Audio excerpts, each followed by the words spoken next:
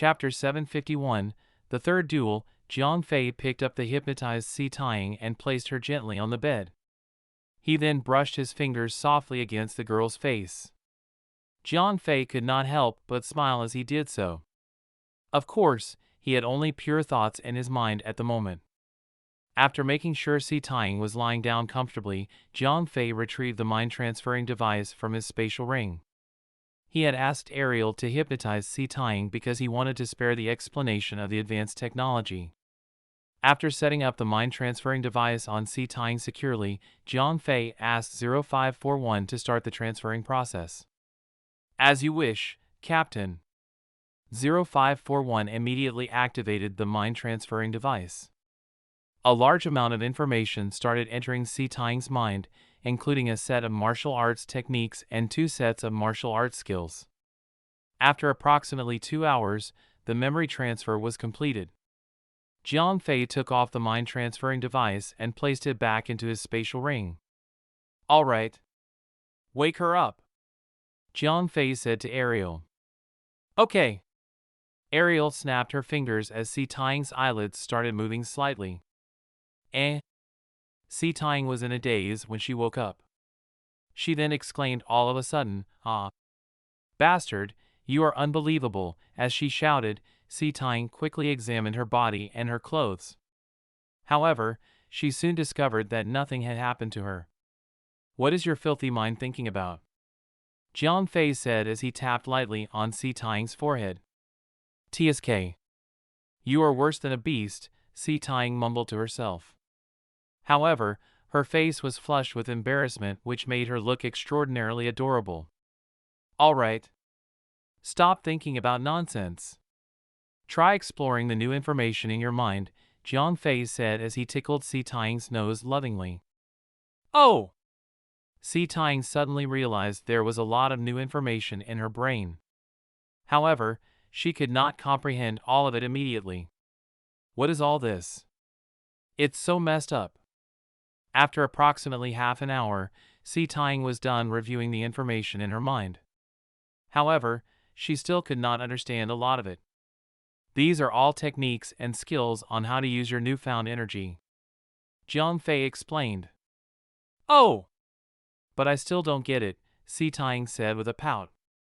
"You do not need to know exactly how the energy usage works. All you have to do is to familiarize yourself with the process. Anyway, it does not matter if you understand it or not, as it cannot be changed. As for the techniques and skills, you may ask for Shang Guanqi's help," Jiang Fei said as he laughed. Although these knowledge were all transferred into Si Tying's mind, she was not as well prepared as Jiang Fei was when he first acquired similar knowledge. Jiang Fei had at least learned a few simple martial arts secret techniques and received guidance from Old Man Hai and the Yang sisters before he had received the memory transfer.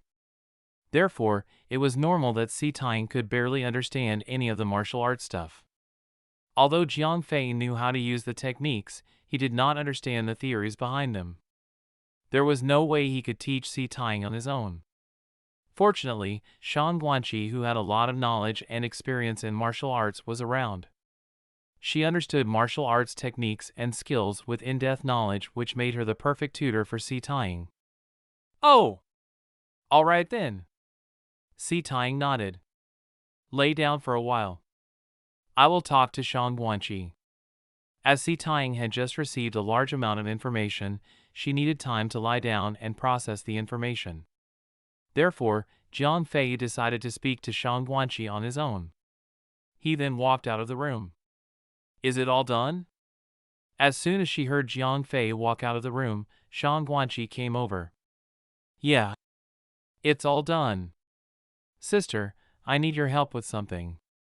Jiang Fei laughed as he spoke. "What's that?" Shang Guanqi asked.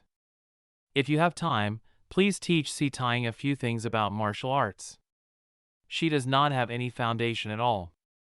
It would be very troublesome for her to learn on her own," Jiang Fei said frankly. As he treated Shang Guanqi as his own sister, he did not beat around the bush. "Aren't you worried that I might steal the techniques from her?" Shang Guanqi asked curiously. After all, she was aware of the forbidden act in the martial arts world. What's there to be worried about? If you want to learn, I could give you the secret techniques directly. Jiang Fei laughed. He did not care about sex and such trivial things.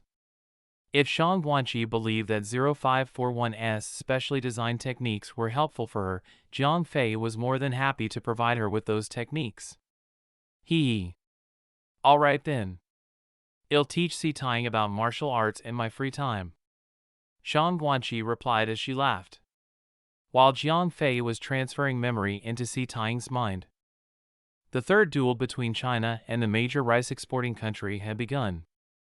This time, it was not because the major rice-exporting country had figured out how to fight against China's battle aircraft. Instead, it was because Robert could no longer handle the pressure from the government. After 2 consecutive failures, he still could not figure out the enemy's weaknesses. While it put Robert in a very difficult position, it also meant that he could potentially be fired. He was still allowed to stay on in his role because the major rice-exporting country was determined to go to war against China. Moreover, it was also a huge taboo for an army's commander to be changed right before a war. Otherwise, Robert would already have received his termination letter. Therefore, Robert was acutely aware that he could no longer prolong the wait. If he continued to waste time and resources of the military, the thirst for war would dissipate, which might mean the war might not take place at all. If that were to happen, Robert would lose the chance of redeeming himself by winning the war. By then, his would be out of a job. Therefore, Robert decided in his heart that he must immediately take on the third duel. He could only hope that they won this time. However, Robert had very little hope for that to happen. After all, they were still unable to decipher the Chinese battle aircraft's attributes. If they lost again, Robert would claim that the Chinese had cheated. He would then highlight the fact that the major rice-exporting country had sacrificed their own pilots, which would heighten the emotions in the country. As such, the government would be pressured to go to war immediately. As long as the war took place, Robert would be able to keep his role as the commander of the fleet until the end of the war. If they were to win the war, he would be able to redeem himself for his previous failures. Robert had not even considered the possibility that they might lose. After all, how could the major rice-exporting country's fleet lose in battle? Moreover, they had the support from the European alliance's fleet. The Chinese could not possibly win unless they had help from aliens. As such, Robert decided to initiate the third duel without having figured out how to defeat the enemy's battle aircraft. Although China wanted to drag the period of duels, Han Tianyu naturally would not reject his request to begin the third duel immediately. After all, China had already bragged in the past that they had developed technologically advanced equipment. If they were to reject the request, their enemy might start suspecting otherwise. Thus, an overwhelmingly underprepared battle aircraft from the major rice-exporting country took off from Tokyo and headed toward the fight zone. A Planet Namek aircraft from China also took to the air. Chapter 752, Instant Kill. There was another early warning aircraft which accompanied the major rice-exporting country's battle aircraft. The early warning aircraft entered the fight zone in advance so that its strong radar and electronic system could provide reliable support to the battle aircraft. Eagle 3, I have entered the designated area. For the time being, I have not discovered the Chinese battle aircraft or the early warning aircraft. The major rice-exporting country's early warning aircraft's pilot was rather nervous as well. After all, the Chinese battle aircraft's invisibility effect was so perfect that even the battle aircraft's radar and the electronic explorer vessel could not detect it. Therefore, no one was certain that the early warning aircraft would be able to detect anything either. Command Center, this is Falcon 3. I have locked onto the target. Please advise. On the contrary, China's pilot in the battle aircraft was much more relaxed. As soon as the aircraft took to the air, its radar immediately locked onto the major rice-exporting country's battle aircraft and early warning aircraft through their signals. Disregard the early warning aircraft. Destroy the battle aircraft and return. The command center gave the order immediately. Falcon 3, affirmative. The Chinese pilot immediately started manipulating the weapon controls and the aircraft. He then placed his finger on the activation button. As the planet-named battle aircraft had already locked onto the two enemy battle aircraft, the pilot would be able to open fire after selecting his target. Unlike normal guided missiles, the first batch of battle aircraft Jiang Fei provided were interceptor aircraft. They were used mainly for space defense against galactic vessels and star destroyers. Although normal battle vessels were not as large as Braveheart, they were still at least a few thousand meters in length. Star destroyers were incredibly powerful, as the name suggests. They were usually bigger than even the Earth's aircraft carriers.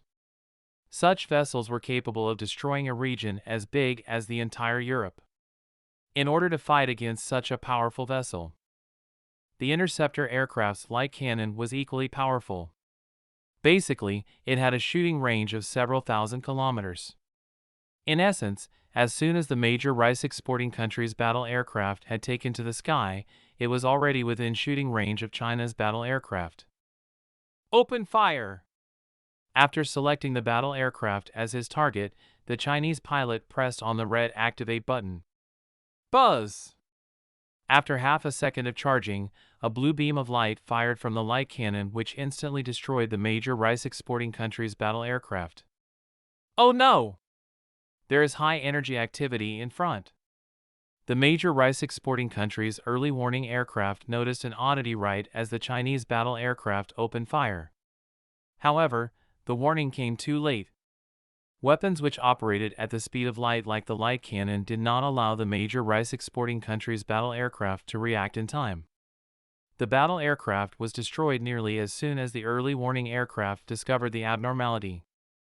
The light cannon's immense amount of energy instantly engulfed the entire battle aircraft. The pilot in the aircraft did not even have time to eject himself from the aircraft and was thus vaporized along with the battle aircraft. How is this possible? The pilot in the early warning aircraft was stunned. China's technological advancement was far greater than they had imagined. There was definitely a huge gap between the two countries' level of technology. What happened? Robert shouted loudly in the encrypted communication channel. Our battle aircraft has been destroyed. The early warning aircraft pilot reported. Did the Chinese battle aircraft attack in close range once again? Robert asked. No! The opponent had used a fixed light cannon weapon. The power is extraordinarily great, came the reply. What? Robert was shocked. Although China's battle aircraft were powerful, they would not be very efficient if they only relied on normal cannons and collisions in battle. However, it would be a different story if they operated with long-range weapons. With the major rice-exporting country's radar completely useless in detecting their invisible opponents with fixed-target weapons, it would not be surprising if one of China's aircraft could take down 100 of its opponents. What do we do? What do we do? Robert was beginning to panic. If China's battle techniques were truly so advanced, the major rice-exporting country would be fighting a losing battle if they initiated a war right now.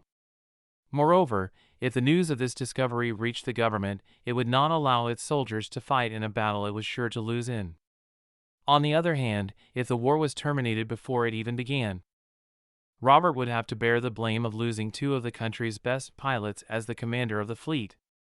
Moreover, he would have to bear the shame of losing to China.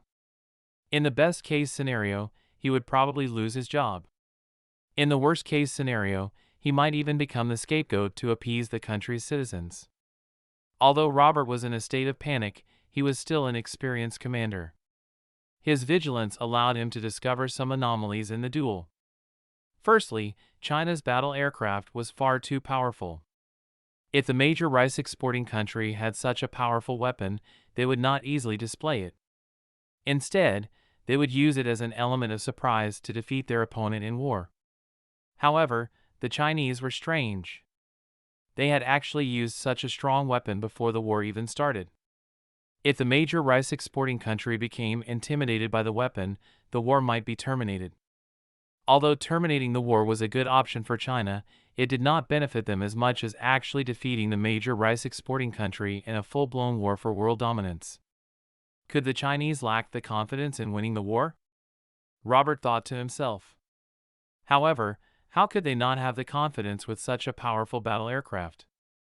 Even if we used nuclear bombs, we would not be able to get past these interceptor aircraft.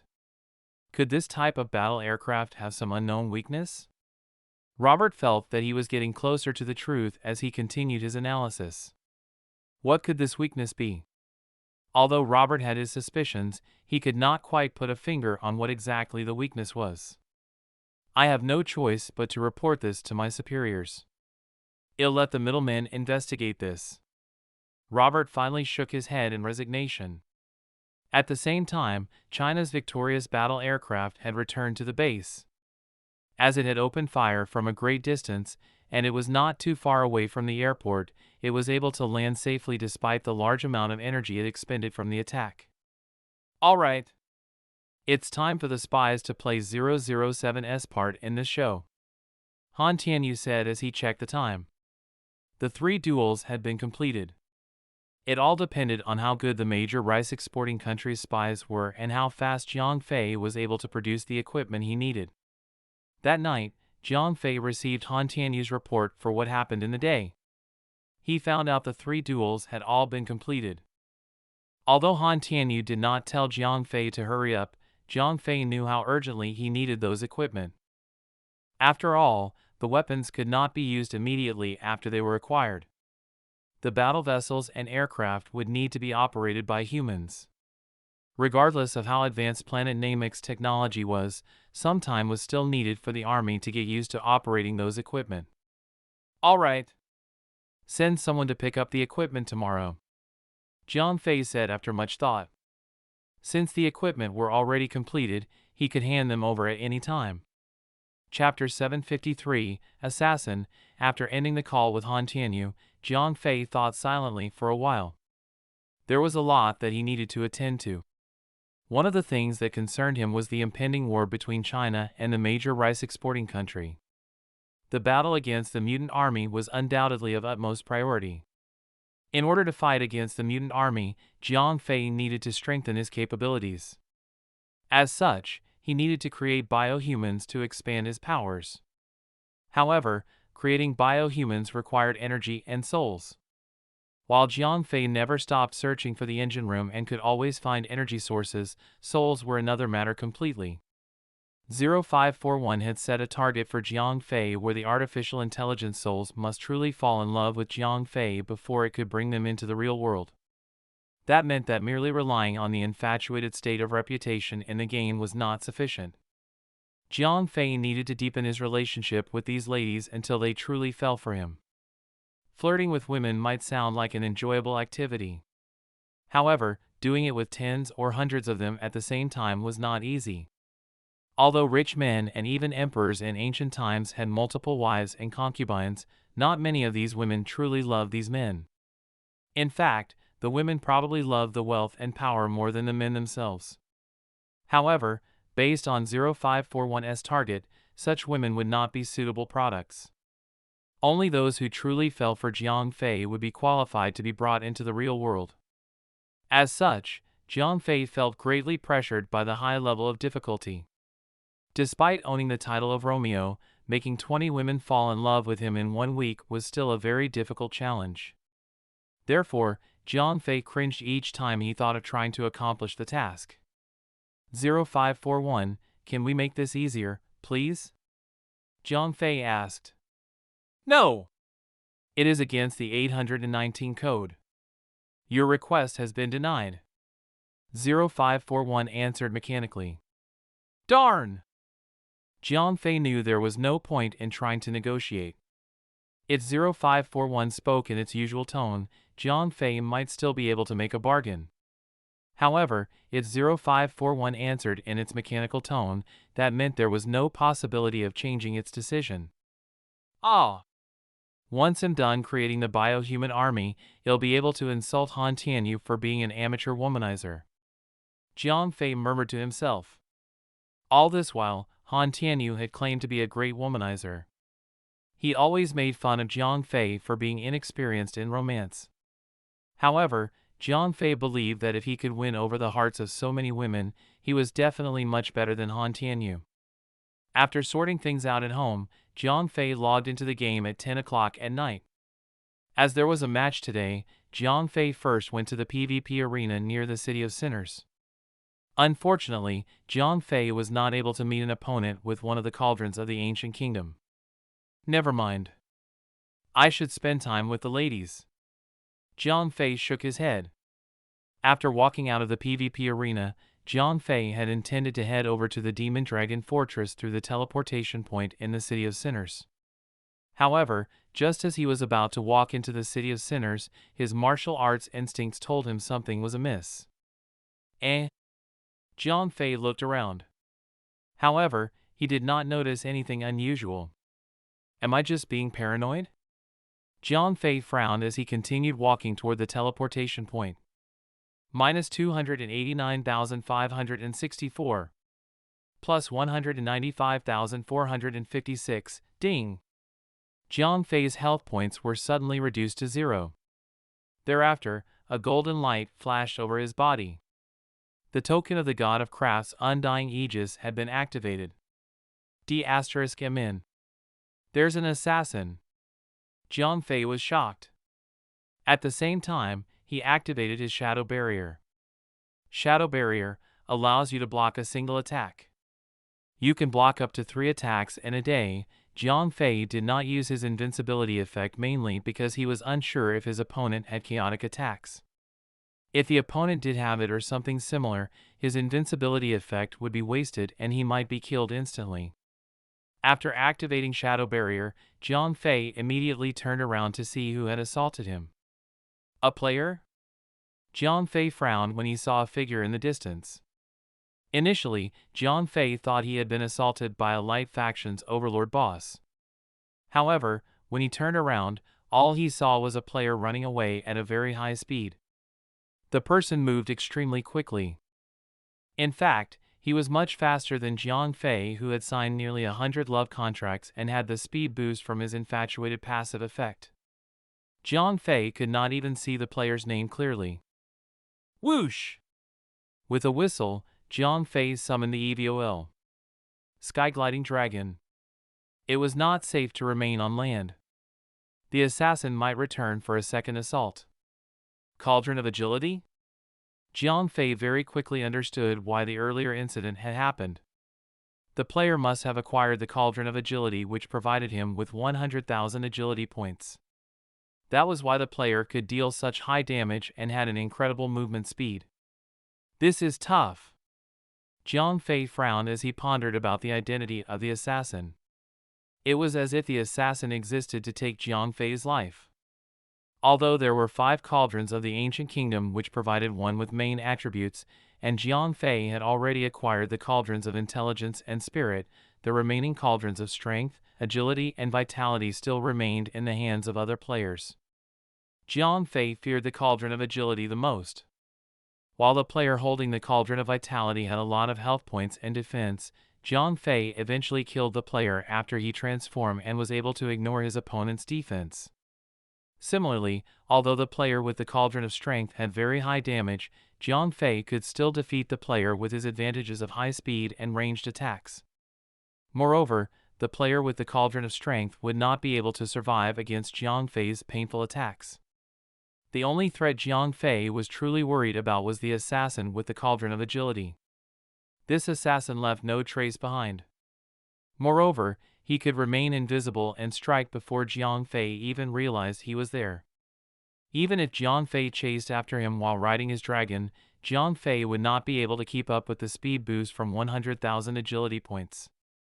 The only way Jiang Fei could be fast enough to chase the assassin was if he completed the Dragon God's quest, which was to sign 10,000 love contracts.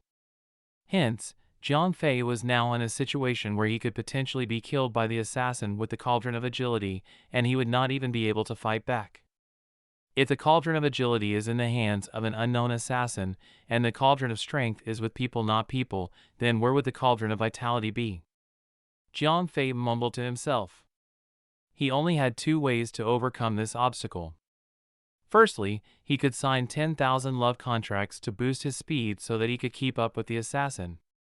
Through this method, Jiang Fei would be able to defeat his opponent with his ranged attacks. The second method was to acquire the Cauldron of Vitality. With the Cauldron of Vitality, the assassin would not be able to kill Jiang Fei instantly with one attack. As such, Jiang Fei would become undefeatable. Chapter 754, The Nephilim King Summon. Despite having the two options, the decision did not come easy to Jiang Fei. First of all, it was basically impossible to sign 10,000 love contracts. Even up until now, Jiang Fei had only signed less than 100 of them. Hearing that one had to sign an astronomical figure of 10,000 contracts was already horrifying enough. Imagine trying alone to accomplish it. Secondly, seizing the Cauldron of Vitality was way more feasible than the previous option. However, Jiang Fei totally had no idea as to who had the Cauldron of Vitality, let alone seize it. Sigh. This is really annoying. Jiang Fei threw his head back roughly, then rode the EVOL sky-gliding dragon around the city of sinners for a while. After he was sure that the damned assassin had left, he landed in front of the teleportation point. After getting off his mount, Jiang Fei directly teleported back to the Demon Dragon Fortress. As this was Jiang Fei's territory, the assassin who was not a member of Jiang Fei's guild could not teleport here directly. After returning to the Demon Dragon Fortress, Jiang Fei continued to spend quality time with the 25 selected NPC girls in order to grow closer to them. 0541's monitoring showed the comprehensive data of these girls' points increasing rapidly. So, as long as Jiang Fei focused on getting closer to them, they would soon be able to meet the required standards and go to the real world to help him. While Jiang Fei was playing around with these girls, a ray of light suddenly flashed beside him. "Brother, my father wants to see you." The elder Prince Otis appeared beside Jiang Fei. "Oh? See me?" Jiang Fei was surprised. "Yes. The Sea Emperor has unified the waters," Otis said. "I see." Jiang Fei nodded. He already somewhat understood why Augustus wanted to see him. Since Poseidon had unified the seas, it meant that they were going to join forces with the Nephilims and attack the Light faction. If Augustus wanted to see him now, it was definitely related to this matter. In other words, the war between the Light and Dark faction was going to begin. "You girls go back for now. I have to go to the abyss," Jiang Fei said to the girls around him. "Okay. Be extra careful, Master," Hong Yu said to Jiang Fei. Although she was Jiang Fei's subordinate, these girls were now closer to Jiang Fei after spending so much time with him. So, they now talked to him in a more casual manner. "Don't worry, the abyss is like my home." Jiang Fei laughed. "Let's go, we shouldn't keep my father waiting too long," Otis urged. "Okay." Jiang Fei opened the abyssal gate. After they arrived at the abyss, they went straight toward the Nephilim King's palace. As soon as he entered the main hall, Jiang Fei was shocked because the Sea Emperor Poseidon was also here. "Mighty Emperor of the Sea!" Otis greeted Poseidon with a bow first, then turned to the Nephilim King Augustus and said, "Father, Brother Virgurglider is here, Mighty Emperor of the Sea, Your Majesty." Jiang Fei bowed slightly to the two celestial rank bosses. Xiao Fei, am sure you're able to guess why I summoned you this time?" The Nephilim King Augustus smiled. He did not consider Jiang Fei an outsider. After all, Jiang Fei had already become his son-in-law twice. He had unimaginable status among the entire Nephilim race. "Yeah." Jiang Fei nodded. "This time, we must spark a bloodbath against the Celestials in order to avenge my goddaughter and Princess Isabella." The Sea Emperor Poseidon was extremely angry. Although Ariel was not his biological daughter, he had publicly acknowledged her as his goddaughter. Since the Luminous Vatican had openly killed Ariel, this was undoubtedly an insult to him, so he hated the Celestials to the core. "Xiao Fei, how do you think we should fight this time?" Obviously, Augustus asked Jiang Fei this because he wanted to give Jiang Fei a chance to shine. Now that the Nephilim and the Merfolk had teamed up, they could easily destroy the Celestials even with their eyes closed. It was impossible to lose. It won't be easy. Jiang Fei frowned. What do you mean? The Nephilim king was surprised. It was a chance for Jiang Fei to shine in front of everyone, so he did not expect Jiang Fei to say what he just did. What do you think of Bennett Straz? Jiang Fei suddenly asked. He's different from the other Nagas. I didn't expect that he would be the next dragon god. Poseidon said. Yes. I think he might be a problem. Jiang Fei frowned. How so? Augustus asked. Everyone knows that male Nagas are bastards who don't ever take responsibility after playing around with women. The thing is that Bennett Straz is an exception. Although he's lascivious, he's very responsible. If the Divine Light God dies when we attack the Celestials, the Moon God, who is the Divine Light God's younger sister, will definitely help. Then, the Dragon God Bennett Straz will probably join in the battle as well. This is what I'm afraid of. Came Jiang Fei's explanation. After Jiang Fei finished talking, the Sea Emperor and the Nephilim King hesitated. Their original plans were pretty good, but they forgot that Bennett Straz was an exception. If other Nagas had inherited the Dragon God position, they would never care about the Moon God. Bennett Straz was different. As Jiang Fei had said, he may be lascivious, but he would not abandon any women irresponsibly even if he met new ones. He would probably lead the entire Naga race into war just for women. The Nagas could dominate the entire sky. This showed how powerful this group of stinking hooligans were. In terms of individual strength, the Nagas were probably the strongest among the 5 major races.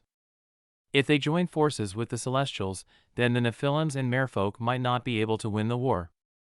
Aren't the Nagas already fighting with the Luminous Vatican? Akatsiris, who was on the side, asked. Bah! That's a small issue. The Celestials are not directly involved. The ones that are fighting are the Luminous Vatican's overlords.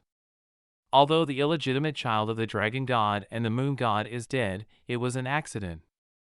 If the Divine Light God is willing to apologize and allows the Moon God and Dragon God to be together, I think the Moon God will definitely not sit back and watch her brother get attacked. Jiang Fei said. Yes. That's very possible. The Nephilim King nodded. Although the Divine Light God was arrogant, if the entire celestial race were about to be destroyed, he would definitely apologize to the Moon God and the Dragon God to save his people. If that happened, the Moon God would not sit back and do nothing. Once the Moon God joined the battle, the Dragon God would follow. Then, it would become a 2-on-2 situation. Ah Fei, since you raised this issue, do you have any solutions? Augustus asked. There's one way. Jiang Fei said after thinking for a moment. What? Poseidon asked. Kill the Nagas. Jiang Fei's eyes glimmered with coldness. Jiang Fei no longer had any good feelings for the Dragon God because he caused Ariel and Isabella's deaths. He even hated the Dragon God. Since there was an opportunity now, Jiang Fei did not mind wreaking vengeance publicly. What do you mean?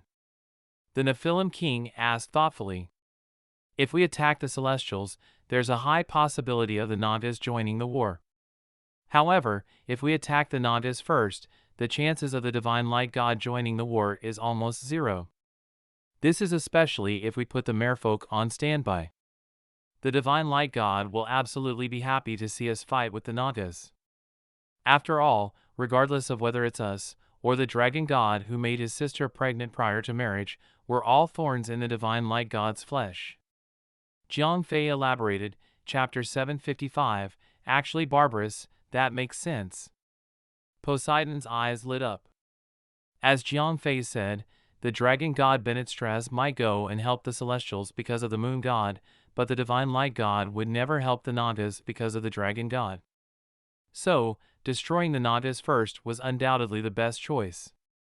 Currently, the Nagas are having a small-scale battle with the Luminous Vatican, but both sides are pretty restrained.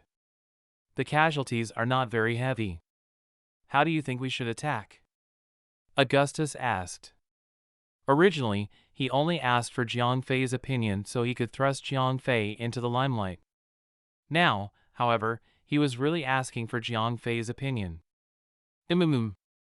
We definitely have to come up with a grandiose excuse.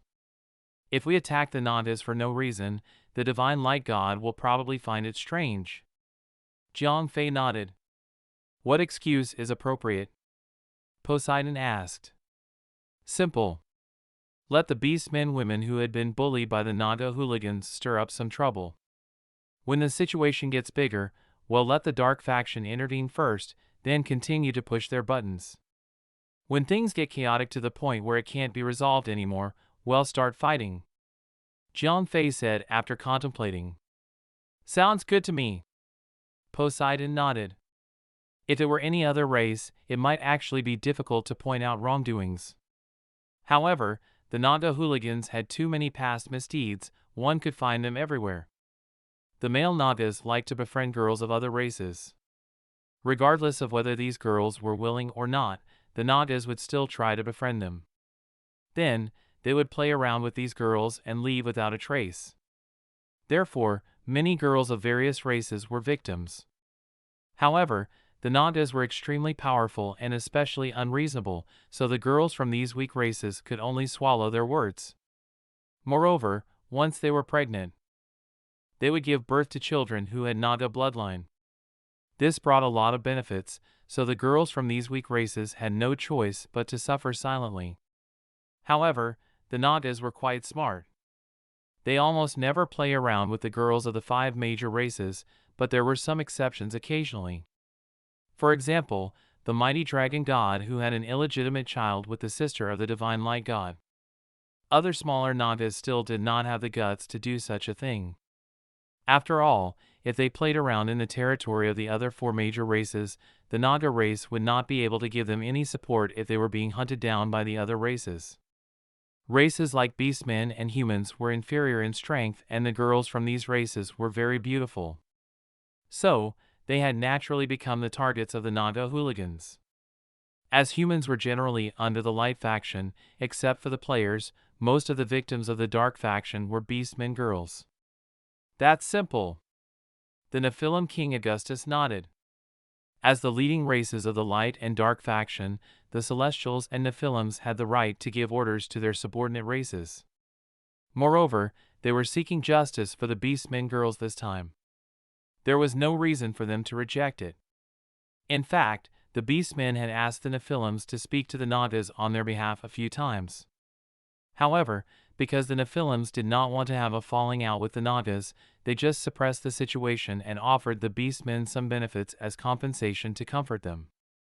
So, after the Nephilim king ordered it this time, the beastmen were extremely enthusiastic. They wanted the Naga race to account for their actions. Soon, all the beastmen victims were gathered. The huge amount of victims shocked Jiang Fei. There were actually more than 100,000 beastmen victims, ranging from very young to very old, every shape and size. Damn, these lustful Nagas are actually barbarous. Jiang Fei glanced at an old, toothless beastman lady and almost threw up. He could not believe that the Nagas could even bring themselves to do it to someone like her. After sending the victims toward the Naga territory to seek justice, Jiang Fei asked the dark faction to send some orc and specter soldiers who were capable of stirring up chaos. Their job was simple. They just had to try their best to provoke the Nagas. As long as the Nagas dared to attack them, the army of the dark faction would immediately arrive at the scene. Jiang Fei did not intend to participate in this matter personally. It was not that he did not want to go and kill the Nagas himself, but it was because time was precious and he could not afford to waste any. 0541's creation of biohumans had already begun. If he did not transfer the artificial soul immediately after the bodies were complete, these bodies would produce their own souls. If that happened, all of Jiang Fei's effort would go to waste. A group of disobedient biohumans would be produced. This would bring him more trouble. Therefore, before 0541 completes the production of biohumans, Jiang Fei had to get close enough to Hong Yu and the other girls to meet 0541's extraction standards. After returning to the Demon Dragon Fortress, Jiang Fei continued to flirt around with the girls. Meanwhile, things were getting hot in the Naga territory. As the Naga territory was in a neutral area, they had a border with both the light and dark faction. Things were pretty chaotic on both sides. Many young Nagas could be seen gathered at the gates of the light faction, wanting to seek justice for their dead little master.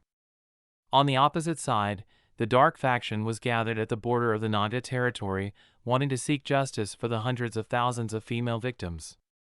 The entire neutral camp was in absolute chaos. It was not just the NPCs who were chaotic, even the players had joined in. After all, there were always quests at places with NPCs. The Naga NPCs would give out quests on the light faction border, where players could obtain huge rewards if they killed all the light faction NPCs. The dark faction NPCs on the other side were the same. Players could kill Nagas to get huge rewards. Neutral players who were neither in the dark nor light faction naturally had no stance. These players began to accept all the quests that gave any rewards at all.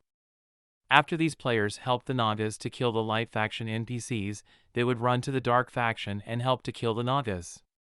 When the reputation of these players with the Nagas reduced until it almost reached hostile, they would immediately run back to do quests for the Nagas.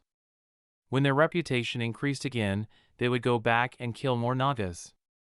They cleared quests on both sides and reaped the rewards of both. All the neutral players were suddenly having a great time. They were gaining a huge amount of experience points. Occasionally, if they were part of a large party that slaughtered a young Naga, they would get even more rewards. Although the Dragon God had doubts about the Dark Faction's unusual behavior, he did not think that the Nephilims had started to attack him. He just thought that the Beastmen girls had been too badly harmed by the Nagas, so the Dark Faction decided to come out and help them make some noise. In general, the Nagas suffered some losses, but these losses were not serious. Although the reproduction rate of the Nagas was very low, it did not mean that they had very little dragon eggs and young Nagas. It was just that many Nagas died at a young age, so there were not many adult Nagas. As a whole, losing some young Nagas who were still immature was not too big of a problem for the Naga race. Chapter 756, Delivery of Weapons. Jiang Fei was not very interested in what was going on at the neutral area. After flirting with the group of girls for the rest of the day, Jiang Fei automatically logged off when the game froze. Having had breakfast with his parents, Jiang Fei was ready to go out. After all, today was the day that he and Han Tianyu had agreed on for the delivery of the weapons. "Mom, I'm going out. If I don't come back by noon, I won't be back for the day," Jiang Fei informed his mother first. "Ah, you're going out again? It's not safe outside, can you not run around?" When Jiang Fei's mother heard that Jiang Fei was going to leave the house again, she immediately became anxious. Although everything in China was still normal, the people had heard some rumors. They knew that the Americans were probably going to declare war on China. Although it had not reached a point where everyone was scared, they was still somewhat worried. After all, everyone knew how strong America was. Even though the Chinese people have never feared any invaders, war could only bring pain and suffering. "Don't worry, I won't go too far. It'll definitely come back before evening."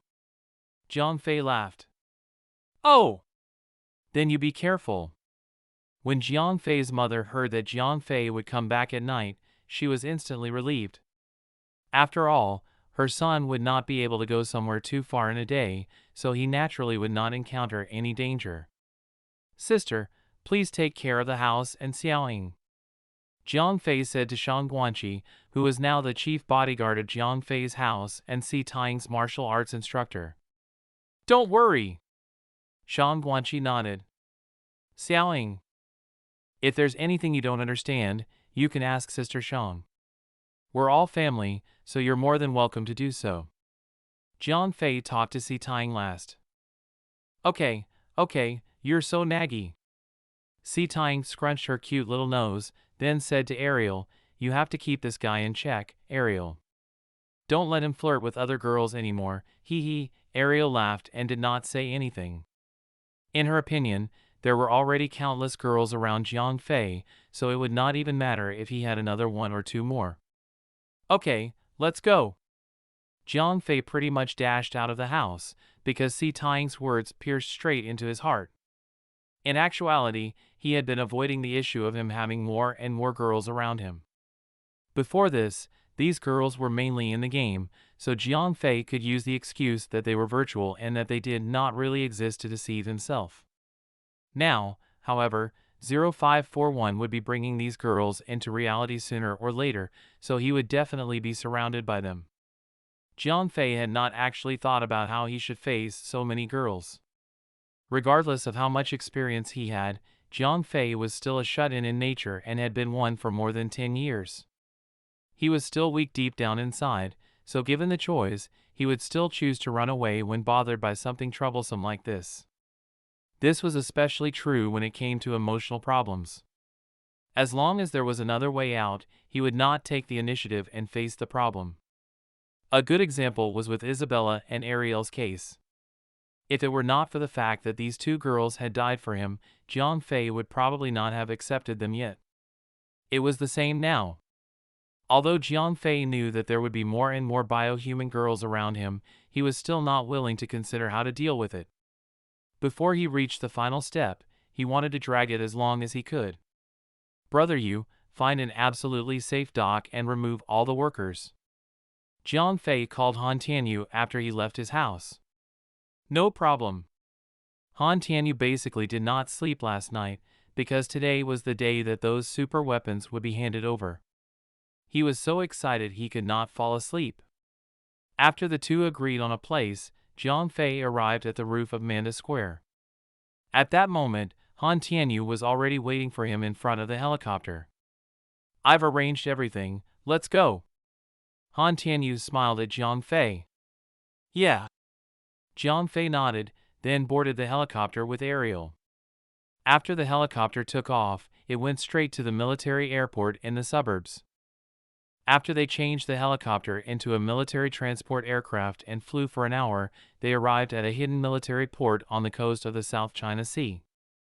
"The people here have all been evacuated," Han Tianyu said after confirming it once again. "Is that true?" Jiang Fei looked at Ariel. It was not that he did not trust Han Tianyu. He was just afraid that the military would leave some spies. He did not want his secret to be known by the military. They're all gone," Ariel said after closing her eyes and feeling it. "Disable all the electronic facilities too," Jiang Fei said. "Okay." Ariel's hands flashed with an electric spark. Following that, an electromagnetic storm swept through the entire military port. All the electronic devices were instantly disabled. This time, as Ariel used less power, only a small number of these electronic facilities were destroyed. Most of them were just disabled, not completely destroyed. 0541, shield the surroundings, Jiang Fei said to 0541 in his heart. Although the surrounding electronic facilities had been destroyed, satellites could still photograph this area. "Your wish is my command, Captain," 0541 replied. Then a huge holographic barrier was projected. From the outside, this military port looked perfectly normal. Nobody on the outside could see what they were doing inside. "Come on! Take the equipment." Jiang Fei walked to a berth, then waved. Swoosh! As a white light flashed, a 30-meter-long submarine appeared on the berth of the port. To be honest, a 30-meter-long submarine was nothing compared to the submarines on Earth. Even China had its own submarine which was more than 100 meters long and had a displacement of about 10,000 tons of water. However, when it came to combat power, this little submarine was definitely better than the submarines on Earth. Even the most advanced submarine in America was no match for it. This submarine could sink to a depth of 5,000 meters underwater, about 10 times that of the submarines on Earth. Moreover, it was almost completely immune to the anti-submarine devices on Earth. Neither the radars nor the sonar systems could capture its signal. In terms of Earth technology, this submarine was definitely a perfect stealth ghost ship. When this was paired with Planet Namek's super radar and photon torpedo, basically any ship in the waters was its prey. Subsequently, Jiang Fei walked to another empty berth, then waved and brought out an aircraft carrier. The shape of this aircraft carrier was similar to the aircraft carriers on Earth. In addition to the 30 fighter jets that Jiang Fei promised to give Han Tianyu, there were also powerful directed energy light beam weapons. Finally, Jiang Fei arrived at the airport and put down a giant fighter jet. The fighter jet had a triangular wing structure. The length of its wings was 200 meters and it had a wingspan of 220 meters. It was equipped with 4 plasma jet engines, and it could overcome Earth's gravity and enter outer space purely by relying on its own powers. In addition to the directed energy light beam weapons, the best thing about this aircraft carrier was that it could release a large number of hummingbird drones. These drones were only the size of a shoebox, but they had high-frequency laser weapons that could destroy fighter jets and normal missiles. In planet Namek, these kind of aircraft were used as bodyguards for the planet. Their main opponents were the enemy's small space warships and landing crafts. Chapter 757, War Preparations. Well, that's all of them. Here are the instructions on how to use them. You can arrange for people to come and pick them up now, Jiang Fei said to Han Tianyu with a smile. All right. As long as our people master these weapons, America's fleet will no longer pose a threat. Han Tianyu said excitedly. I'll remind you again, there's limited energy in these equipments. If you use them recklessly, they won't last long. Jiang Fei added. As they were equipment used to fight against warships in outer space, the weapons on these fighter jets and aircraft carriers were very powerful. Although Jiang Fei made 0541 weaken the strength of the weapons during modification, they still consumed a lot of energy. However, Jiang Fei only had a total of more than 1,100 blocks of energy. He could not afford to allocate too much energy to these weapons, so he could only cut corners. Moreover, Jiang Fei did not want to contribute too much in helping the military get stronger. After all, the military planned to destroy the martial arts alliance. Jiang Fei did not want the military to turn around and use his weapons on him after they defeated America. I got it. Han Tianyu nodded. He now worked for Jiang Fei. Naturally, he had to consider what was in Jiang Fei's best interests, so he did not ask much about the lack of energy in these equipments. My job is done. You and the military can deal with the rest. After Jiang Fei left a set of holographic projection devices to shield these super weapons, he made Ariel teleport them away.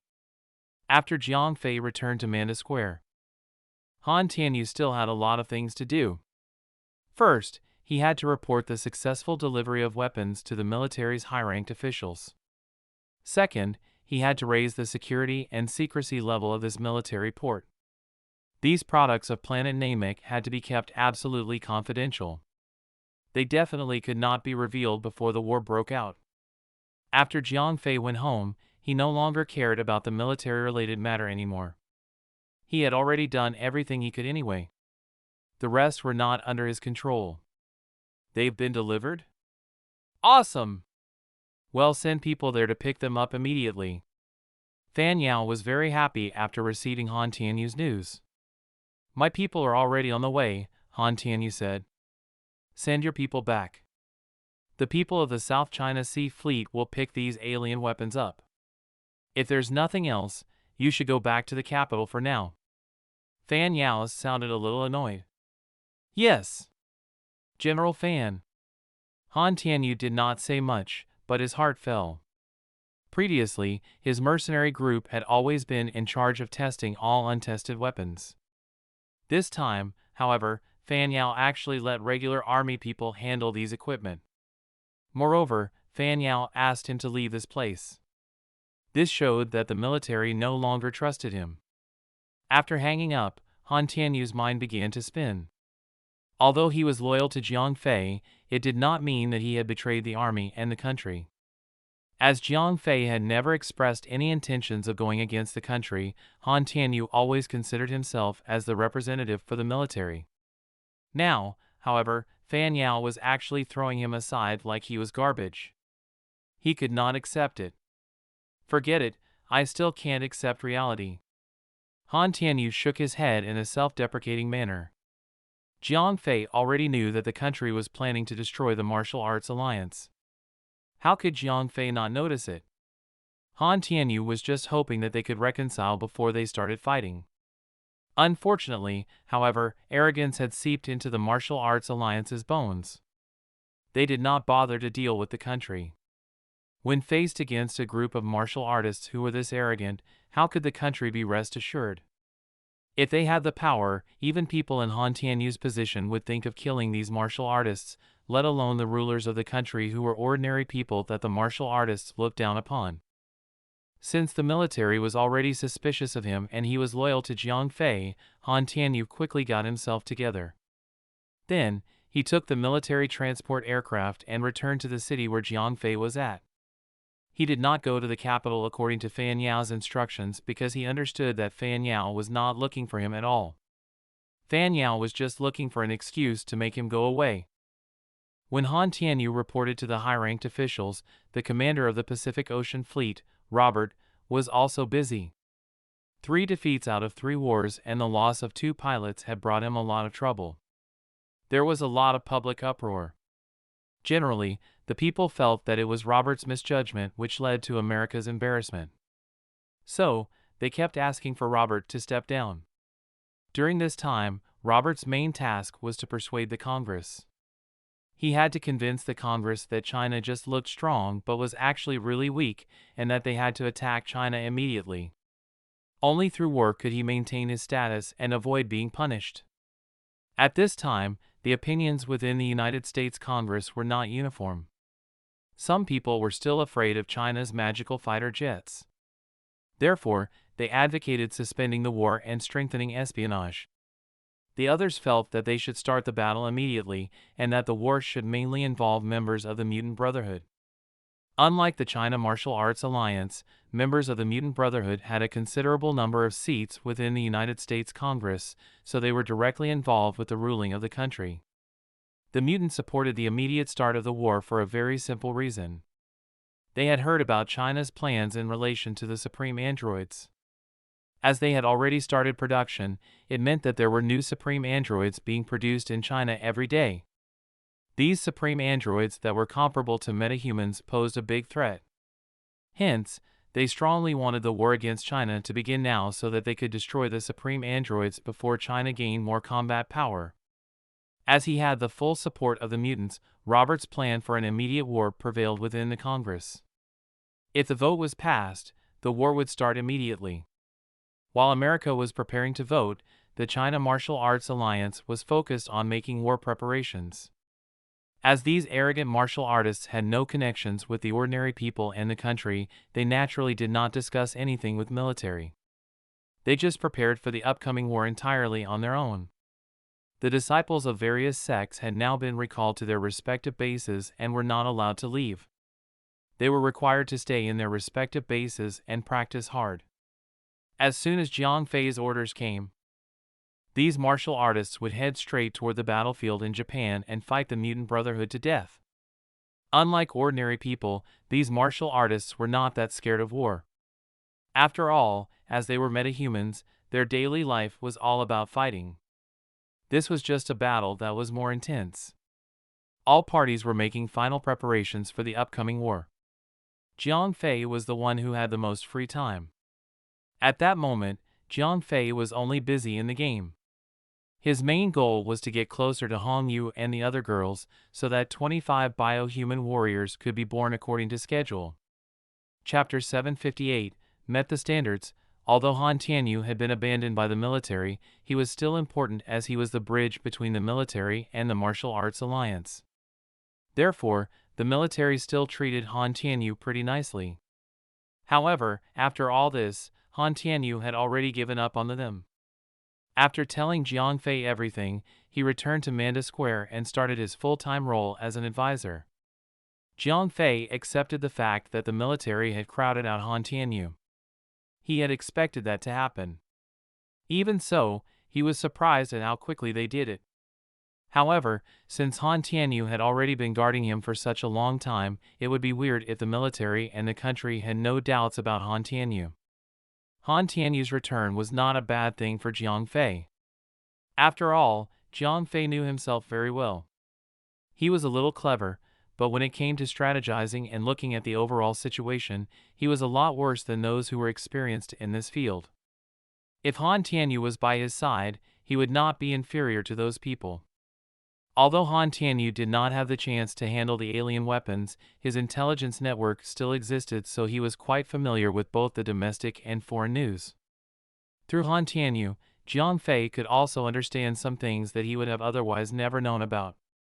For example, the United States Congress had already entered the voting stage for the declaration of war against China, and because of the intervention of the mutants, the passing rate of this vote was very high. As the war was about to begin, Jiang Fei and the country were on the same page with regards to one thing.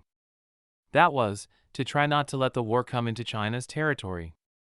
Although the military had obtained some of the weapons of planet Namek, they were still quite powerless against the attacks of the metahumans. After all, even though these weapons could kill most metahumans, it was like using anti-aircraft guns on a mosquito. It was not only an overkill, but it was also difficult to hit flexible high-level metahumans. If they allowed these mutants to come into the Chinese territory, they could definitely cause as much damage as nuclear bombs. Therefore, Jiang Fei and the military quickly reached an agreement. The military was responsible for sending the martial artists to Japan, where they would create opportunities to fight against the mutants. Jiang Fei did not care how the military was going to do this. He communicated with the Martial Arts Alliance. Previously, the Martial Arts Alliance had reached an agreement with Jiang Fei. They were not willing to cooperate with the military, so after they entered Japan, they would split up with Jiang Fei. However, these old martial artists had also prepared a backup plan. Although they were going to split up, they sent the most elite disciples in their sects to Jiang Fei so that the teachings of their sects could continue on to the next generations no matter what. In the previous battle with Japan, the soldiers led by both Old Man Hai and Zhao Ganming suffered casualties. Only Jiang Fei managed to bring all his members back unscathed. So, these old guys were all very convinced of Jiang Fei's abilities. Moreover, Jiang Fei had promised to bring another 50 level 4 masters as reinforcements, so the heads of these sects believed that it was the safest and best choice to hand their elite disciples over to Jiang Fei. After everything was arranged, Jiang Fei relaxed once again. Over the next 3 days, Jiang Fei spent his time leisurely. During the day, he accompanied Si Tying as she learned martial arts. In the evening, he would accompany Hong Yu and the other girls and flirt around with them. Time passed by really quickly. However, Jiang Fei did not get nothing out of the past few days. Si Tying was quite talented, so she learned very quickly. With Shang Guangqi's guidance and help, Si Tying basically had some combat power now.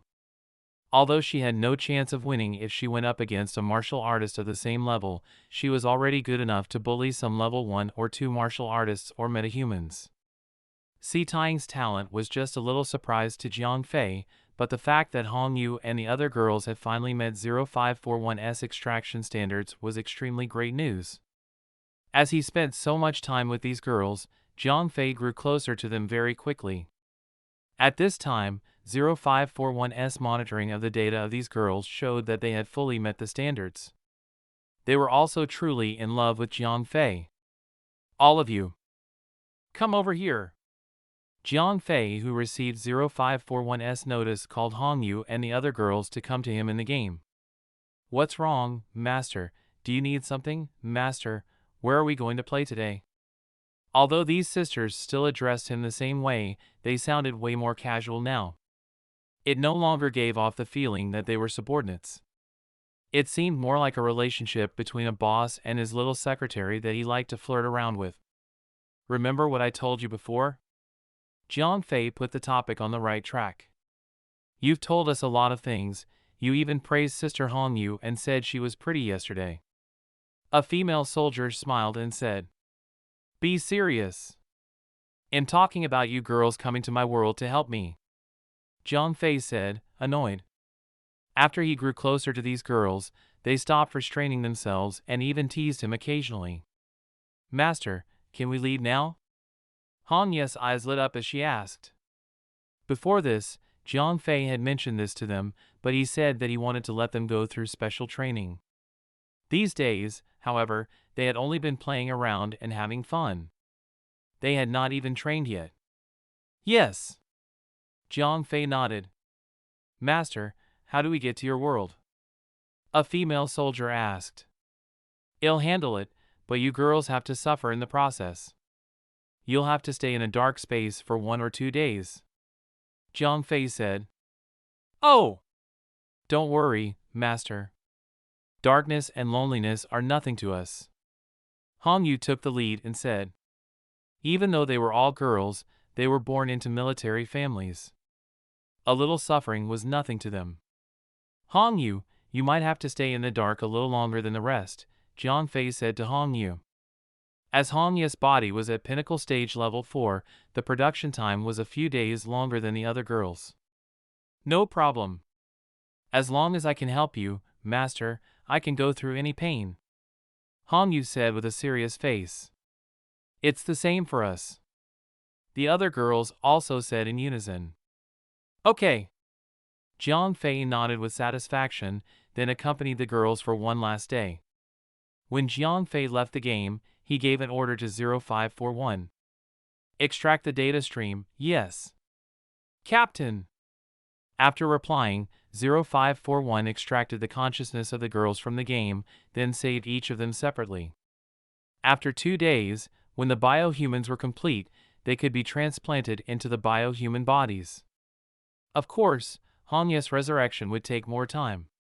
After eating breakfast, Jiang Fei received a call from Han Tianyu.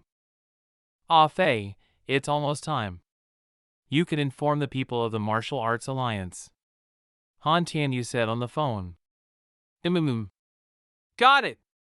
Jiang Fei nodded. Chapter 759, Departure. Jiang Fei contacted the Martial Artists Alliance and informed them the location to meet before departing. There were going to be people in charge of escorting the martial artists to the military-used harbor.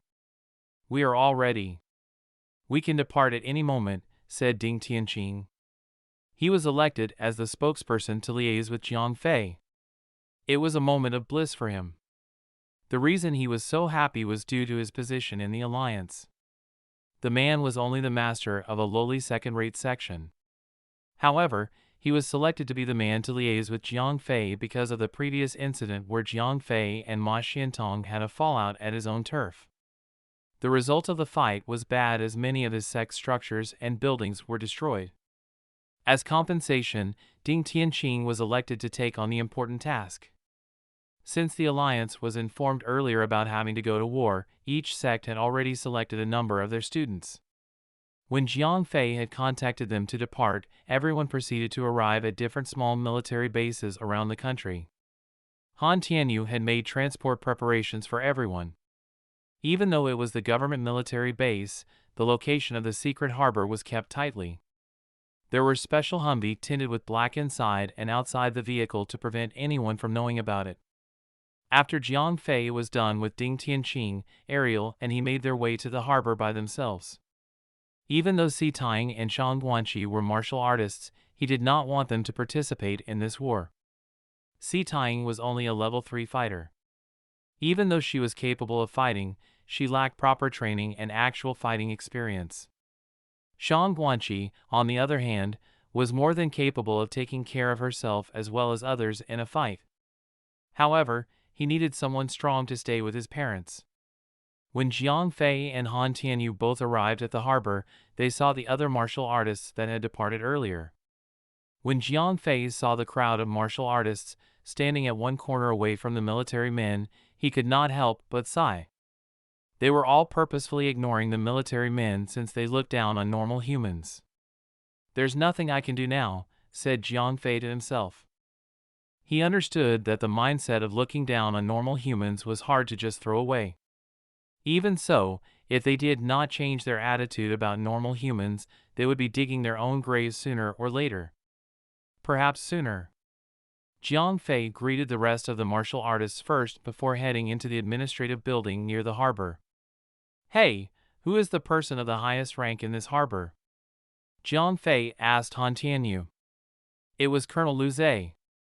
Now, I'm not sure, said Han Tianyu. Well, let's just go inside first, said Jiang Fei. He understood that Han Tianyu was not someone high in ranks. It was hard for him to obtain information about the military.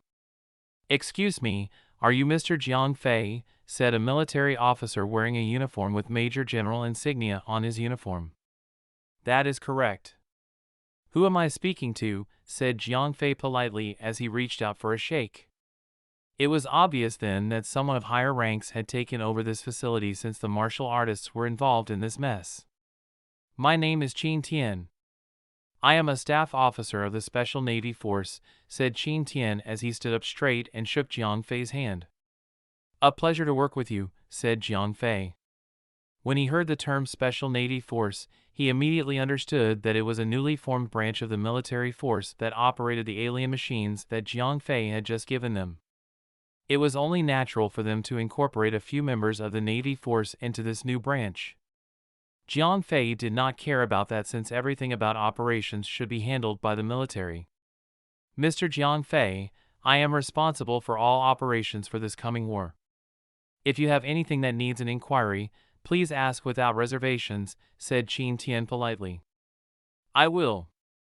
We will be in your care, said Jiang Fei. Mr. Jiang Fei. If you and the martial artists over there are ready, we can proceed with boarding, said Qin Tian. The conversation was over and serious matters came into play. The man's tone changed immediately then. Yes. After docking in Japan, I hope that the Navy will be cooperative with the martial artists to fight against the mutants, said Jiang Fei. Likewise, Mr. Jiang Fei, said Qin Tian. Very well then, please start the boarding procedure, said Jiang Fei before leaving the building. He then made his way to the martial artists to talk to them. At that moment, transport airships that were ferrying other martial artists had arrived and landed safely at a nearby landing zone. Large groups of martial artists came out and gathered before starting to talk aloud. It was rare for martial artists to gather in such a large number since the Alliance was not a rigid and tight organization. I can't remember the last time we had such a large gathering. If my memory serves me right, it should be the previous Wulin gathering, that's more than 10 years ago. Look at these young folks. They are nothing like us. So uncivilized. I'm not even surprised if these young ones have forgotten about us. You're right about that one, brother.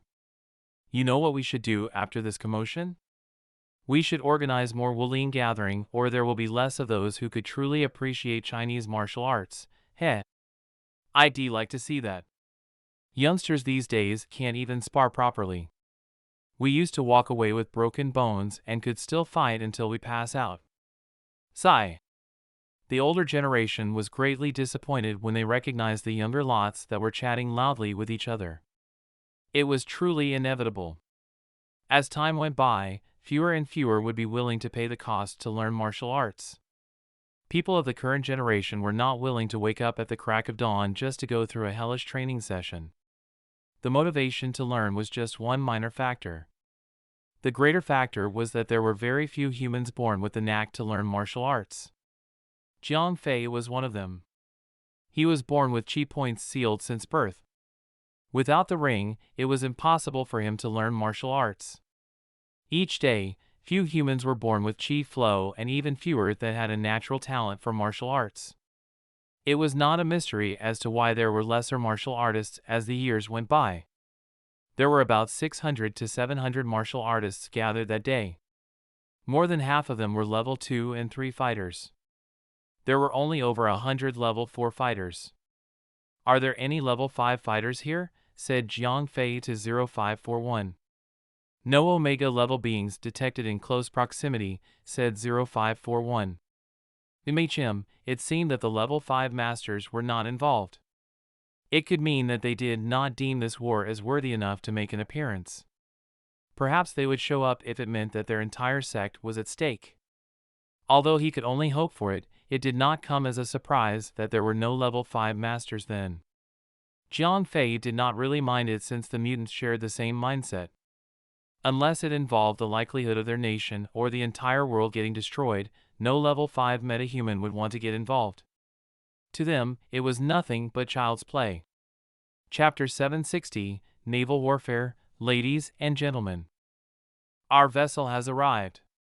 Please line up and board the ship in an orderly fashion, said Jiang Fei after he managed to get everyone's attention. Brother Jiang Fei, please take care of the young ones. We hope that you could guide the students in battle. Friend, please keep an eye on my precious student. She's a little stubborn, but I hope that you would forgive her if she offends you in any way. My girls are also a little naive. However, you don't need to be reserved with them. Punish them if you will. You can smack them in the butt if they refuse to obey. Ha ha ha.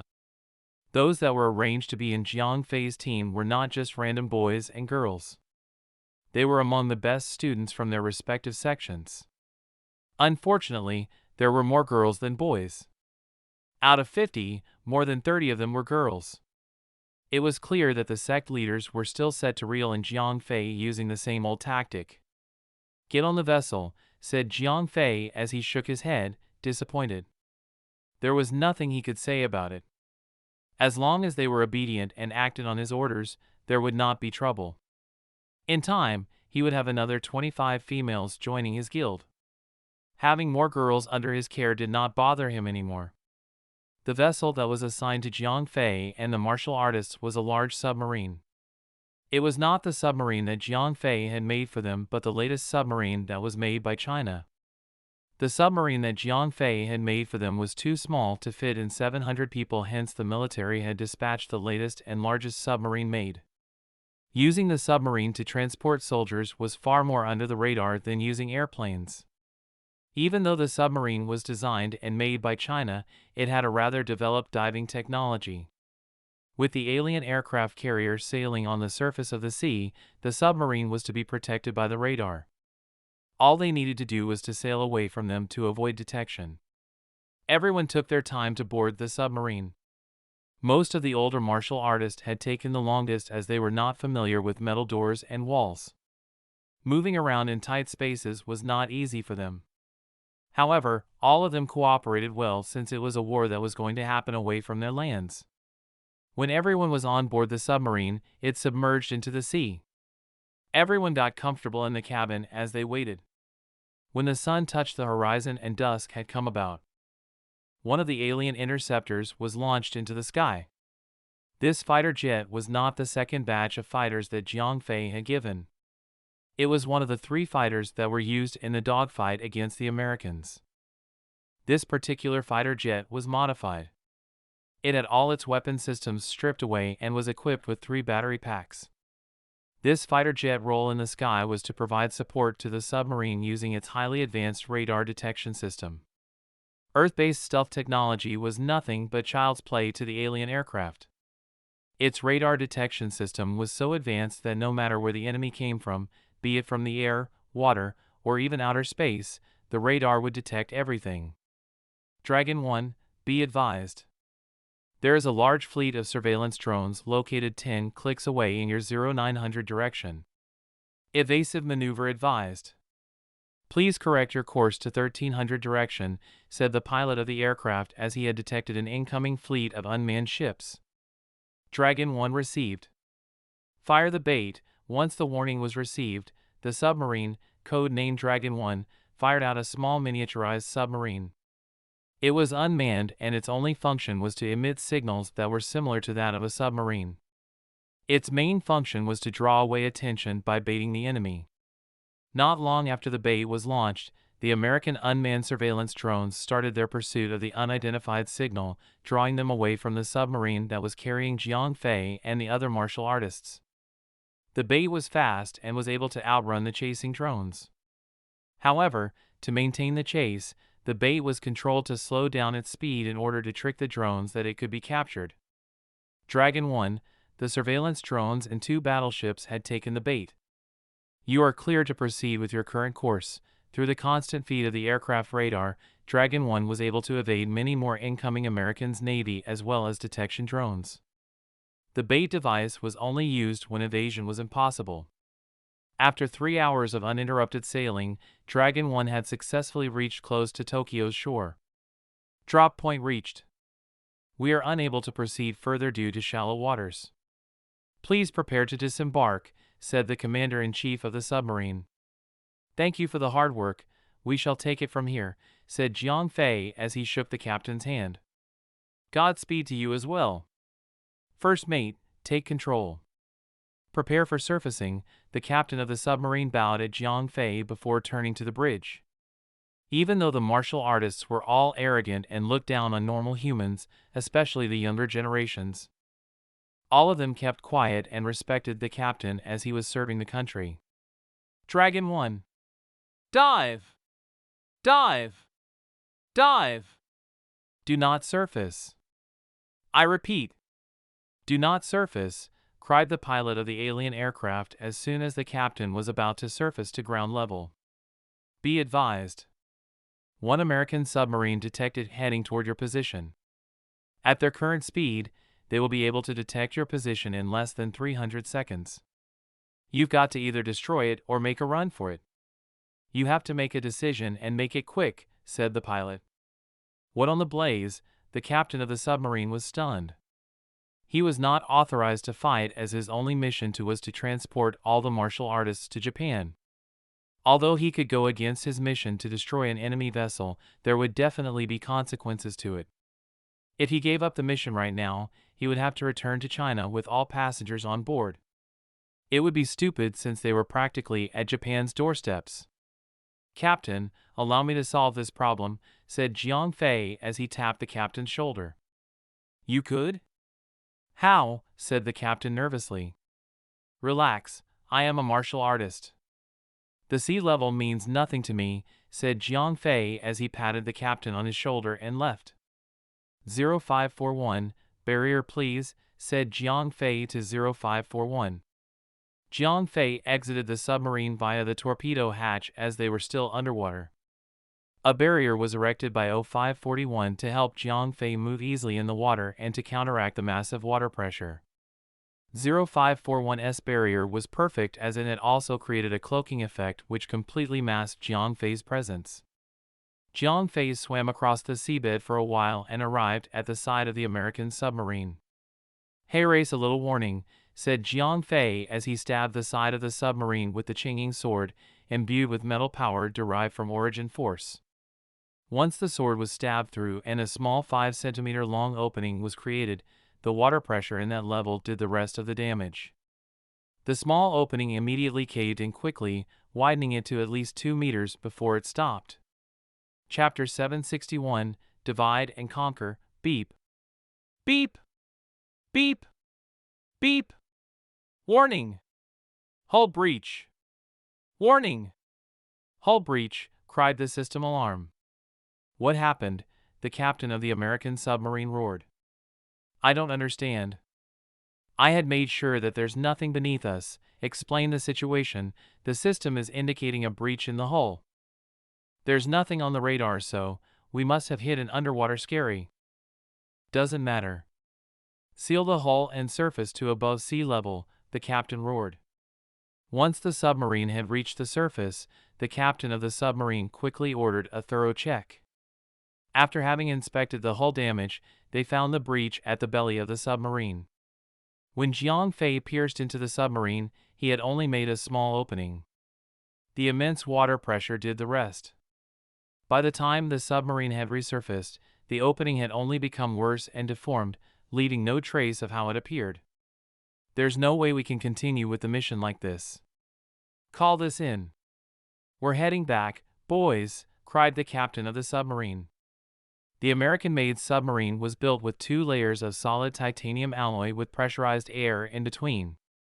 The damage dealt by Jiang Fei and the water pressure had only affected the outermost layer. Although the submarine could still work, there was no way they could continue diving into the sea. When the enemy's submarine left, Dragon 1 returned to its previous location and resurfaced. While the moon was high and bright, the night was dark enough to allow the black-colored submarine to hide its presence. The cargo hatch opened and many inflatable black boats were released. Is everyone here? Jiang Fei roared. Yes, yes, we are, yes. All hands accounted for. Every leader of the group responded immediately. Proceed to land, cried Jiang Fei. There were more than 10 small boats then, and all were led by Jiang Fei in the front. Jiang Fei's boat had a little over 50 fighters. Besides Ariel, the rest were young disciples of various sections. There were those as young as 13 years old and as old as 30 years old. Their fighting strength was as low as level 3 beginning stage and as high as level 4 intermediate stage.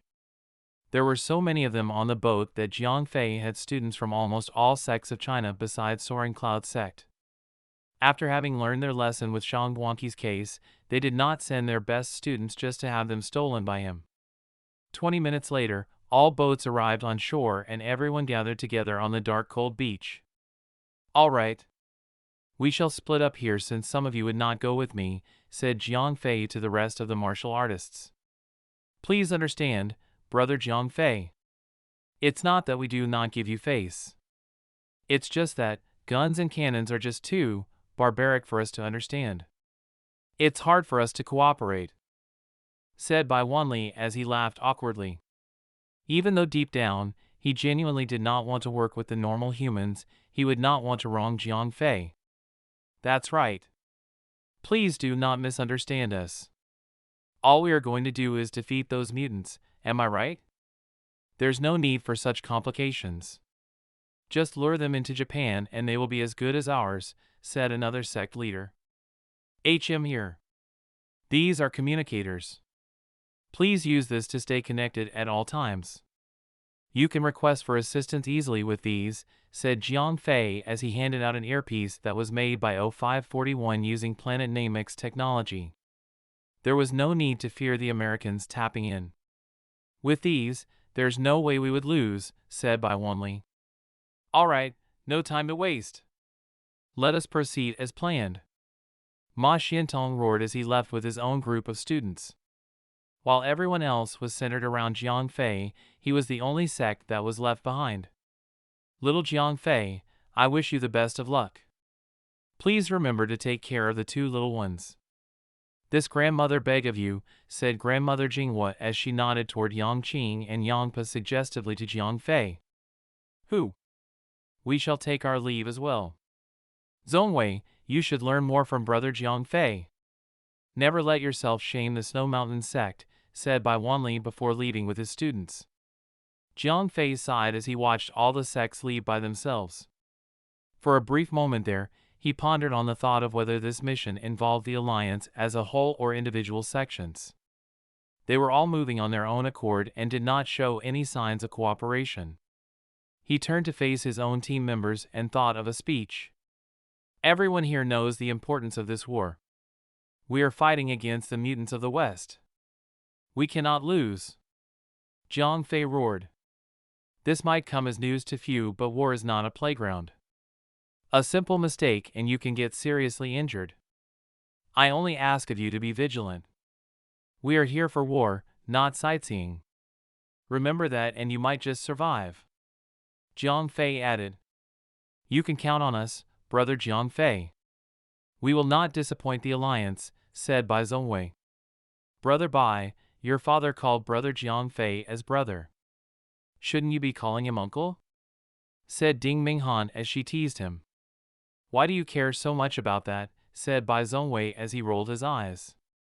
At the same time, he blamed his father for addressing Jiang Fei, a man much younger than he was, as brother. Sheesh. Ding Minghan clicked her tongue and ran away before Bai Zongwei could do anything to her. Enough. What did I just say earlier? Be serious. Jiang Fei bellowed angrily. It was all his fault. In the previous fight in Japan, Jiang Fei had shown too much affection to the girls. In the end, the girls had thought of Jiang Fei as a big brother that could be swayed with cuteness. There was no way that they could be serious with Jiang Fei anymore. I should have brought Shang Guanqi with me, said Jiang Fei to himself. If she was around, the rest of the girls would surely be as stiff as a rock. Everyone that was in the previous war was taken care of by her. Listen. Follow me. We need to find a safe place to rest, said Jiang Fei as he started to make his way across the beach and toward the inland. Everyone else quickly followed. As they trekked through forest and hills, Jiang Fei called Han Tianyu through the communicator. Han Tianyu was only a level 2 beginning stage fighter. Bringing him along to Japan was too troublesome for Jiang Fei. It was better to have him in China in the military base to provide support. Jiang Fei, are you in Japan? Yes. We're all safe and sound, said Jiang Fei. Do you need me to start the plan now? Asked Han Tianyu. Not yet. Wait until the result is out in America, said Jiang Fei. He was not pushing for war to happen since the army of level 4 biohumans would only be ready in a day or two and Hong Yis' body would be ready in more than 3 days. That was why the longer the Americans delayed, the better it was for Jiang Fei. All right. I'll inform you immediately if there's any development, thanks. Oh! Please tell the military that they can now release information about the first stage. Will do. Han Tianyu was the mastermind behind this elaborate plan. Even without Jiang Fei reminding him, he would have gone ahead with it. All right, there's nothing else going on right now. You go get busy now, said Jiang Fei before hanging up.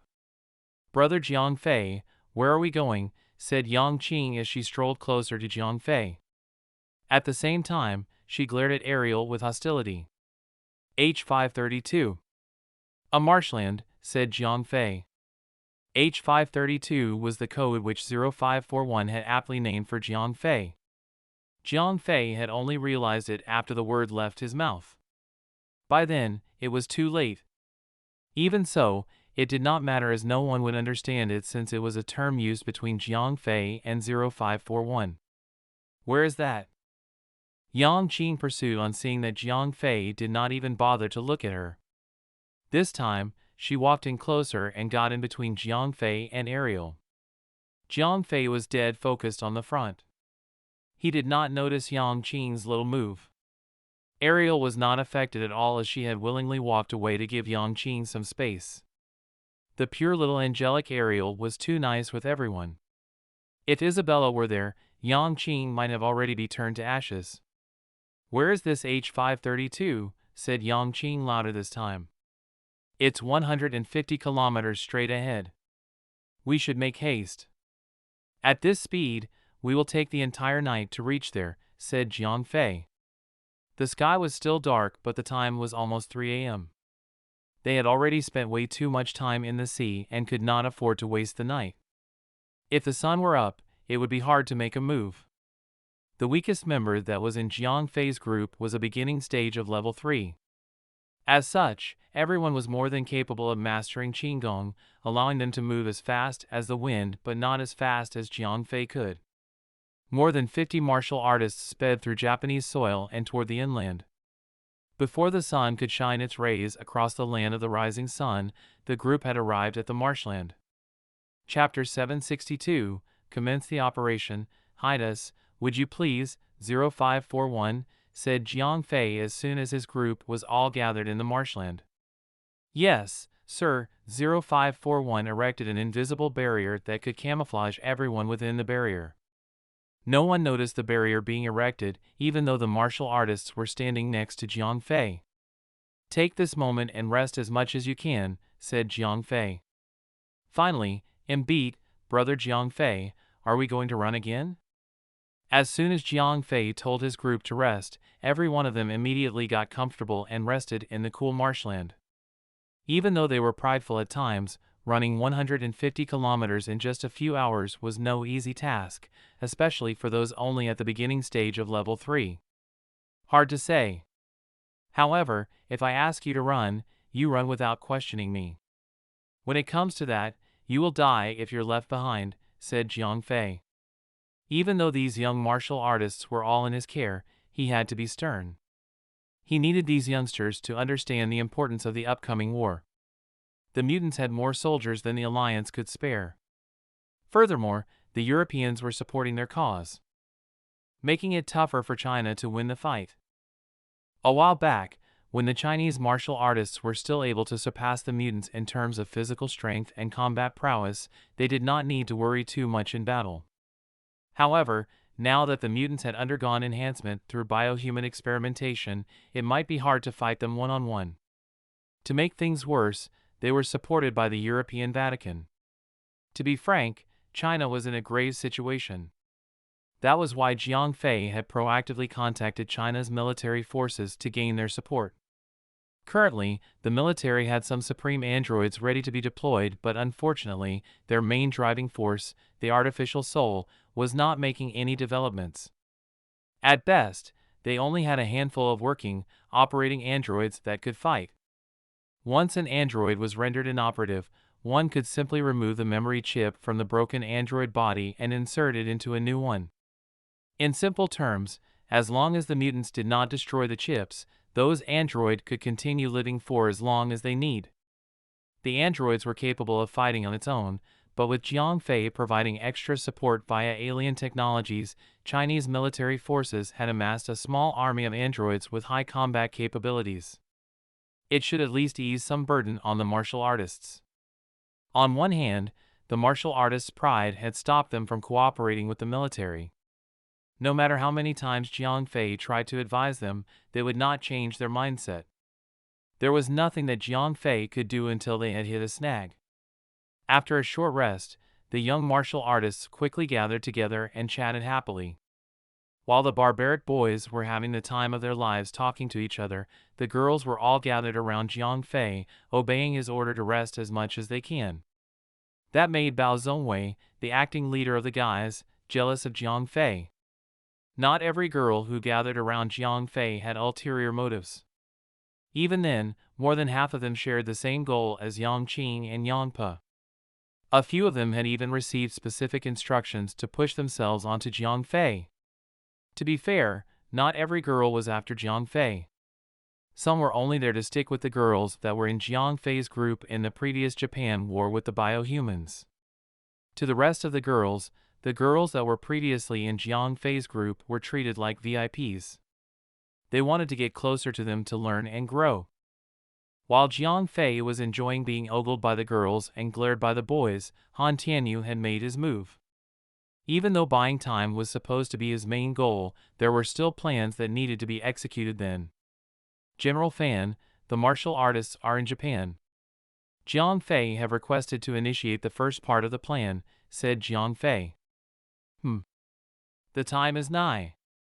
Go ahead, Han Tianyu crafted then plan and further polished it together with Jiang Fei. The first step of the plan was to take advantage of America's spies. First, China would intentionally leak information to let the spies know about the new fighter jet capabilities and weaknesses.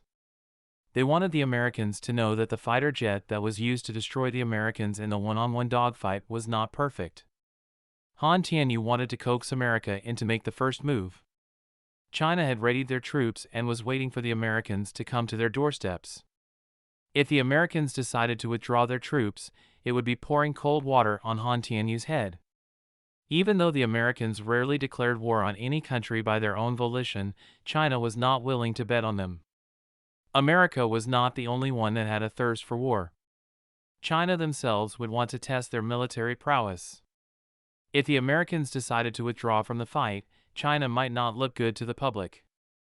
The Chinese were all cunning schemers. That was the stereotype that went around the world. If it were true, Han Tianyu would be the best specimen. Even though the war was not desirable, but if the situation calls for war, it was better to have the higher moral grounds. The best way to fight another country was to remain passive in the eyes of the world while secretly provoking the other country to declare war on them.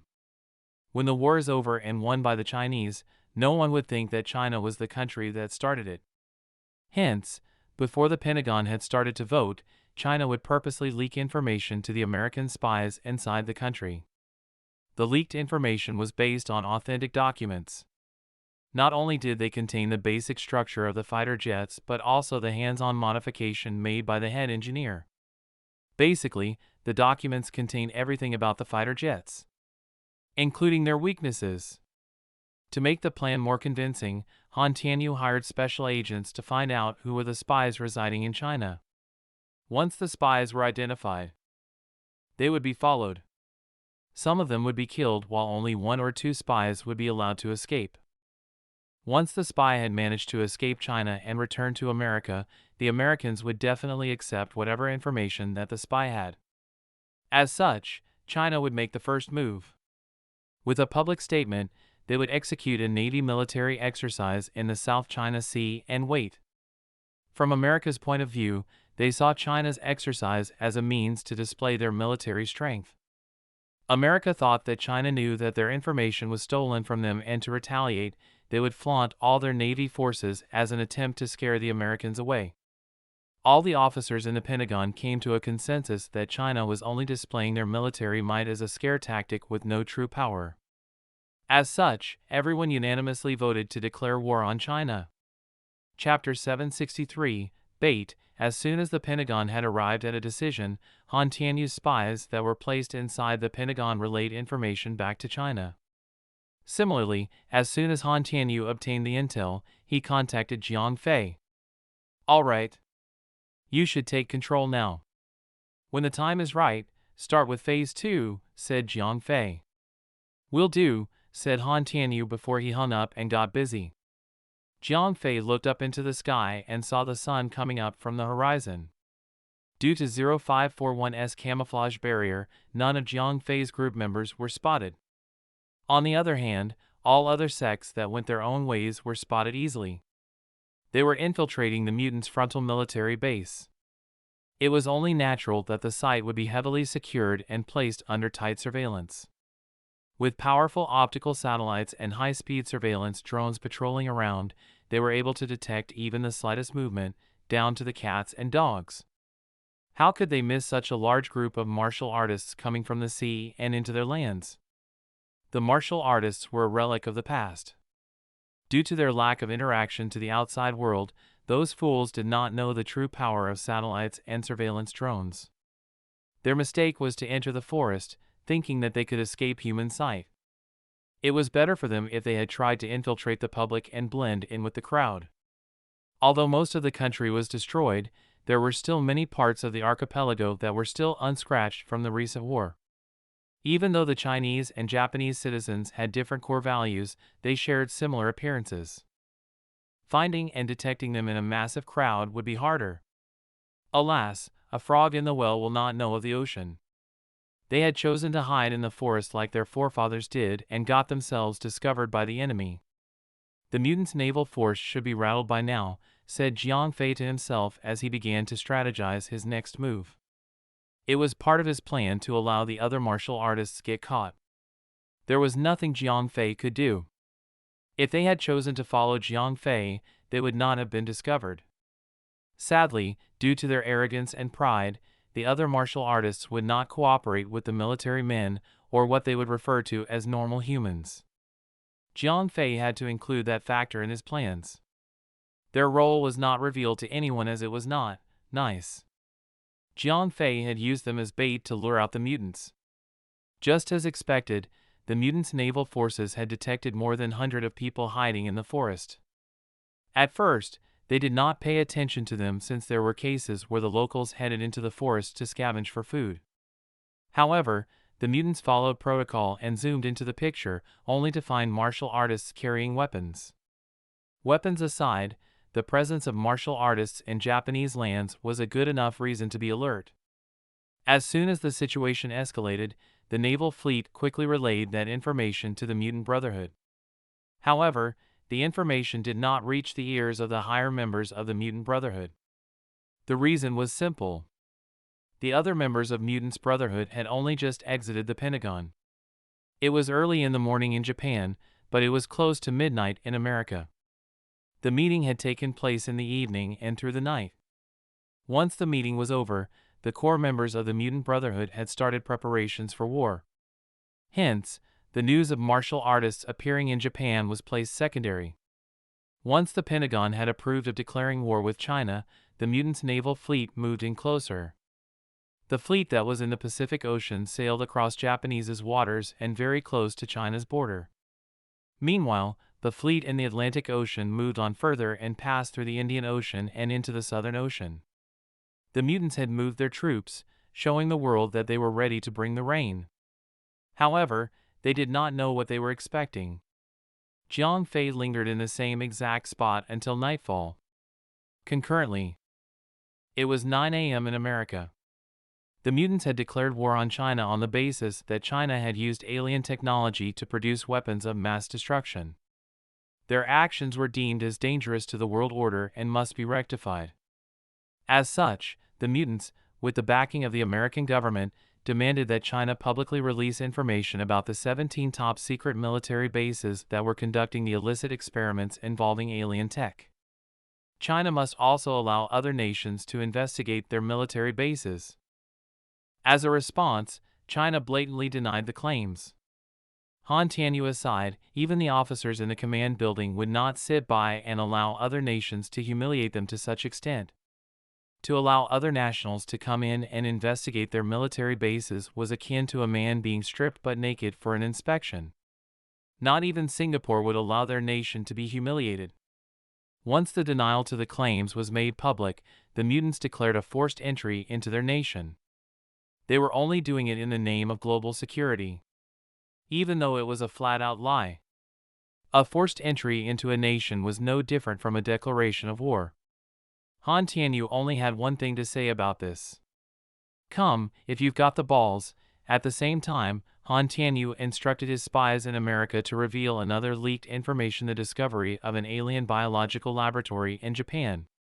When it came to Japanese biohuman experiments, everyone recognized that such technology could only originate from an alien source. However, not even the Americans could discover the whereabouts. However, one cannot accuse the mutants of being incompetent since Jiang Fei had taken the lab with him. Not even the Japanese themselves could find it, much less the mutants. However, when Han Tianyu leaked that information about the discovery of an alien remnant, it immediately garnered the attention of the Mutant Brotherhood. At the same time, the information about discovering martial artists in Japan finally came to the surface. When the mutants had digested the two information, they immediately acknowledged the fact that the alien remnant was in Japan. What followed next was a huge commotion within the Brotherhood. Japan was known for its biohuman experiments, and everyone knew that the Japanese had only managed to scratch the surface of the alien tech. The biohuman tech that the mutants had obtained from the Japanese were war loot. As such, their understanding in biohuman experiments was worse than the Japanese. When the mutants heard that there was an alien remnant in Japan, everyone got agitated. That was because they knew that only by obtaining the alien remnant, they could unlock the secrets of making Level 5 metahuman. Level 5 metahuman, or as 0541 would call Omega-level beings, represented the epitome of power. It had been said that Level 5 metahumans were able to live much longer than normal humans do, although they could not achieve immortality. The mere prospect of living longer was more than enough to entice a certain few individuals. Once the information was verified, the high-ranking members of the Mutant Brotherhood immediately stopped all war procedures. Instead of preparing their weapons, the naval fleet was only allowed to sail closer to China. With repeated requests, the Mutant Brotherhood was given the authority to command the fleet in the Pacific Ocean. The fleet that was now in the Southern Ocean was told to stand by. The fleet in the Pacific Ocean was given the order to assist the mutants in defeating the martial artists in Japan and to take the alien remnant for themselves. The follow-up action made by the mutants and the naval fleet was moving according to Han Tianyu's prediction. What Han Tianyu wanted to do was to buy time. The newly obtained weapons were yet to be mastered, even though they had formed a special naval force for it. They would need more time to get used to the technology. Besides that, he had been specifically requested by Jiang Fei to buy time for himself for some unknown reason. Chapter 764, Come Alive, My Ladies. Once the plan was deemed a success, China informed Han Tianyu, and in turn, Han Tianyu informed Jiang Fei. Thanks for the hard work. Get the military guys ready. They will need to fight soon, said Jiang Fei. Good luck to you too, said Han Tianyu before hanging up. Pay attention. I have just received news about the mutants. They are currently on the move. Be warned, everyone's position have been discovered. Please make haste in changing your current location. All sects are advised to cooperate with each other to prevent yourselves from being overwhelmed by the mutants, said Jiang Fei as he announced in the other communication channel. Even though Jiang Fei was using them as bait, he could not just throw them aside once their role was over.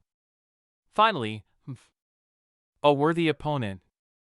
Our battle will be legendary, there's nothing to fear, brother Jiang Fei. We would not lose to mere mutants.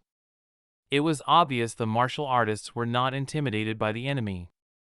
They had their confidence since when it comes to fights, the martial artists did have a better experience. Even so, Jiang Fei understood that this coming fight with the mutants would not be as simple as with the biohumans. After being enhanced, these mutants would definitely be stronger. It was unknown to what extent, but it was best to be cautious. Even though they lacked real combat experience, they could risk it in the fight since they had a larger army. The gap in strength could easily be filled with numbers. What a pain, Jiang Fei grunted as he stretched himself.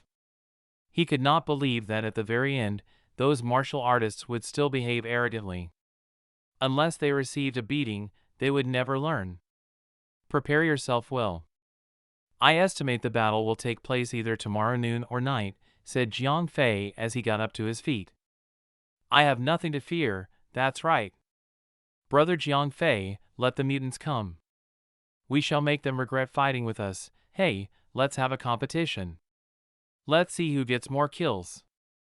As soon as Jiang Fei was done with his announcement, the boys started blabbering about their fearlessness. Initially, they were all jealous of Jiang Fei since most of the girls were surrounding him. Hence, when an opportunity came, they grabbed it and made good use of it to impress the ladies. A word of warning. There's a thin line between recklessness and bravery. Do not confuse the two. Rest, you'll not be having it once the war starts, said Jiang Fei. From the looks of it, Jiang Fei could see the Dunning-Kruger effect in action. He knew that the young lads had never experienced a life-threatening situation where they had to fight to survive. Although they might have combat experience from mock fights held in their training sessions, a real fight to the death was in their training. Only a few of them were involved in the previous bloodshed in Japan. Only those who participated kept quiet and listened to Jiang Fei's advice. The rest of the jokers were laughing about, making a fool of themselves. Can I really depend on these idiots to fight? Jiang Fei glared at these poor martial artists, who would surely get themselves killed in a fight. 0541, increase the range of the proximity sensor. Make sure to inform me if anyone is coming to our direction, said Jiang Fei to 0541. There was no need to save power at this point. It was better to waste power than to get ambushed. Yes, sir, said 0541 before it expanded the radius of the proximity sensor range to 500 kilometers. Within that range, there would definitely be many targets detected. However, 0541 would only focus on targets that were directly coming towards Jiang Fei's direction. Once the range was set, Jiang Fei took his time and started to rest. As he said before, once the battle starts, there would not be time to rest. At the brink of light, the next day, Jiang Fei had everyone in his group to stay in the marshland while he left with Ariel. The reason why Jiang Fei wanted some alone time was to read the 24 level 4 biohumans that 0541 had produced. Once the artificial soul was made and inserted into the body, the girls could not remain inside the alternate space-time dimension of the ring. After Jiang Fei found himself a nice, abandoned land with no one around, he had 0541 to create a barrier to isolate this space from the outside world. After Ariel had made sure that no one was around sneaking to take a peek, Jiang Fei materialized 24 large incubation tanks. Start the soul imprinting process, said Jiang Fei. Yes, sir, the incubation tanks started to make some noise and not long after, the liquid that was suspending the bodies started to create bubbles of air. A long needle protruded out from the inner walls of the incubation tanks and was inserted directly into the nape of the bodies. Wow! Is this how I was born into this world? Said Ariel as she tried to peek into one of the incubation tanks. Yes. In this world, I am only able to provide you with a body. Your soul remains the same, that's so amazing. I'd never known that humans were capable of such a feat, said Ariel. Having a body is very inconvenient. If you get hurt, it takes time to heal. Worst of all, I cannot save your life if you die. Please, do not die, said Jiang Fei worriedly. He knew that Ariel would surely risk her life to save his. Androids are more than capable of getting a new body if they got themselves destroyed, as long as the memory chip was left intact. These biohumans that Jiang Fei had made were practically human. If they were killed, there was no way Jiang Fei could save them again. Unlike androids, there was no way he could transplant one's brain into a new body. Yes, dear. I will take great care of myself, said Ariel with a smile. Unfortunately for Jiang Fei, he had failed to pick up an underlying message that was hidden. What she meant was, since humans are too fragile, I will make sure to protect you even if it costs my life. At the same time, Jiang Fei was thinking of the same thing. This time around, I will protect all of you. 2 hours later, the incubation machine stopped. The soul imprinting process was done. Captain, they are all ready to be deployed, said 0541. Go ahead. Open it up, said Jiang Fei. PSSSS. The incubation tanks started to move. First, the bottom hatch opened to allow the incubation liquid to flow out. Oxygen was pumped into the tanks, and in less than a few minutes, 24 naked girls walked out of the tanks, dazed and confused. 0541, close please, said Jiang Fei immediately when the gas dispersed and revealed everything down to the forbidden region of a woman. Jiang Fei could not bring himself to help the girls at the moment. He then had Ariel to retrieve the clothes and let her dress the newborn girls. Even though it should be a paradise for Jiang Fei, it was just too much for a young man like Jiang Fei to take. He had thought that he could get used to seeing a girl naked after he had relieved Ariel for the first time. Right then, there were 24 beautiful, well-endowed girls looking at him. No matter how much Jiang Fei wanted to see, he could not bring himself to. Sisters, please wear this first, said Ariel as she greeted the girls. Is this world where the great Lord resides? Oh my God, you're so beautiful, you too. Your skin is so smooth. Wow, it's really wet down there. Hey, where, Machim, don't touch me like that, hee hee. Yours is so pink. I like it. Chapter 765, Sisters in Arms. When the girls came to, they realized that their appearance was different from what they had before. Jiang Fei had explained to them that they would have their soul moved into a new body. Hence, everyone was not surprised at their new look. For better or worse, Jiang Fei had also made them extremely beautiful. Where is Sister Hongyu, now that you mentioned it? I don't see her around. What happened to her? It did not take them long to notice that their leader, Hongyu, was missing. Hongyu's body requires more time. Don't worry, she will be with us in just 2 more days, said Jiang Fei. My lord. How could you treat us so, geez? My lord wanted Hongyu alone to himself. What about us? After everyone was dressed in combat attire, the girls started to crowd together around Jiang Fei. Each one of them wanted time with Jiang Fei to be closer to him. At first, Jiang Fei wanted to straighten the girls up, but he could not help but enjoy being the center of attention whilst being crowded by a group of beautiful women. Enough playing. Please listen to me. I assume that everyone here has some knowledge about my world, yeah, said Jiang Fei. Despite wanting to spend some time with the girls, there were other important matters to tend to at the moment. Yes. I don't know how, but I do know about the world. It's strange. I have never seen this place yet. I understood where we are. It's so different, it's so strange yet so amazing at the same time. When one girl started to talk, the others followed. Calm down. I will talk about my world later. For now, I want everyone here to focus on understanding your new body. Feel the power that is in your body and know what you can do, said Jiang Fei. Sir, yes sir. Once Jiang Fei officially gave out an order, all the girls quieted down immediately like a well-disciplined army. Everyone closed their eyes and feel their body to understand it properly. At the same time, they focused on the information that was imprinted in their minds. The body was the result of the perfected cloning technique developed in planet Namek, unlike the second-rated biohuman technology that the Japanese had tried to mimic. Not only did 0541 create the perfect human body for the girls, it had also imprinted a few martial skills and battle forms for them. Even though the martial skills given to the girls were only the basics, it was still a perfected form of a punching technique. That move was best suited to these girls since they were literally just born into this world. Alright. Once you have gotten used to your new body, I want everyone here to practice your skills here. However, remember to keep your voice down to the minimum, said Jiang Fei as soon as everyone was ready. Sir, yes sir, everyone moved around and, basically started to exercise. They did push-ups, sit-ups, and other forms of exercise to understand how strong they were. Once they had understood how their body worked, they started practicing the martial arts that was given to them. They did it in a way that no one making noise since Jiang Fei had ordered them to keep the voice to the minimum. Jiang Fei sat down somewhere close to the girls until the sun had risen to the high skies.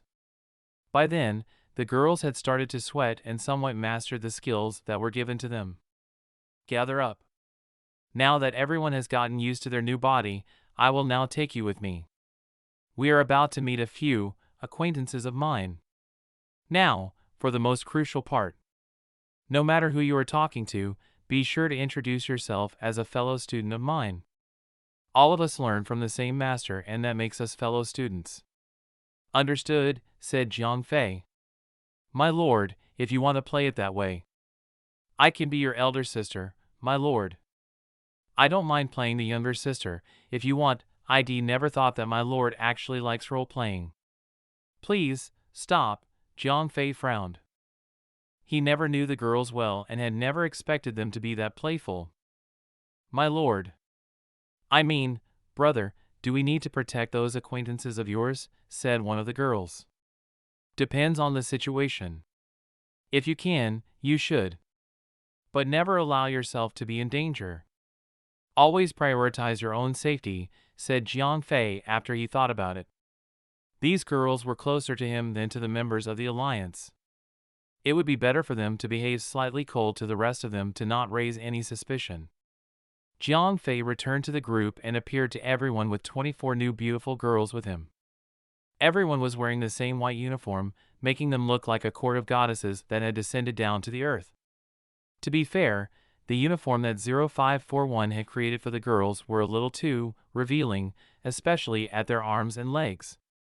It could not be helped, it was designed for optimal movement. At least the chest area was well covered. Brother Jiang Fei, who are these people? Cried Yang Qing like an angry kitten having its tail stepped on. The rest of the martial artists could only stare with disbelief. These are my sisters. They have been sent here by my master, said Jiang Fei. I see, no wonder the great Jiang Fei had never batted an eye at the other girls of the alliance, **T. What kind of sect is that? I want in, brother Jiang Fei's got it all. The best of everything there is. Man, I wish I could be in his place. When Jiang Fei had declared that these 24 goddesses were from his sect, the boys felt extreme jealous. At the same time, one odd little rumor about him was debunked immediately. It was known that every other sect had deliberately tried to buy into Jiang Fei's good side by using the pretty woman tactic. Some of these girls were genuinely interested in Jiang Fei, while others were blindly following orders from above to use sex appeal to court Jiang Fei. While everyone tried their best to charm Jiang Fei, none of them succeeded. It was then Jiang Fei had declared that he had a proper girlfriend during one of the meetings. If he had not done that, most of the elders in the alliance would have reached a similar conclusion. Jiang Fei was into dudes. When Jiang Fei brought in the 24 goddesses, everyone immediately understood why Jiang Fei had never wanted to look at the other girls in the alliance. He did not need to, since every girl in the sect was more beautiful than the most beautiful girl in the alliance.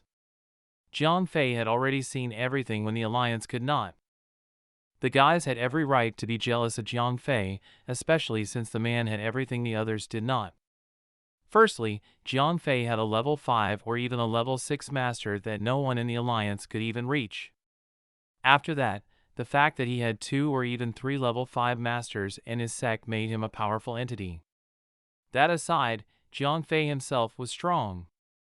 Being only 18 years old, he was so strong that he had achieved the pinnacle stage of level 4 and defeated Ma Xiantong in a fight.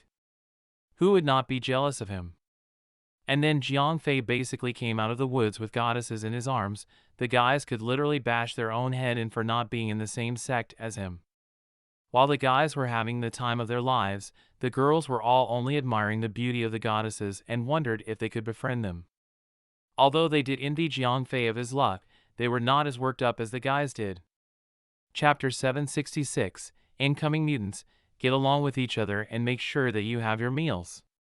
The battle will start any time between evening and night, said Jiang Fei. Excuse me, I am Lu Feng of the Clear Hallow sect. Can I have your name? A man came up front as soon as Jiang Fei gave the green light to socialize among themselves.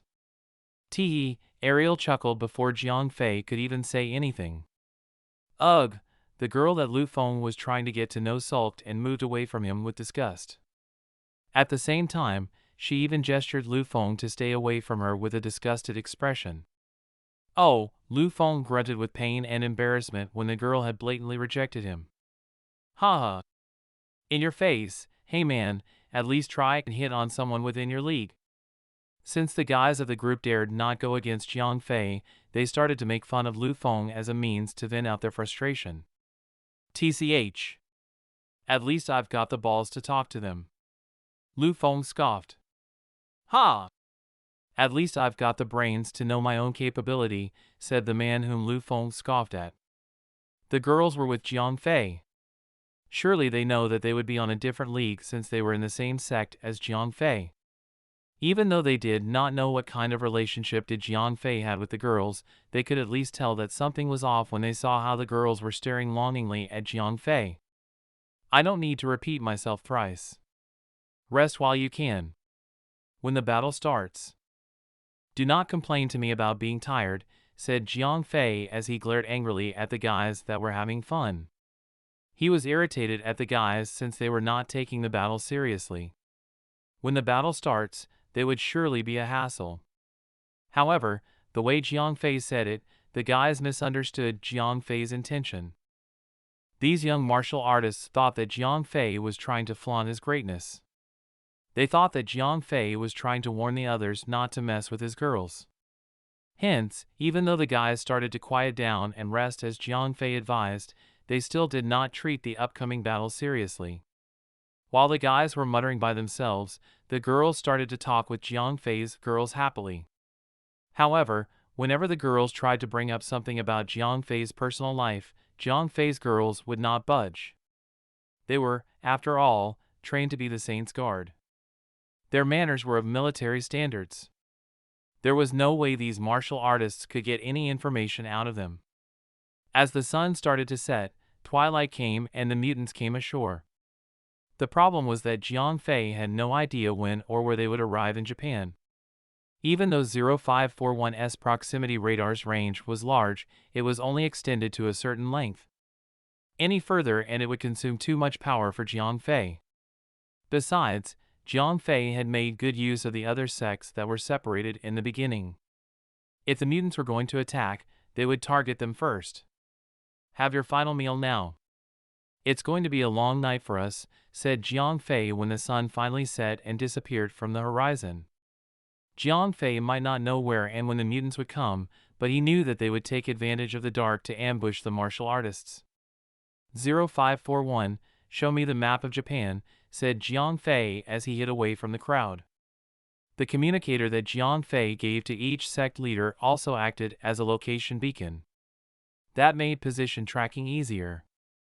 From the position of the sects, I'd say the one that would be attacked with the Soaring Cloud sect and the Zhanle clan, said Ariel when she analyzed the map and the positions of each section. I have a different opinion. I don't think that the mutants would attack them, said Jiang Fei. The position of both Soaring Cloud sect and the Zhanle clan were far away from the other sections. Both of them were rather isolated, making it fairly easy to surround them from all sides. However, they knew that and had positioned themselves strategically. There were mountains on all sides and only one entrance to their position. Like the War of the Convoy in the game, it would be hard for the mutants to attack them. I agree with the captain's insights. My analysis indicates the Snow Mountain sect, the Red Sands clan, and the Azure Clouds sect would be the first to face an attack, said 0541. But, all three of the sects are close to each other. They could easily provide support, said Ariel. You have to see it from another point of view. Yes, they may be three sects, but they are all clumped together. Think of them as one single group and they are all in the flatlands. Together, they may be strong, but don't forget that the mutants have more soldiers to spare, said Jiang Fei. I see.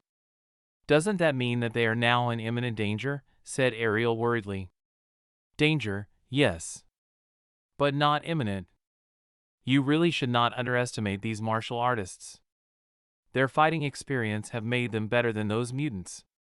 Even though they might be ambushed, they would not suffer too greatly, said Jiang Fei. He knew that the older fighters of the sects were cunning foxes.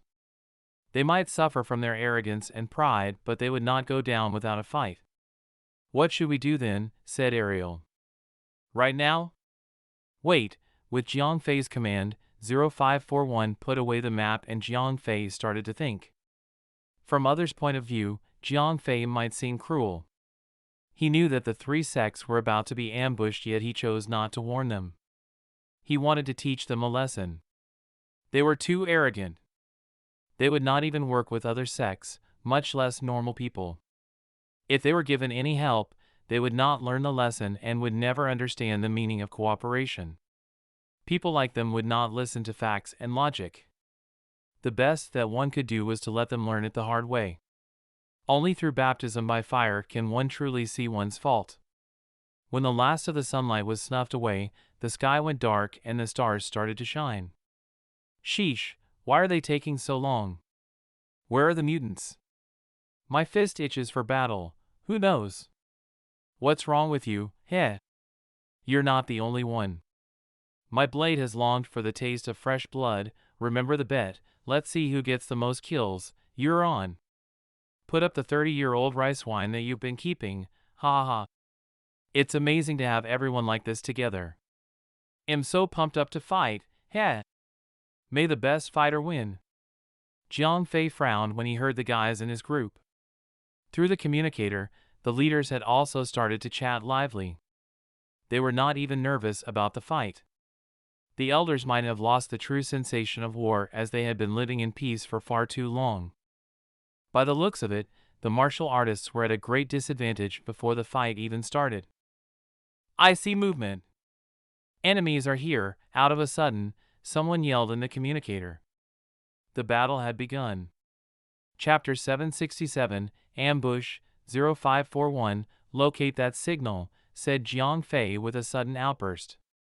Captain, it is as you predicted, the enemy is detected by the Azure Cloud clan, said 0541. We match him very well, said Jiang Fei as he calmed down and closed his eyes. It was a battle that he need not interfere. Even though the enemies were going all out, Jiang Fei did not want to lend a hand. He wanted the martial artists to know the pain of being too arrogant. He wanted them to learn from their mistakes even though it might cause some lives. Even so, Jiang Fei had gotten used to the fact that death was inevitable in a fight. It was a stance that he took after he had matured since the time when he was a young naive boy. While Jiang Fei chose to cross his arms, the other sects, the Snow Mountain sect, and the Red Sands clan decided to lend a hand. However, even though they appeared to be helping, their true motives were to have the kills themselves. From the martial artists' perspectives, the mutant strength was stagnant. Even though they knew that a mutant could get more power through biohuman technology, martial artists were not interested and did not care about them. From their point of view, someone who gained power through external methods could never defeat a person who did it through self-training.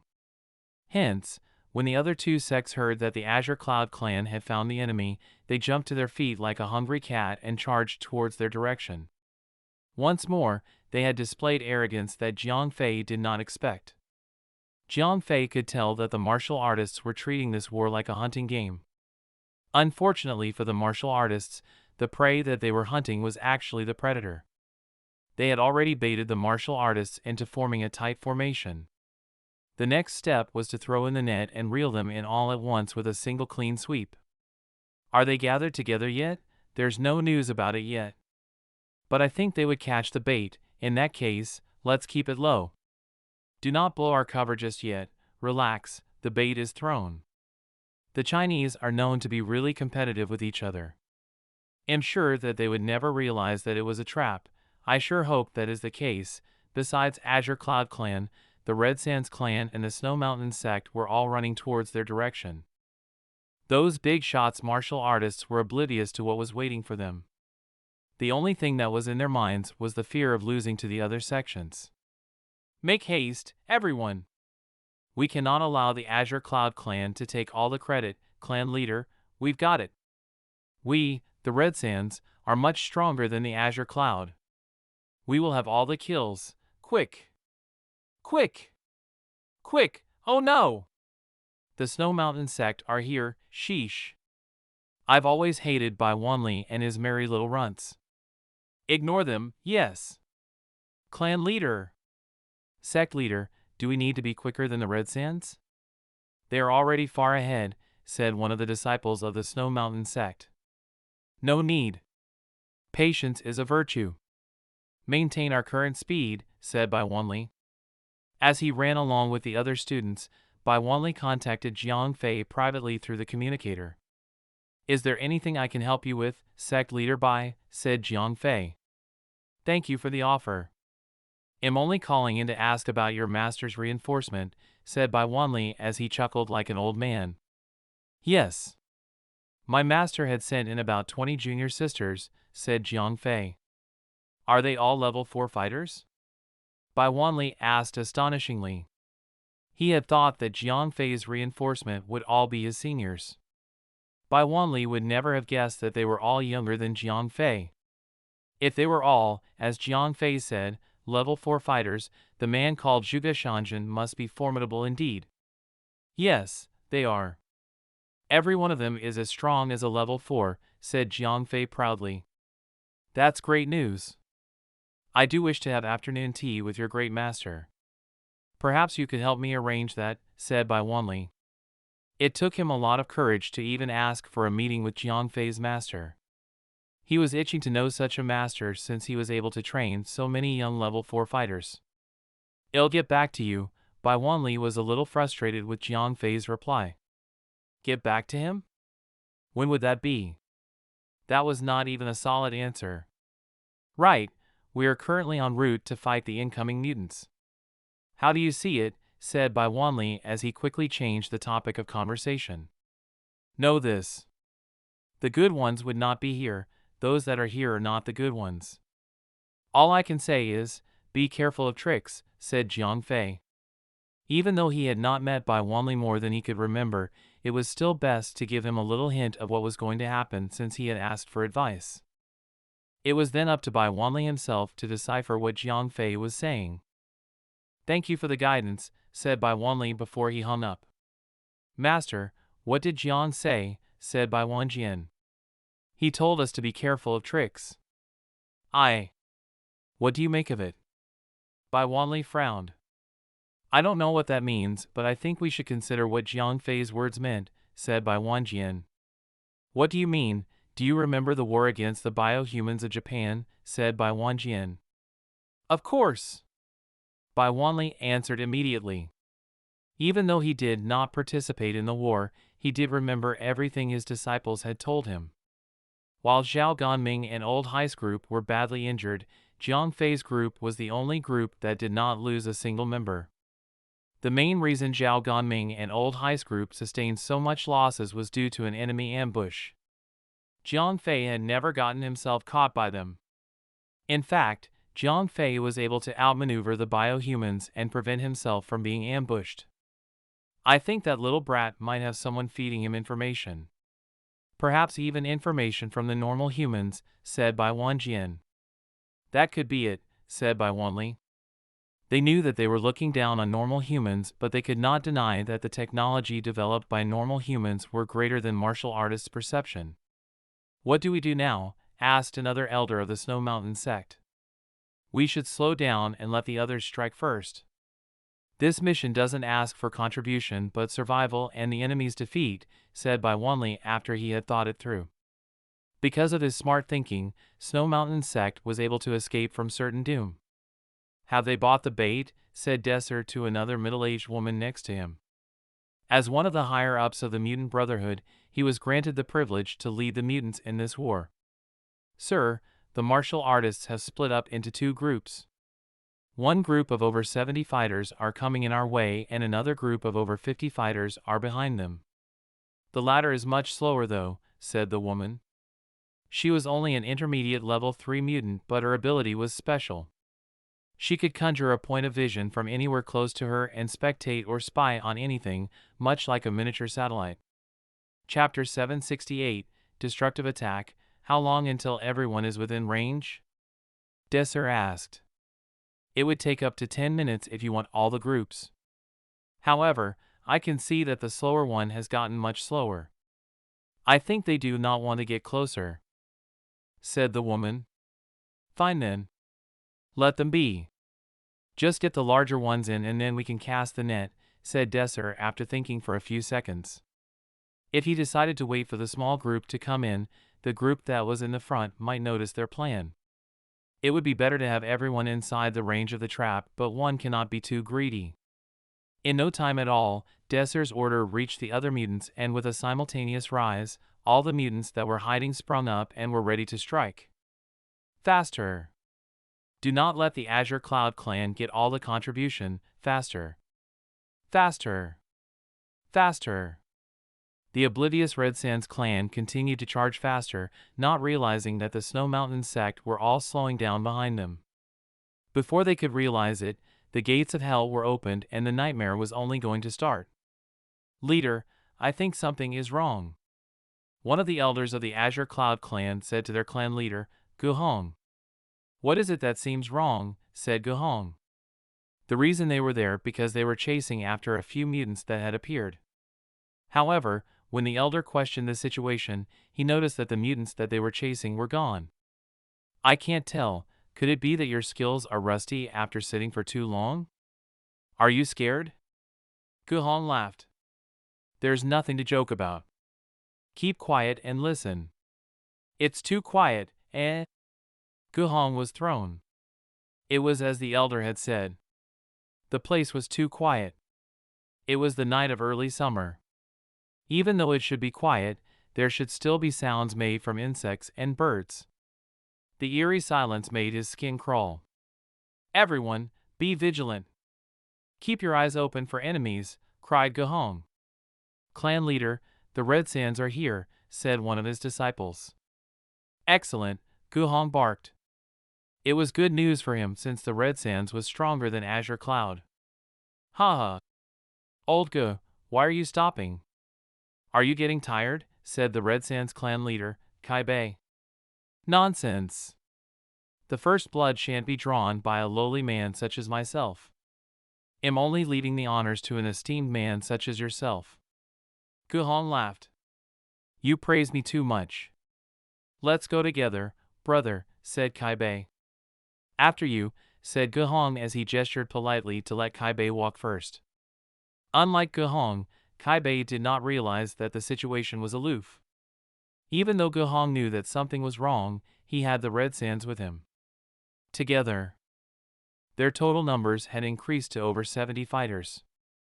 Although it was not much, it was good enough to give him the courage to move forward. All the martial artists that were present then were the best fighters in all of each section. The weakest of them was the beginning stage of level 3. Anyone that was lower than that were left behind in China. Hence, even though 70 of them was not a large fighting force, it was a formidable one at least. They're here, said the middle-aged woman. Good, Schroeder, you may commence the plan, said Desser to a man with flaming red hair by his side. Yes, sir, said Schroeder. Although he was unwilling, he had no choice. Schroeder, or the Human Torch, had been saved by Jiang Fei. He was ultimately grateful and saw him as a brother of his own. He did not have a bad impression towards the Chinese martial artists, and if could, he would never attack them. Right then, he did not have a choice. As a member of the Mutant Brotherhood, he had to obey the orders of his superior. Back when Jiang Fei had saved Schroeder and Barry, the couple was only a level 4 beginning stage. Only after a few months, they had become the advanced stage of level 4, one stage behind Pinnacle stage. Unlike mutants, martial artists only needed some time to train themselves from beginning stage to reach advanced stage. It was nothing too difficult for them. For mutants, it would be a miracle. Mutants' power was born into them, like a gift from God. Once they had reached awakening, they would be stronger than they were before. Awakening was only a one-off thing. After that, their powers would not and could not be upgraded like how martial artists could. However, after acquiring the bioenhancement technology from Japan, the mutants had finally unlocked the obstacle. Now, a once useless, weak, combat-incapable level 2 mutant could be enhanced to reach level 3 or level 4. So far, none of the mutants that underwent the enhancement could breach the mythical level 5 realm. Even so, they had become much stronger. With this sudden gain of power, the mutants had grown greedy. With almost limitless power, they wanted more. They would not have to fear being suppressed by others, as they could now be the conqueror. Schroeder and Barry had a different opinion about using their powers. However, when one got involved in that sort of society, there was no way they could keep their hands clean forever. As a member of the Mutant Brotherhood, the two could not disobey orders given to them. As a citizen of the United States of America, they had the obligation to go with the country's interests. "Let's go, Barry." "I pray that we do not face Jiang Fei in this fight," said Schroeder. "The feeling's mutual," said Barry as she frowned worriedly. The two left Desser's side and headed towards a rendezvous point with the other mutants. There were some 200 mutants waiting to strike. "Let's start," said Schroeder painfully. Dreamweaver, a mutant with the power of illusion, had cast an illusion over the entire area where the martial artists were gathered then. Even though the martial artists could feel that something was wrong, they had not realized that they were all in a death trap. "Let's go," said Barry as she conjured a spark of electricity from the tip of her fingers. Bzz. Zap. She continued to charge her powers, and a powerful bolt of lightning was formed in her palm. "Flame on!" cried Schroeder. Fire burst out of his fists and his hair was set aflame. When the two advanced stage of level 4 made their move, the rest of the 200 mutants charged forward. Like Schroeder and Barry, the rest of the mutants had energy manipulative type abilities, only in different elements. Like how Jiang Fei needed to charge up his energy into origin force, these mutants needed to gather their energy before they could manifest their powers. It was akin to a warming up session, which was also their weakest moment. However, since Dreamweaver had already cast an illusion to all the martial artists, they did not need to worry about being attacked. It was a perfect preemptive strike. When all the martial artists were baffled at what was happening, lightning bolts, razor-sharp gale, hailstorm, water bullets, and many other projectiles bombarded them. 1 second ago, everything was quiet. In the next second, chaos ensued. Chapter 769, Heavy Casualties. The martial artists were bombarded by countless attacks. Everyone fooled by the illusion opened their eyes to the real world. However, before they could even identify their attackers, it was already too late. The mutants that were attacking were all level 2 and level 3 mutants, except for Schroeder and Barry. They were at the advanced stage of level 4. Their attacks were not on a different level. Flames were thrown into the pit, like rocket thrusters used by NASA, and lightning bolts the likes of Zeus, the legendary god. The duo's attacks were merciless. They were so powerful that almost any level 3 fighter that was attacked would have died instantly, while level 3 fighters were dropping like flies. Only the level 4 fighters were able to escape the hellish attacks by dodging at lightning speed. Ambush, retreat! Retreat! Guhong and Kaibei were amongst the level 4 fighters that could evade all the attacks. Without wasting time, they picked up injured disciples, one after another, and carried them out of the bombing zone.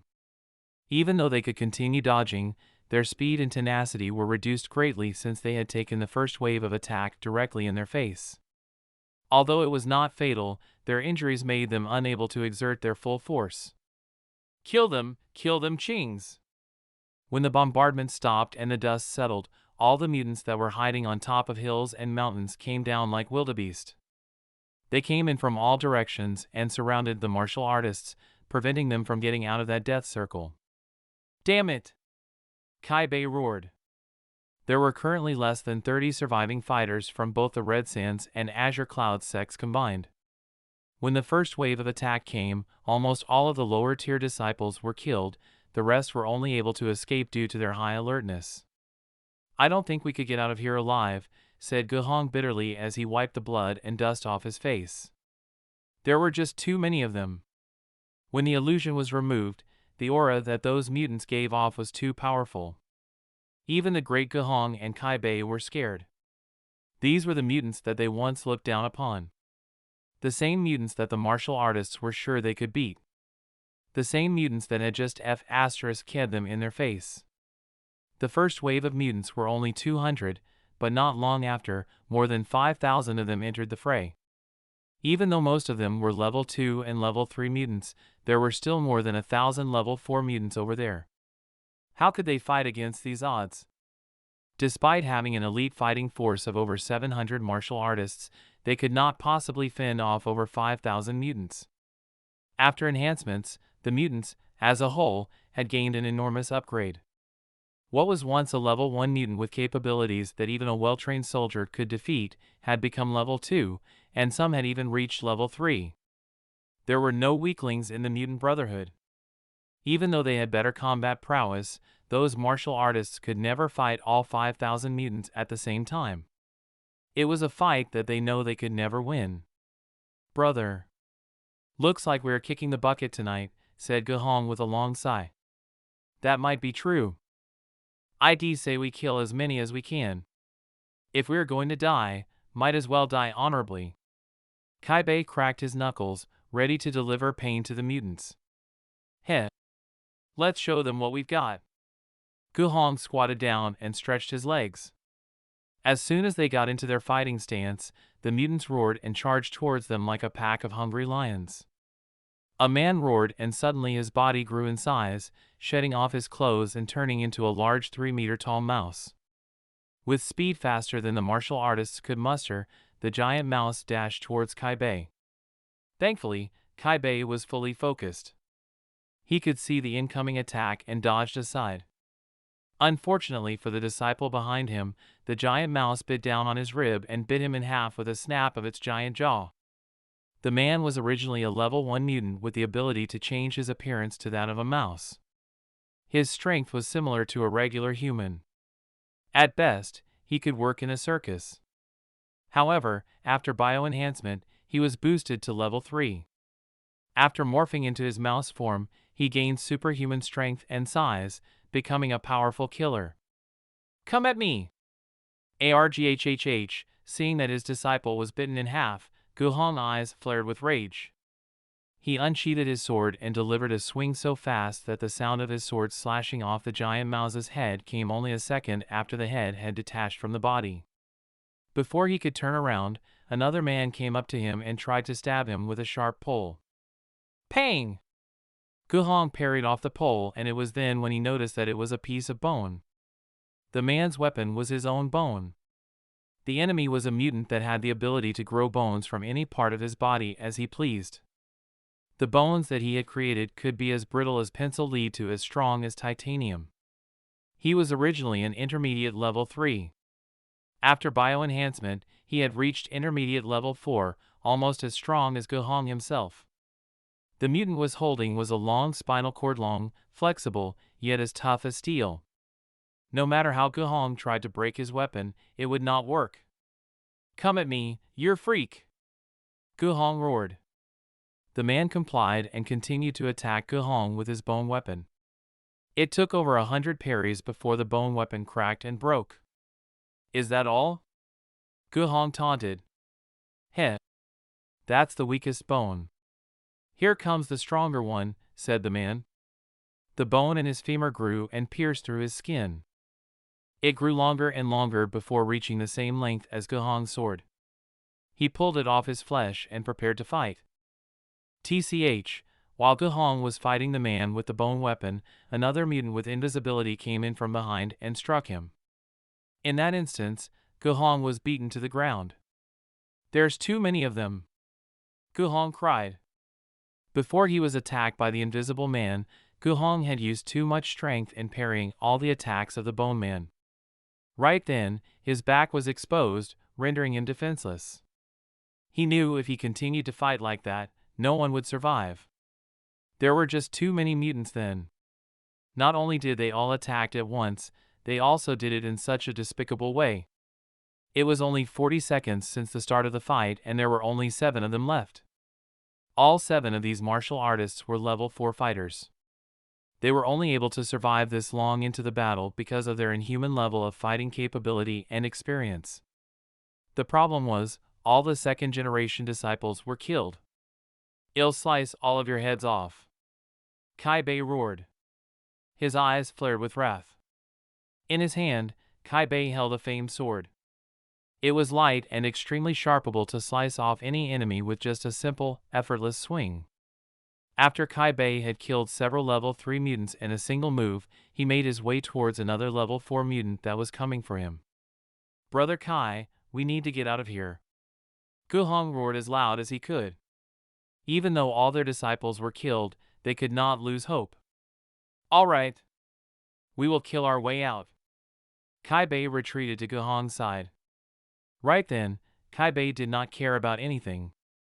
He had lost too much blood.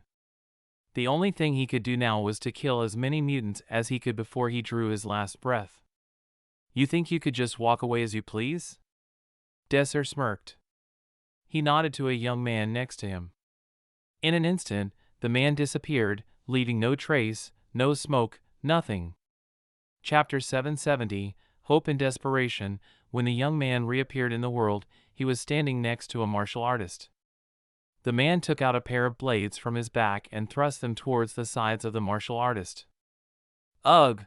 The martial artist realized the intense killing intent only when the blade was a few inches away from his sides. He somersaulted to the front, avoiding the blades. However, the young man had predicted his move. He pulled back his daggers and focused only on one blade and thrust it forward, while the martial artist was still in midair. He saw the incoming attack and managed to parry it away. "Help me!" Kai Bei cried after he landed on the ground. "Yes, clan leader," cried a younger Red Sands disciple as he rushed over. Just as he was about to stand next to Kai Bei drew out a sword that did not belong to him and stabbed the young Red Sands disciple in his heart. The poor lad was completely unguarded when he was stabbed. How could he expect his own clan leader kill him? When the poor lad was killed, Kai Bai's body started to morph into the appearance and clothes of the man he had just killed. The sword in his hands even morphed into the same kind. The man was not Kai Bei but an advanced stage level 4 mutant that had the ability to change his appearance. His ability was limited to copying only another person's appearance and not his or her entire personality and abilities. Even though it was a huge telltale sign that could be recognized, no one had the time nor the attention in that war. "Brother! Allow me to help you," cried the shapeshifter as he rushed over to another martial artist, ready to strike him down. "Brother Liu! Do not be fooled by his appearance. The man is a fake," Kai Bei cried after he had defeated a large number of mutants. Ugh! The shapeshifter cringed when he had realized that his cover was blown. By then, he could not change his form since it would immediately give away his position and identity. The man ignored Kai Bei and charged towards a level 4 martial artist. Grh! Liu raised his sword up high and parried the blade of the fake martial artist. With a kick charged with chi, he sent the shapeshifter flying up into the sky. When it came to combat skills, there was no mutant right there that could match any martial artist. All they knew about close-quarter combat was mere tricks and feints. They were not trained to fool a master in the art of fists and kicks.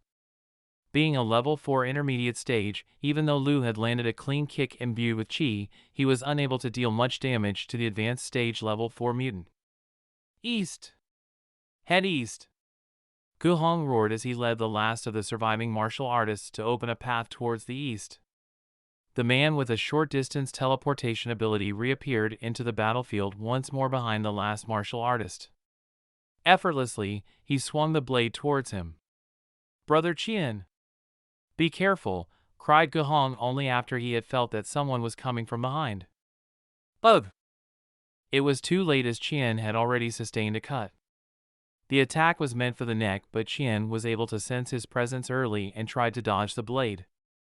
Unfortunately, he was still cut in the arm. At the moment when he realized that he was cut, Qian felt a numbing sensation spreading from the cut to all of his arm. "I'm poisoned!" Qian cried.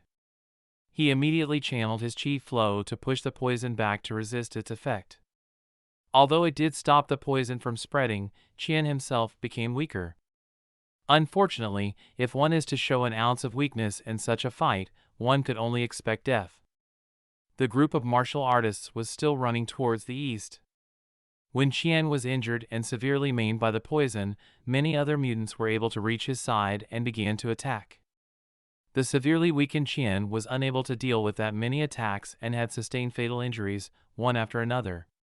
One of the mutants that morphed into a beast clawed Qian's arms, slicing off a huge chunk of flesh that his bones could literally be seen. Gu Hong noticed the severity of Qian's condition and immediately ran to his side. "Brother Qian, eat these," said Gu Hong as he took out a small bottle with 2 pills inside. "These are..." Qian saw the pills and hesitated. "Forget about everything else.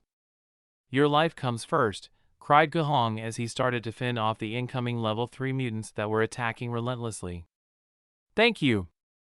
Qian uncorked the bottle and took the pills. After the first pill was consumed, blackened blood oozed out of the open wound. After he had taken the other pill, his wounds and flesh healed at a rapid speed. In no time at all, the muscles that were torn away by the mutants grew back, allowing Qian to fight, although not as well as before. "Such an amazing pill!" Qian exclaimed as he could feel his vitality was restored. The pills that Qian had just consumed were the Grand Restore pill and the Evil Purging pill which Jiang Fei had distributed amongst the members of the Alliance. Jiang Fei had given a large number of them to all sects, hoping that they would be put to good use in this war. Unfortunately, the pills that were given out were limited. Even though each sect had obtained a number of pills, most of them were taken and stored away by the level 5 master of their respective sections. Only a small portion was given to the sect members. As for the Azure Cloud sect, they were only able to obtain 1 to 2 pills. Even Gu Hong had 2 pills of Grand Restore pill and Evil Purging pill. Now that Qian had taken 1 of each, Gu Hong was left with 1 for each pill. That was why Qian had hesitated in the first place and was forever in debt to Gu Hong for his selfless act. "Don't just stand there now.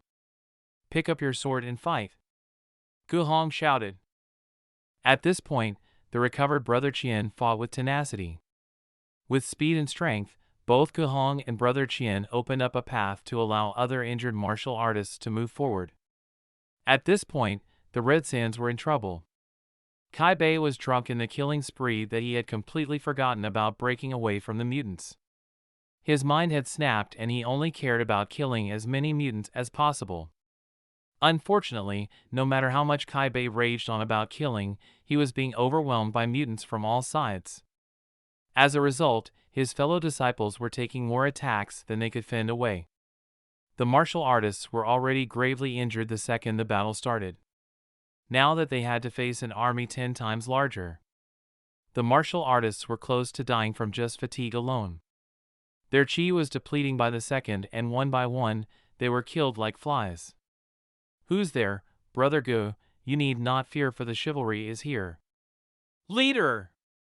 The Snow Mountain sect is here," cried one of the Azure Cloud sect's last surviving members as they heard the loud roar of Bai Wanli. With their hopes up, everyone fought with everything they had and pushed themselves towards the Snow Mountain sect. "You're just in time, Brother Bai," said Gu Hong as he was already at the verge of giving up. It was truly a beacon of hope in the darkness of desperation. Most of his men were killed and the last surviving ones were withering away. Kai sect leader, please come this way. Brother Bai is here to save us, cried Guhong as he suddenly remembered about the other section. However, Kai Bei was berserk. He did not care about reinforcements.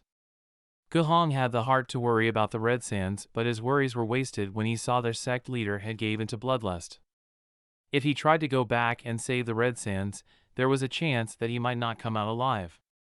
Chapter 771, Working Together, Clear a Path. We need to get out of here, Guhong exclaimed as he finally decided to desert the Red Sands.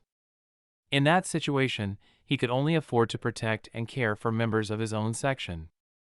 Let them go. Desser sighed. The game had only just begun, there's no need for us to be so greedy, he added. The Snow Mountain sect was unharmed since they had deliberately slowed down during the initial charge. Moreover, all of the Snow Mountain sect was outside of the cage, to try and surround them would be impossible. As the leader of the current fighting force in Japan, he had only one goal in mind: to defeat the Chinese martial artists.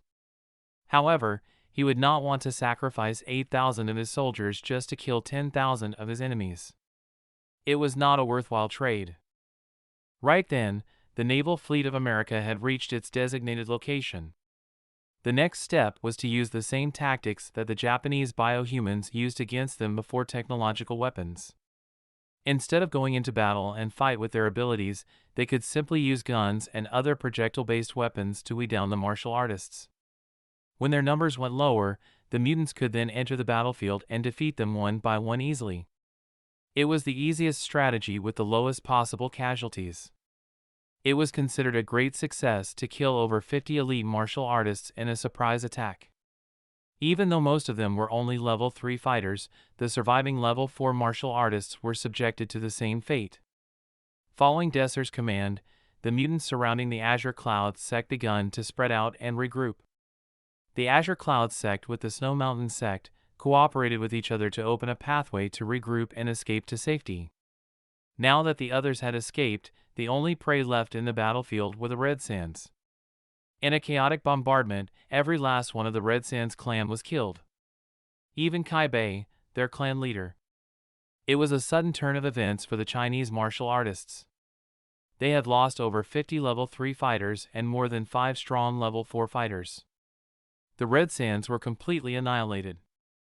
Those lower-level disciples back in the mainland would eventually turn their backs to the clan and move on to another section. The clan that was built up over hundreds of years was wiped out of history and would forever be remembered as a second-rated sect that was destroyed in the battle against the mutants. Even though the Azure Cloud sect had suffered a great loss, their sect leader and a few level 4 fighters were able to survive. Although they had sustained some permanent injuries, it was not fatal. At the very least, they could still pass down their knowledge to future students and live on. Snow Mountain sect had sustained the least amount of loss. Only 3 level 3 disciples were killed during the fight to clear a path for the Azure Cloud sect members to escape. The rest of the sect members were basically unharmed. Brother Bai, I owe you a great debt, said Guhong as he bowed down. This is nothing. We are brothers in arms, said Bai Wanli with a smile. I have a request, there's no need to be so reserved. How can I help? My disciples are greatly injured and neither of us could fight anymore. If you would allow, we wish to join you, said Guhong as he hid his shame. Everyone that was still living and breathing, albeit sustained serious injuries, were level 4 fighters. However, they were already at their limit. Their combat capabilities were close to zero. Even though Guhong was asking to join their group for the rest of the mission, Guhong was basically asking Bai Wanli to protect them. Brother Gu, why are you asking me as if you are asking a stranger? I am a fellow martial artist, just like you. How can I leave you behind when I could help you? No worry, as long as I am still breathing, I will not allow any danger to befall any of your members. Bai Wanli replied as he patted Guhong on his shoulder. Words cannot express how ashamed I am now. This great debt. I will return it. Guhong nodded gratefully. Enough with this. Let us find a safe place to rest and recuperate, said Bai Wali as he noticed that his own disciples were tired. They were all still within the attack range of the mutants. If they stayed too long, the mutants would catch them. Bai Wanli dared not to play with fate as their superior numbers were too much for his sect to handle. Ding, my friend, where are you? Bai Wanli asked as he contacted Ding Tianqing. After the encounter with the enemy, he now understood their strength. Knowing that they were severely overnumbered, Bai Wanli had decided to work together with the other sections. We are near the sea. What happened? I heard that you had an encounter with the enemy. How did it go? Ding Tianqing asked. Until now, he had not yet understood the enemy's true fighting prowess. How did it go? Heh. You don't want to know. We're lucky to even be talking like this, said Bai Wanli. Huh? What's going on? Ding Tianqing asked worriedly when he noticed Bai Wanli was not behaving like his arrogant usual self. The mutants are much stronger than we had ever thought. There are more than thousands of level 3 and level 4 fighters. It was not as we predicted, said Bai Wanli with a face of regret. How could this happen? Ding Tianqing wondered, floored. It seems that Jiang Fei was right all along. Bioenhancement technology had greatly enhanced the enemy. Even though we could defeat them when it comes to hand-to-hand combat, they were so strong that they could just crush us without batting an eye, said Bai Wanli as he recalled seeing projectile bombardment raining down from the sky. If we don't work together, we will be picked out one by one. We need to stand together, said Bai Wanli. Have you contacted the other sect leaders? Ding Tianqing asked. Not yet. I don't even know how to tell them, said Bai Wanli, frustrated. Start with the truth. They may seem arrogant, but they are not dumb. If you explain the severity of the situation, they will consider it, said Ding Tianqing. Very well, I'll try, said Bai Wanli. Even if they refused to work together, it was still best to inform the others of the enemy's strength. For better or worse, at least they would not have themselves completely annihilated like the Red Sands.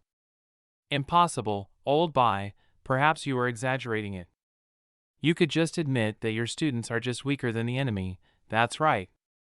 Even if I believe that the mutants had a larger army, most of them should be level 1 and level 2 mutants. How could they defeat the lot of you, heh? I understand the bioenhancement technology is powerful, but it is impossible to grow from level 1 to level 3 overnight. Alas, even after explaining the situation to the other sect leaders, none of them were completely into the idea of working together. Worse of all, they did not even believe that the enemy they were facing were all stronger than level 3. In fact, because of one comment, everyone had believed that the Snow Mountain sect had purposely trying to exaggerate the situation because of his lack of competence. Sect leader Bai. I trust your words. Let us work together. That way, we could protect each other. I stand with you, sect leader Bai, I am in as well. When most of the other sect leaders had called *T on Bai Wanli, others had decided to join forces with him, like Granny Jianhua. The rest of the sect leaders who were too arrogant, like the Soaring Cloud sect that had decided to go on their own. Chapter 772, Being the Change. In just one night, multiple sects had decided to change their way of thinking. With the Snow Mountain sect and the Aquamoon Heavenly Palace leading the way, more than 10 sects decided to work together. On the other hand, there were still a number of sects that decided to work alone, like the Soaring Cloud sect. The night was calm and quiet. It was the last blanket of safety that the martial artists had before the sunrise. With adequate light, the American satellites and surveillance drones would be able to detect their position and reveal them to the mutants. All right, the sun is coming up. Let's continue the hunt, said Desser to his fellow mutants. At this point, almost all mutants in Desser realized that the one greatest weakness of the martial artists was their pride. The pitiful bunch of idiots would not even try to work with the military. That was the greatest ally that they could have. That was the difference between the martial artists and the mutants in terms of intelligence gathering. Thousands of mutants began to form multiple smaller groups and spread out in different directions. Their purpose was to hunt down the sects that were wandering alone. That way, they would not even need 1,000 men to defeat the separated ones. Desser's plan was to use the martial artists' pride against themselves. He wanted to weed them out one by one before they realized the importance of working together. As for the martial artists, they did not want to work together as conflicts existed between the sections. If they were working together, their first enemy might be one another instead of the mutants. On the other hand, working alone would only be beneficial to the enemy. Hence, the separated sects had still formed a temporary alliance with one or two sections. That way, they could at least muster some attacking force when they needed to fight. The only sects that were going alone were the Soaring Cloud sect and the Zhanle clan. Soaring Cloud sect was famous as they were the largest and strongest sect in China. To fault their superiority, they had sent over 150 members. They were so large that 3 different sects would need to get together to reach that number. Out of 150 members, 25 of them were elite level 4 fighters.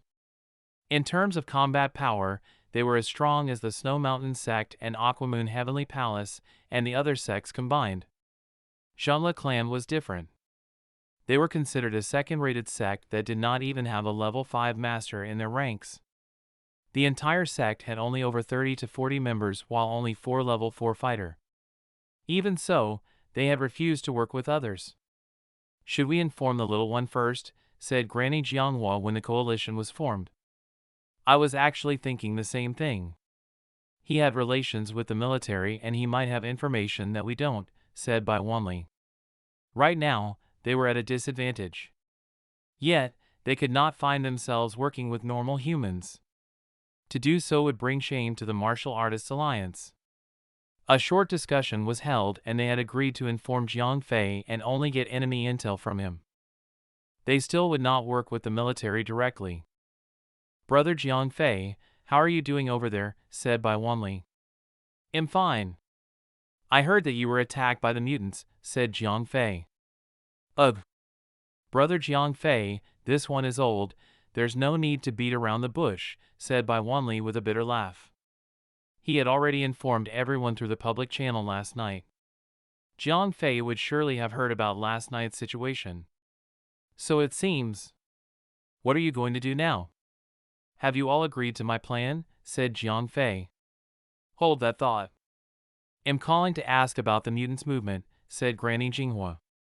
"Their movement?" "Hold on a minute, I'll ask," said Jiang Fei before hanging up. He then immediately called Han Tianyu and requested for his help. Even though 0541's proximity radar range was large, to cover the entirety of Japan would consume too much power. Even though Han Tianyu was technically not involved in the naval fleet of China, he was directly involved in acquiring the new weapons that China had obtained from Jiang Fei. Hence, he still had some leeway in the military. At the very least, the 3 alien fighter jets were still in his possession. While the military had provided him with the nuclear-powered battery packs, the fighter jets were not used since they could not be used in combat. On the other hand, they were still extremely useful for intel gathering. Jamming the enemy's communication was the norm of war. The American army had managed to disrupt many of the surveillance systems that China had deployed. The only way to gather information was to use alien fighter jets. Currently, the military had not managed to train their pilots to master the alien fighter jets. In the end, the only way for Jiang Fei to gather information was to rely on the 3 fighter jets that Han Tianyu had. "Ah Fei, the mutants have split into 4 groups. They are all heading towards 4 different groups of our own.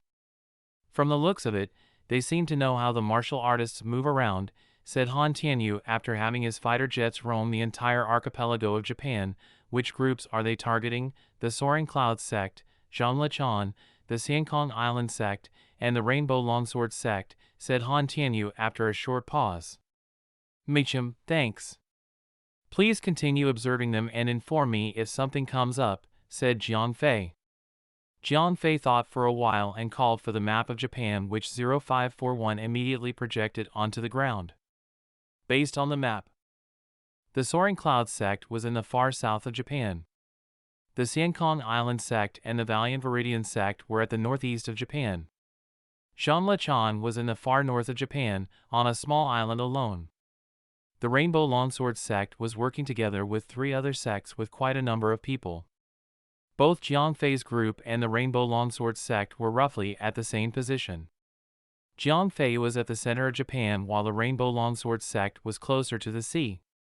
Jiang Fei eyed at the Snow Mountain sect's position and found them hiding on a different island. Based on Han Tianyu's information, they were safe from any attacks. Mr. Bai, your position is safe. There's no mutant on the entire island, said Jiang Fei. Minchim. Thank you very much, Brother Bai. What are we going to do now? Granny Jinghua asked. Of course we should rest. Didn't you hear Jiang Fei say that there's no enemy on this island? Said an elder from another section. Stop, said Bai Wanli as he glared at the elder. Their purpose in Japan was to fight the mutants and not play hide and seek with them. If they were hiding away from the enemy, they should just head back to China, sipping tea in their respective gazebo in their sections. We are not here to hide from the enemy. Rest is a must, but finding the enemy and crushing them is what we are here for, said Bai Wanli. He's right. Right now, we are perhaps the strongest group in this country. We have the manpower to destroy the enemy and we should start doing what we should be doing. We cannot allow the other sects to fall one by one. We might not need to save them, but we should prevent their death, said Granny Jinghua. Chapter 773, A Helping Hand. What should we do now? Give me a moment. I'll ask Brother Jiang for the location of the closest section. We should go to them, said Bai Wanli. I agree with that, said Granny Jinghua. Seconded, said the other sect leader. The Snow Mountain sect and the Aquamoon Heavenly Palace were the 2 strongest sects in that little coalition force. Even without the other sects joining, their combat prowess would not be affected. To agree with whatever decision they made was the only sensible choice the others had. Once a consensus was reached, Bai Wanli contacted Jiang Fei once more to ask for information regarding the safety of the other sections. Jiang Fei informed them in a heartbeat, thinking that they had finally made some progress, albeit being small. He told them that the sect that was currently being hunted by the mutants were the Rainbow Longsword sect. For better or worse, they might actually be saved. He did not want the alliance to lose too many of their members. Thank you. We shall help the Rainbow Longsword sect, said Bai Wanli as he hung up. Bai Wanli took charge of over 200 martial artists and headed over towards the center of Japan to help the Rainbow Longsword sect. Bai Wanli should be fine since they had so many of them together. Soaring Cloud sect might be strong, but they will be outnumbered by the mutants. At best, they might still be able to make it out alive as long as they were smart enough. Xiankong Island sect and the Zhanla clan, they might not make it out, said Jiang Fei to himself as he ran multiple scenarios in his head. Even though he wanted martial artists to learn something from this lesson, he did not want to lose too many of them as it would weaken the alliance as a whole. Zhanla clan is too far away. I guess saving them would be impossible by now. I should focus on Xiankong Island sect, said Jiang Fei after weighing the pros and cons. Zhanla clan had little members and their overall combat power was low. Jiang Fei did not mind having to weed out the weak since he was not close to them to begin with. He did not even know who their clan leader was. Xiankong Island sect is with one other section.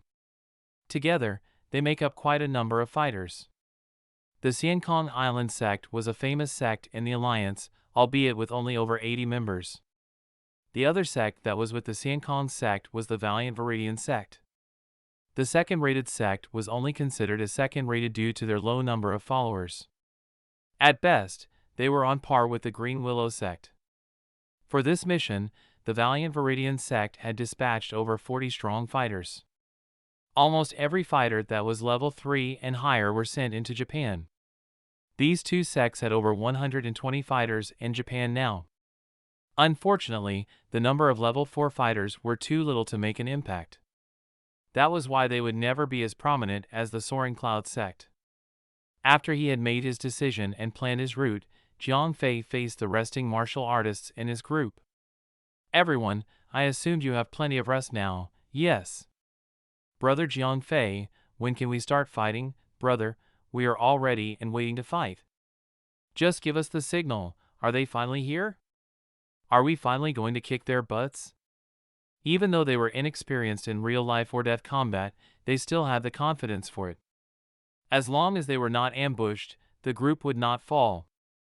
It was because of their inexperience to handle unexpected events in a war. Being ambushed was akin to a death sentence. However, Jiang Fei was not worried about it. With 0541 helping him, there was a 0% chance of anyone sneaking in. It was never a problem to actively scan 100 kilometers around him at all times, hence an ambush was the least of his worries. With that thought in mind, Jiang Fei was confident in his fighting skills. The only thing he had to worry about was the actual fighting itself. Now that the stage had been set, it was time to move on. Attention, we are going to bring the fight to them. If anyone had anything against me, please speak out now. I don't want anyone to disobey my orders when we are in a fight. I expect absolute obedience. If you cannot comply, please leave right now. I cannot let one rotten egg to spoil my entire group, said Jiang Fei with a stern face. Relax, we wouldn't do such a thing, that's right. I would never do anything that would bring shame to my sect. There were so many girls present then. The guys were so pumped as if they were on steroids. It was only a means to show the girls how manly they were, in hopes that they could score one of them. Brother Jiang Fei, you are our leader. We will listen to your orders, we would not disappoint you. While the guys were pumped, the girls were quiet and disciplined. Every one of them clasped their fists together and bowed to Jiang Fei in an orderly fashion. The complete opposite of what the guys were displaying. Only a handful of them kept quiet and said nothing. Those were the girls that had survived the previous battle in Japan. They knew just how terrifying a real battle could be. Everyone ready? Let's move. On me, it was close to noon when Jiang Fei decided to move out. Even though there was a risk of being detected by the Americans, Jiang Fei had made sure to prevent that by having 0541 create a camouflage barrier on top of the group to prevent any high-altitude surveillance drones and satellites from spotting them. 0541's barrier was a huge dome that extended a few hundred meters away from Jiang Fei. Only by entering the barrier could one see their movement. From outside, one could only see the image that was broadcasted by 0541, which was what behind the barrier, minus Jiang Fei and the group of martial artists. Jiang Fei was basically running a cross-country marathon. Even with martial skills, it would still take some time to reach their destination. The mutants had it easier since they had the support of the American army. If there was some place that they needed to be, helicopters would be sent out to help them. Not only was it time-saving, but they were also able to save their strength to fight for later. Jiang Fei and the other martial artists had to rely on their own 2 feet to travel. When the sun was high in the sky, someone called in through the communicator asking for reinforcements. We are under attack. Who is the closest to us? Please respond. We need help, cried the sect leader of the Rainbow Longsword sect, Ganyang Jimren. From the looks of it, he sounded extremely desperate. We are on our way. Hold on! Bai Wanli immediately replied. Even though they had departed earlier, they were still slower than the mutants. Brother Bai, we are counting on you. Please hurry, cried Ganyang Jimren. When a response for reinforcement came in immediately, he was happy, but it was not over just yet. They would still have to survive the attack until Bai Wanli arrives. The mutants that were attacking the Rainbow Longsword clan were more than they could take. However, it was a frontal attack with no sneaking ambush. Hence, the Rainbow Longsword sect, as well as the other 3 sects that were together with them, could still hold them off without sustaining too much damage. So far, none had perished yet. Chapter 774, Grudges. The Rainbow Longsword sect was in a position between mortal danger and possibly just normal danger. At that moment, they were facing an enemy with 5 times their soldier count. The chance of them walking away alive was 0. However, they were not really in mortal danger. They were still able to fight as they had yet lost a single member to the mutants. Even with 1,000 mutants attacking, the martial artists were still able to make their stand. It would take some time before one made a mistake which would cause a chain reaction for the downfall of the entire section. The mutants were pouring in with everything they have got, but they were not making any progress at annihilating them. The martial artists were doing a good job at defending themselves well. Especially the Rainbow Longsword sect. They were able to completely hold the mutants from pushing forward with their secret art, the Halo Sword Formation. The Halo Sword Formation is the ultimate secret art of the Rainbow Longsword sect. It involves 81 fighters, arranged in a 99 formation, which would spread out large like a net. The skill was so powerful that once deployed, even a pinnacle stage of level 4 martial artist would be killed. The sword formation was so mystical that not even the best martial artist could unravel the secret of this multi-user skill. It was said that the martial artists had to draw out the natural energy from the heavens and the earth. Naturally, the mutants had no way of understanding it. The formation had successfully stopped anyone from approaching the martial artists and had killed those who had tried. Several level 4 mutants had already fallen to the martial artists as they had severely underestimated their prowess. The rest of the martial artists gathered close, but not too close to the swordmasters, to take down a few enemies that had tried to circumvent their formation. Even though there was no way the mutants could break through the sword formation, Ganyanjiren was still desperate for help. Him, being the swordmaster of his disciples, knew that his disciples had not perfected the skill. Not only that, they were mostly level 3 swordmasters. Even though they were drawing power from natural energy, and were still able to hold back over 1,000 mutants, the disciples themselves would eventually fall due to the lack of chi. Once they were tired out, the Halo Sword Formation would be broken. Without the protection of this ultimate sword technique, they would not be able to hold back the attacks from 1,000 mutants. Once the enemy was given a chance to attack, the martial artists would not be able to defend themselves. Press on the attack. Where is Alpha Team? Use energy attacks, Dumfu *CKs. The enemy's reinforcements are coming. We need to kill them off right now. All these Chinese dogs must die, cried Walker with rage. He was the leader of this team of mutants. He was also Lincoln's eldest son, the vice president of the Mutant Brotherhood. Walker was so hateful towards China and its martial artists mainly because of Jiang Fei. During the war against the biohumans of Japan, Jiang Fei had encountered the Frost Prince, Gid, Walker's twin brother. Unfortunately for Gid, he had encountered Jiang Fei at his first mission. The man was a spoiled brat that had been pampered since birth. He was arrogant, egoistic, and self-grandiose. However, no matter how one flaunted one's family background, it would mean absolutely nothing to Jiang Fei. It took only a single slice to kill Gid. During that period, the mutants had only just acquired information about Japan's bioenhancement technology. They had yet to master the technology to apply the upgrade to themselves and could not avenge their fallen family member. Today, they had enhanced themselves to reach the pinnacle stage of level 4. Walker brought in an army of his own kind to trample upon the martial artists. He would have his revenge against the martial artists. Against Jiang Fei.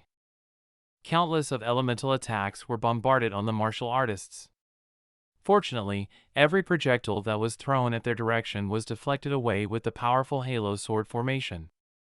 Although they were all safe from the attacks, all 81 members of the sect were extremely tired. They were only able to last this long because of their sheer willpower. Their chi had dropped to the bottom of the barrel.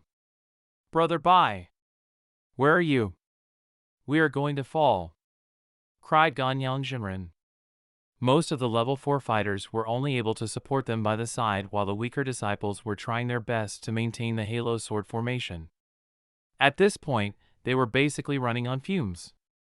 Ganyan Jinren could only wish that he had more level 4 fighters. All full 81 level 4 swordmaster to perform the Halo Sword Formation. But it was all but a dream. If he had 81 level 4 swordmasters, they would not even need the formation to kill all 1,000 mutants. Master. I'm done for. Sorry, thud. After holding on for 30 minutes, one of the 81 disciples had fallen to the ground after coughing out a mouthful of blood. No! Ganyang Jimren cried with horror. He was worried about his disciples, but he was more concerned about the sword formation. The skill required an exact number of disciples to perform. If one of them fell, the entire formation would not work. Hey! They're open! Finish them now! Walker roared loudly. Damn it all! Retreat! Everyone! Retreat! Cried Ganyang Jimren. All the disciples that were performing the halo sword formation stopped and ran towards Ganyang Jimren. The fallen disciple was saved during the commotion and was placed dead in the center of the entire martial artists to be protected. The poor lad had used up all the chi in him, and the result was severe internal damage. The martial artists had lost their greatest offensive attack and was now forced to be in the defense. The ones standing in the front to face the mutants head-on were the level 4 fighters, including Ganming Jimren. The ones in the back were the disciples. There were only 60 to 70 of them left. Defend! Defend with all you've got. Our reinforcement is coming, cried Ganyang Jimren. Their only last hope was Bai Wanli. The disciples were placed in behind the level 4 fighters, as they were all mostly the disciples of the Rainbow Longsword sect. They were all tired out and was running out of chi at that moment. Every one of them was so wasted that they could barely lift their swords any longer. Besides them, the other sect's level 3 disciples were also in a hard spot.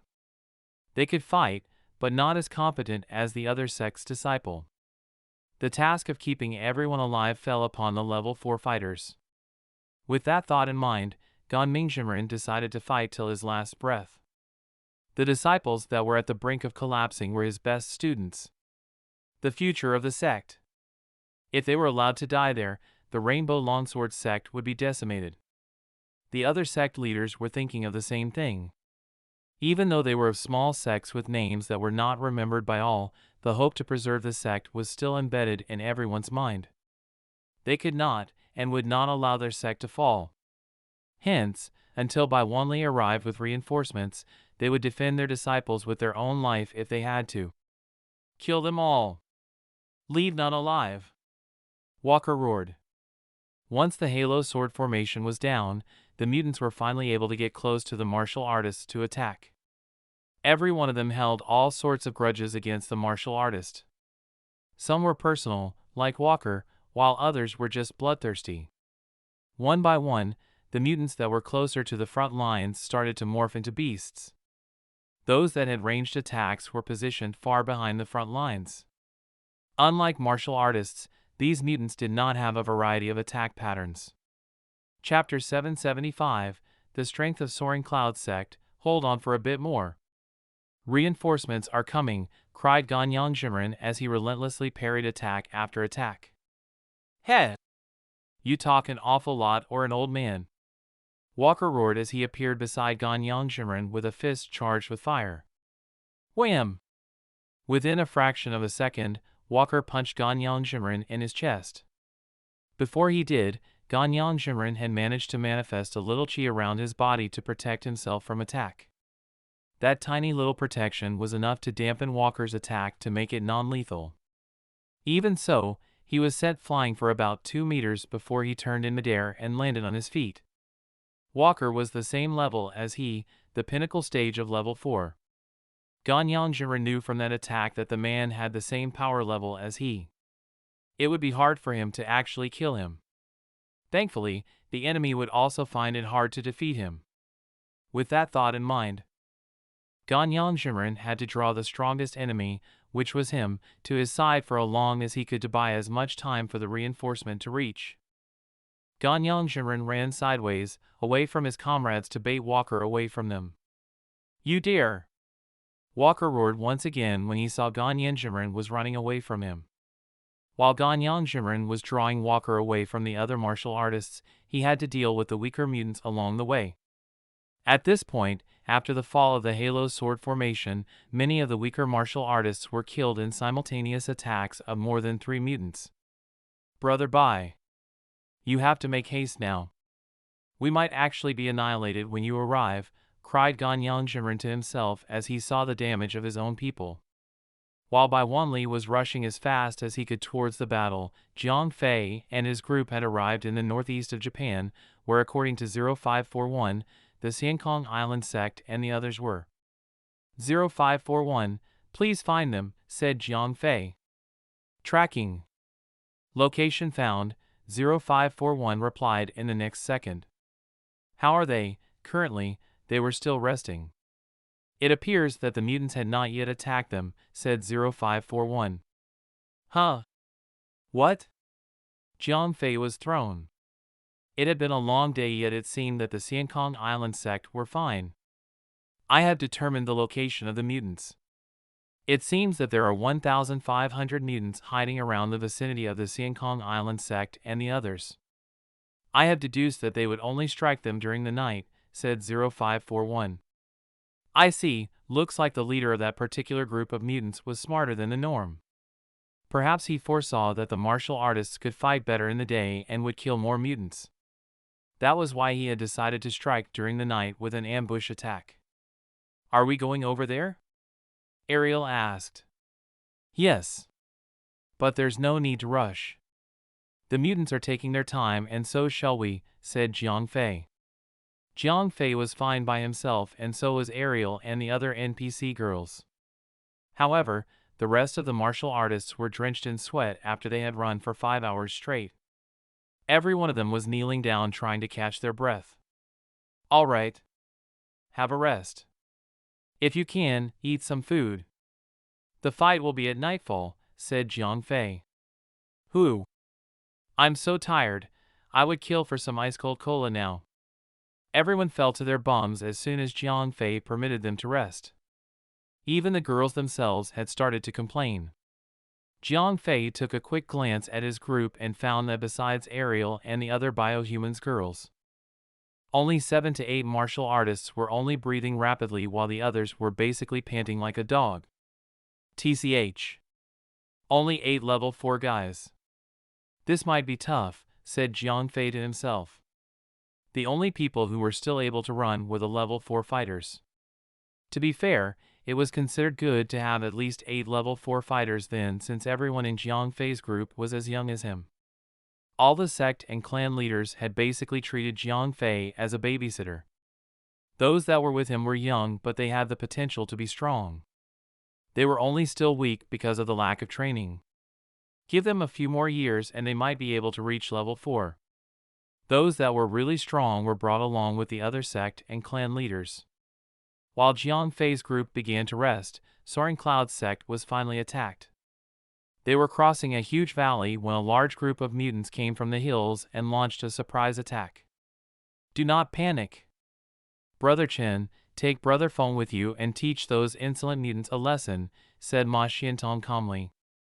Yes, sect leader, said Chen Xianming before rushing to the front. Brother Feng. Gather a few capable fighters and come with me, said Chen. In no time at all, Feng had gathered 13 intermediate stage of level 4 fighters with him and followed Chen to fight against the incoming groups of mutants. Including Chen Xianming, 14 fighters came together and performed 2 7-star sword formation.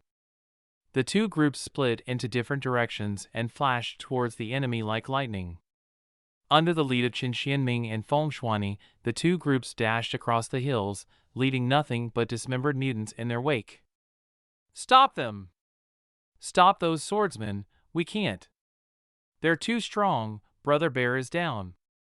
I repeat. Brother Bear is down, how is this possible? Brother Bear is an advanced stage of level 4 mutant. How could he be so easily killed? They're not flinching. We are throwing everything we've got. But they're not even flinching. Soaring Cloud sect stood by the title of the #1 sect in China. Just by sending in 14 level 4 fighters, they had utterly destroyed the formation of the mutants. Although the 7-star sword formation needed only 7 fighters, their prowess was still on par with the Halo sword formation of the Rainbow Longsword sect. One of the most mystical skills for a martial artist to master was the ability to draw natural energy from heaven and earth. When a martial artist was able to master that skill, they only required to add in 1/10 of their own chi to bring out their original attack power. It was extremely useful since they could last 10 times longer in battle. One could even increase their power tenfold if that person's body could withstand the after effects. When it came to this, it would be hard for the enemy to defeat them without truly understanding how natural energy worked. On one hand, they might be too strong to defeat and only a level 5 master could overwhelm them with sheer brute force. Not even a mutant at the pinnacle stage of level 4 could fight them on the same level. *T. Desser grunted. The group of mutants that he had sent to deal with the Soaring Clouds sect had over 2,000 mutants. It was also the same as the group that he was personally leading. He had never thought that the first enemy would be this tough. Currently, the mutants' casualties were not troubling, but they were not the same as the Rainbow Longsword clan. How many mutants would Desser need to sacrifice in order to defeat those intermediate stage of level 4 martial artists? How long would it take for them to deplete their chi? Retreat, cried Desser as he bit down his pride and ordered the mutants to stop attacking the Soaring Cloud sect. The only opening they had was the surprise attack. Once the martial artists calmed down and regrouped, many level 3 mutants were slain with an organized attack by only 14 martial artists. Even an advanced stage level 4 mutant was killed. It was a loss that Desser could not accept. Brother Chen, come back and rest, said Ma Xiantong when he noticed the enemies had issued a retreating signal. He recalled the two groups that were killing so efficiently since the enemies still outnumbered them and they needed every bit of time to rest to regain their chi. Chapter 776, The Conflict of Soaring Cloud Sect. In time, the mutants retreated and so did the martial artists. Calm returned to the valley. Sect leader, should we call for backup? Asked Feng Shuani. What nonsense are you talking about? We are the Soaring Cloud Sect. You know for a fact that we are the strongest sect in China and yet you dare to ask that sort of question, said Yi Tianshun before Ma Xiantong could react. As the Grand Elder of the Soaring Cloud Sect, he had participated in this fight against the mutants, right after he was being kept in prison, none other by the level 5 master of Soaring Cloud Sect, Feng Tianqi. However, Grand Elder, we are severely overnumbered, said Qin Xianming. Although it was embarrassing at this point, it was safer to call in reinforcements. Silence! I blame the likes of spineless maggots such as yourself for the unbecoming of the Soaring Cloud Sect. We used to be mighty and powerful. Let them come, they are nothing but grackles in a group, said Yi Tianshun. Both Feng Shuani and Qin Xianming kept quiet even though they wanted to bitch-slap that old man. He had dared to scold the two heroes who had just gone to the front lines and fought the overwhelming enemies by themselves. On the other hand, he was just standing with others, staring and doing nothing else. In fact, he had not been doing any fighting. Just because it would save the face of the sect, he would risk the lives of all martial artists present then. If all martial artists were said to have a natural inclination to be arrogant, those that were trained in large, famous sects would definitely be the greatest examples. Yi Tianshun was the epitome of being arrogant. He genuinely looked down on normal humans and even the other martial artists of the other sections. In his opinion, only the Soaring Cloud sect practices the true form of martial arts. To have him ask for help from the other sects would be detrimental to his pride. One that he would rather die than to request for help. Well, see how this battle turns out. Let's not talk about reinforcements at the moment, said Ma Xiantong after giving it a thought. While others might not know about it, Ma Xiantong, the sect leader of the Soaring Cloud sect, understood what happened to Yi Tianshun. Although he was said to be imprisoned by Feng Tianqi, the truth was far from it. The man was accepted by the level 5 master as his personal disciple. With a level 5 master standing behind him, the man had become even more arrogant than he already was. Even Ma Xiantong was nothing but a little pea in the face of Yi Tianshun. Sigh. We hear and obey, said Qin Xianming and Feng Shuani. This was not the first time Yi Tianshun had tried to stir trouble. If he had not provoked Jiang Fei, the boy would not have shed blood in the Soaring Cloud sect and brought shame to them. If that old fart was going to do the same thing he did with Jiang Fei, Soaring Cloud sect might be on the road to annihilation. Heh. I blame myself for being in Soaring Cloud sect, said Feng Shuani to himself. Humph. I would have punished the two of you if we were not in a war, said Yi Tianshan angrily. To think that mere members had dared to talk back to him was unacceptable.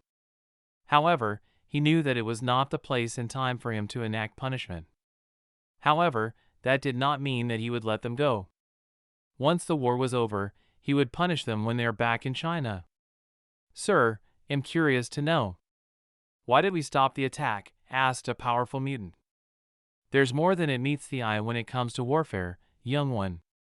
There's no need for us to push them too soon. The game had only just begun. We do not need to sacrifice 8 of our men to kill 10 of them, said Desser as he laughed. The man had made such a decision, similar to the one when he decided to let the Snow Mountain sect go. He knew that the martial artists could fight when death was knocking on their doors. Although he was sure that he could defeat the Soaring Cloud sect, he did not want to do it in a way that many of his own brethren would perish. Right now, all he wanted to do was to catch those martial artists off guard. The more the better. There was no need for him to find and kill them just yet. As he said, the game had only just begun. When the naval fleet returns with fire support, the martial artists would be weakened and the mutants could wipe them out easily without suffering many casualties. There was not even a need for them to even attack now. What should we do now, sir? Asked another mutant. Good question. For now, let us regroup and recuperate. It's about time we have some grub, said Desser with a warm smile. Yes, sir, said all the mutants that were standing close to him. They then proceeded to inform the other mutant group leaders to spread the word. With speed, all the mutants that were preparing to fight the Soaring Cloud sect returned. Look at them. Didn't I say the mutants were just a bunch of grackles? There's no need for us to chase them. They retreated willingly, said Yi Tianshan when he noticed the mutants were retreating. He genuinely thought that the mutants were afraid of them. Qin Xianming and Feng Shuani sighed heavily. It was obvious that the mutants did not retreat because of fear. However, they dared not speak their minds. All right. Let's move on, said Ma Xiantong as he led the sect somewhere else safe. The battle was short and fast. Although they had lost several level 3 disciples when they were ambushed, Qin Xianming and Feng Shuani had killed over 50 mutants. They had even managed to kill 5 level 4 mutants. It was a good trade since they had only lost less than 10 level 3 disciples. It was true that the Soaring Cloud sect came out victorious.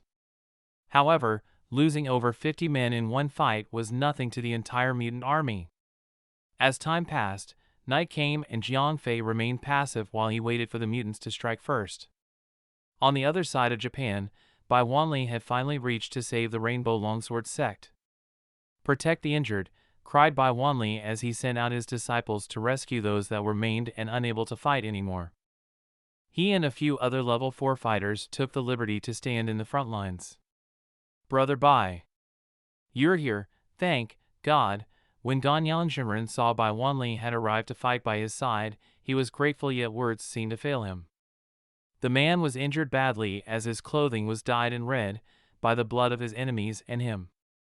Ganyan Zhimren was not the only one, the rest of the surviving Rainbow Longsword sect were also gravely injured. Some that were still able to fight was in trance. The mutants were everywhere. The battlefield was basically crawling with them. All the last surviving members of the Rainbow Longsword sect were basically running on fumes. Even the level 4 fighters were unable to fight properly as their visions were fading away. The only thing that kept them going was willpower and the hope that reinforcements would come to save them. Without that thought, willpower alone was not enough to keep them alive. While the martial artists were down to their feet, the mutants were not doing too good themselves. Most of them were exhausted while some were able to keep fighting on in their beast form. Even though they had the quantity, they did not have the quality. Martial artists were trained to have inhuman endurance while the mutants were never trained. Even though the mutants could fall back and rest for a while and return to the front lines, there was still a limit to it. If Desser was there to lead the mutants, he would have called back the soldiers a long time ago. Unfortunately for this batch of mutants, the man that was leading them was the man that had an intense grudge against Chinese martial artists. Walker would not stop until he had killed every martial artist right then. When Bai Wanli had arrived, the tables had turned. It was time for them to strike back, and they would strike hard. Chapter 777, Captured Alive, Kill. Bai Wanli and the others got down to business as soon as they arrived. When they saw the corpses of martial artists on the ground, Bai Wanli and the rest became very upset. Among the martial artists who had been killed by the mutants, some were friends, family members, and even lovers. The death of these loved ones immediately enraged Bai Wanli and the others. Die, you freaks should go to hell, brothers, I have come to avenge you, Junior, I will make these monsters pay for what they've done. With a vengeful spirit, Bai Wanli and the rest of his followers started charging toward the group of mutants led by Walker. Kill them! I would like to see where you can run to. Walker was still chasing after Ganyang Jinren. He did not realize that the martial artist's backup army had arrived. Right then, he was so full of rage and hatred that he only focused on killing Ganyang Jinren. He could not have cared less about what was happening around him. Master Walker. Let's retreat, oh no! Master Walker, we can't hold them off any longer. Due to an entire day of fighting, although the mutants had managed to kill quite a number of martial artists, they were thoroughly exhausted. These mutants who acquired their energy through blood injections naturally did not have as much stamina as the martial artists who used their inner chi. They were only able to dominate the Rainbow Longsword sect because of their larger numbers. Now that they had run out of energy, it was only a matter of time before Bai Wanli's group of vengeful martial artists finished them off. Die! Bai Wanli killed a low-tier level 4 mutant with a single slash of his sword. Normally, he was not capable of killing a level 4 metahuman this easily. However, these mutants had become exhausted after expending most of the energy in their body. Therefore, Bai Wanli was able to kill the mutant instantly before they even engaged each other in a proper battle. Master! Let's retreat! Walker's subordinate cried out. If they continued to fight, their entire army would be wiped out. Master! We're begging you! Our soldiers are all out of energy.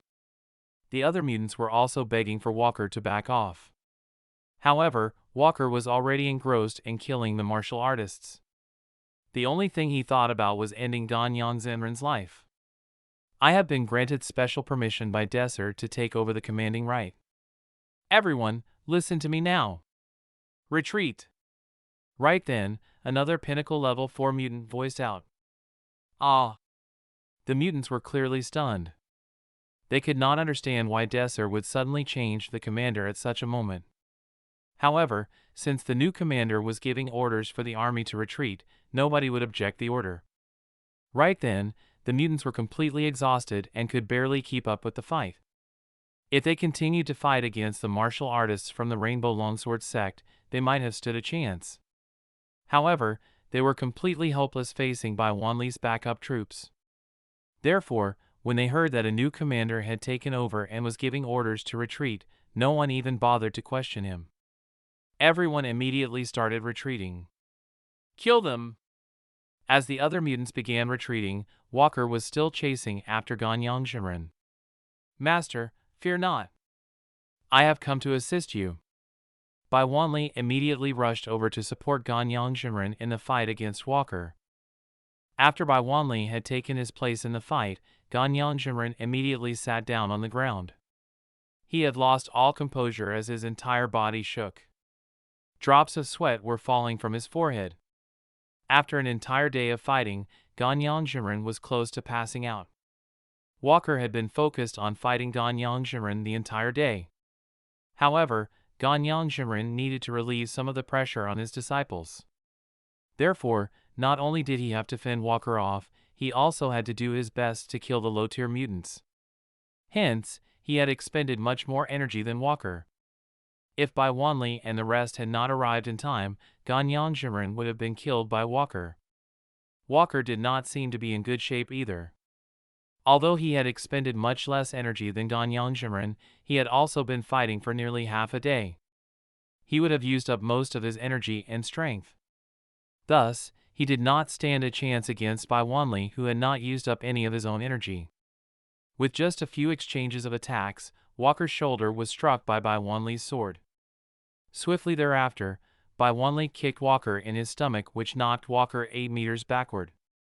At the same time, his kick caused the remaining energy in Walker's body to dissipate completely. Ah! Walker cried painfully as he fell to the ground. In fact, he could not even stand up after Bai Wanli's impactful kick. Seeing that a great number of martial artists had been killed by the mutants, Bai Wanli was infuriated. He naturally would not hold back against the mutants. Go to hell! Bai Wanli shouted as he jumped behind Walker, raised his sword, and was prepared to end Walker's life. Spare him! Right then, Ganyang Jiren suddenly shouted loudly. Ah! Bai Wanli was stunned. A lot of the elite disciples from Rainbow Longsword sect were among the killed. Ganyang Jiren was probably much more angered than he was. Perhaps Ganyang Jiren was insistent on killing the mutant himself. When he thought about it, Bai Wanli figured that Ganyang Zenrin's judgment was probably clouded by his hatred for the mutants. However, it was a reasonable explanation since he had suffered such great losses. Come on, master. I'll spare him for you to kill, Bai Wanli said as he used his inner chi to suppress Walker by sealing the energy in his body. That's not what I meant. Everyone fights on behalf of their own country in this battle. Although we have lost many of our disciples, my judgment is not clouded. This young man holds a rather high rank among the mutants. It might be useful to keep him alive, Ganyang Jiren said when he saw Bai Wanli extending his sword toward him. There was clearly a misunderstanding. Oh, I see. I have misunderstood you, master. My apologies. Bai Wanli bowed at Ganyang Jiren to ask for his forgiveness. Ah. Please don't do that. If it weren't for you and your men, we would have already died here. Bowing to me now puts me in a difficult position. Ganyang Jiren was too exhausted to stop Bai Wanli from bowing. However, he still felt bad about it. All right, let's talk later. Everyone, help the injured members, Bai Wanli ordered. Very soon, the backup soldiers who arrived started getting busy. They carefully moved the injured martial artists aside and tended to their wounds. Although their traditional medicines were not as effective as Jiang Fei's Grand Restore pill, they had these in bulk, which was beneficial in this scenario where a large number of them was needed. Chapter 778, A Prick. Aside from rescuing and tending to the wounds of the injured, there was also the more gruesome task of gathering the corpses of dead martial artists. Although Bai Wanli and the others had faced a similar battle, they did not have the energy to even care about the dead bodies during the last battle. However, things were different now. This time, they had managed to ward off the mutants. Therefore, they had the right to scan the battlefield for remaining survivors as well as corpses. After gathering all the corpses, Bai Wanli and the rest bowed at the corpses 3 times as a show of respect. Although those who had died were mostly younger generations, they were still warriors who had sacrificed their lives for China and therefore deserved equal respect. Burn them, Bai Wanli said as he closed his eyes. As martial artists, they valued traditions of China greatly, which meant that burials were preferred over cremations. Burning the bodies of the dead was not something they would normally accept. However, they could not leave the corpses of the martial artists in Tokyo. They had no choice but to burn them into ashes so that they could be brought back to China after the war had ended. As the flames engulfed the bodies of the dead, the corpses of the martial artists were all turned into ashes. The ashes were then kept away. They would be brought back to their home country once the war ended. Let's calibrate our losses, Bai Wanli said with a sigh. We have indeed lost a lot of our men. In total, we have lost 85 men, out of which 6 are level 4, while the rest are level 3 disciples, one of the Rainbow Longsword sect's elders said. Ah! Such is the outcome of wars. Bai Wanli sighed. He no longer sounded as confident as he did before the war started. Among the dead martial artists, most of them had been killed before Bai Wanli and the rest had even made it to the battlefield.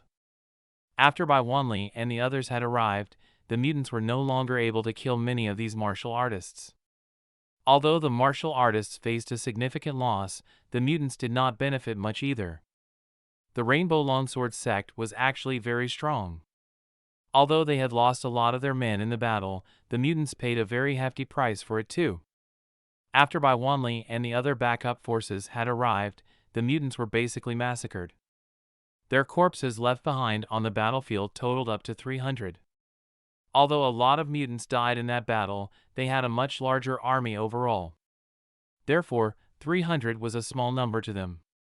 On the other hand, the Chinese martial artists were much more affected by the huge loss they faced. You can't treat me like this. I deserve to be treated fairly as a hostage. Right then, Walker started shouting in English. As many of the younger martial artists despised him, they spat at him or kicked him when they walked by. Third brother, have a chat with the young lad. Ask him why he's shouting. Bai Wanli could not even bear to look at the face of this mutant whom he hated so much. Therefore, he asked Bai Wanjian to do the dirty deed. Leave it to me. Bai Wanjian's eyes flashed with excitement. He was indeed a crooked man with a hobby of torturing others. As he usually did not have a chance to torture others, Bai Wanjian was very excited now that he had a chance to torture Walker, who also angered him by killing his comrades. Young lad. It's your lucky day. Come, let's play. Bai Wanjian dragged Walker away from the crowd. He knew his methods of torturing were not well received by others.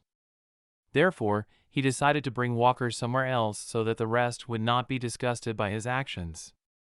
Bai Wanjian did not go very far. He merely dragged Walker to the back of a huge rock as he squatted down. After 2 seconds, Walker started crying in pain. The sound he made was almost indescribable. It sounded almost inhuman, like an animal crying in pain. In less than 5 seconds, Walker's voice turned raspy from shouting. The sound of Walker shouting and crying was accompanied by a crackling sound of bones breaking. The sound gave the nearby martial artists goosebumps from just hearing it. You need to look after your brother. Toward the end, Grandmother Yuhua said disapprovingly. Walker's cries from being tortured was unbearable. Even if the martial artists hated the mutants, they still felt pity for him. Third brother. That's quite enough. Ask him what he knows. Bai Wanli shouted. Brother, you know that I don't understand their dumb language. Bai Wanjian said almost excitedly. I understand. I understand Chinese. Ask me anything. I'll tell you. Please. Please let me go. To everyone's surprise, Walker confessed. Can you be more of a man, please? Why can't you just hold on a little longer? Bai Wanjian said angrily. He seemed to want to enjoy torturing Walker a little while longer. I'll tell you everything. Please just let me go. Despite how fierce Walker was previously, he was still only a spoiled brat. After being tortured by Bai Wanjian, death was perhaps the most precious gift he could ask for. Therefore, he had very little willpower left for resistance. All right. Tell us then. What are the capabilities of your mutants? What's your objective this time? What are your other plans? Bai Wanjian asked. I'll tell you everything. Please stop torturing me. Thereafter, Walker told them everything he knew. Just as Walker was being tortured and interrogated by Bai Wanjian, the mutants in Jiang Fei's areas were also getting ready to attack. Captain, the mutants are getting ready. 0541 was the first to discover the mutants' movements. All right. Jiang Fei nodded as he turned around to speak to the young martial artists. Everyone, get ready to fight. I'm sure you have all had enough rest. Fight? Brother Jiang, where is the enemy? Yeah. There's no enemy around. Shut up, all of you. From now on, you do not need to know too much. Just do as I ask. Whoever objects, leave now. Jiang Fei said forcefully. He was getting ready to fight. If these young martial artists would not listen to his command, they would only be a burden to him and even put everyone else in danger. Jiang Fei would not allow that to happen. Aren't you a little too forceful? Clearly, there was a disciple who was disobedient. Many of these disciples were top performers in their own sections. Otherwise, they would not have been sent to fight alongside Jiang Fei. They have gotten used to being respected in their own sections. Therefore, it was nearly impossible for them to completely obey Jiang Fei's commands. Who is this fellow? Jiang Fei asked Yang Pe coldly. He is the Solitary Cloud Palace's main disciple, Lu Peng. Yang Pe seemed to be very familiar with the person. Solitary Cloud Palace? Jiang Fei was stunned. He had never even heard of the section. However, he could understand why. After all, regardless of how much the disciples of the main sects disliked Jiang Fei, they would not dare to speak against him during such a crucial moment. This fellow either wanted to get attention from the females around, or he was forced to act on behalf of the other disciples who had intentions to object Jiang Fei's command. Chapter 779, You Don't Deserve Intimidation, Brother Jiang, although you are the group leader, we have the right to voice our opinions too. You can't be so dominant. Lu Peng added excitedly when he saw that Jiang Fei did not react to his earlier statement. I am saying this for the last time. From now on, you all must follow my orders without questioning me. If you cannot accept it, leave immediately. Jiang Fei said angrily. Hee, Brother Jiang, you are being unreasonable. Do you really think you are all that amazing just because you are the group's leader? You can't get rid of anyone just because you feel like it.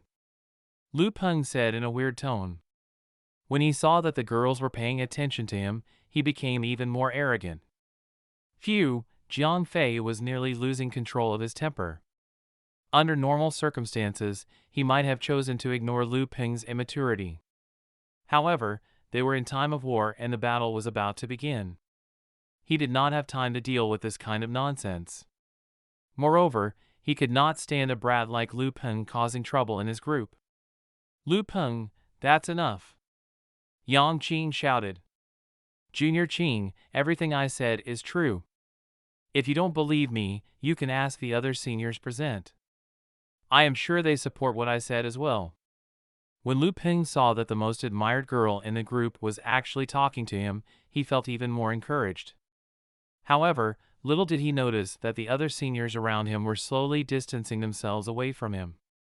Right then, Jiang Fei took out his communication device and started speaking into the public channel. Where are the people from the Solitary Cloud Palace? They're here with me. What's the matter? Bai Wanli answered. Nearly more than half of the alliance members were there with him.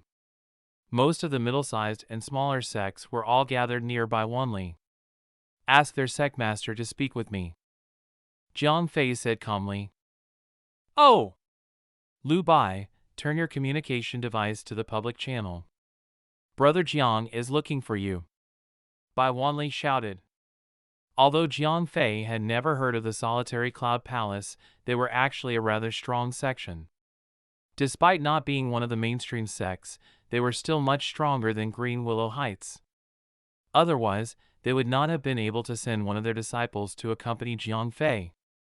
Brother Jiang is looking for me? Lu Bai was stunned. He had never crossed paths with Jiang Fei in the past. There is no point in looking for my master. I am merely reasoning. We are not your slaves. As Jiang Fei openly spoke into the communication device, Lu Peng had heard what he said.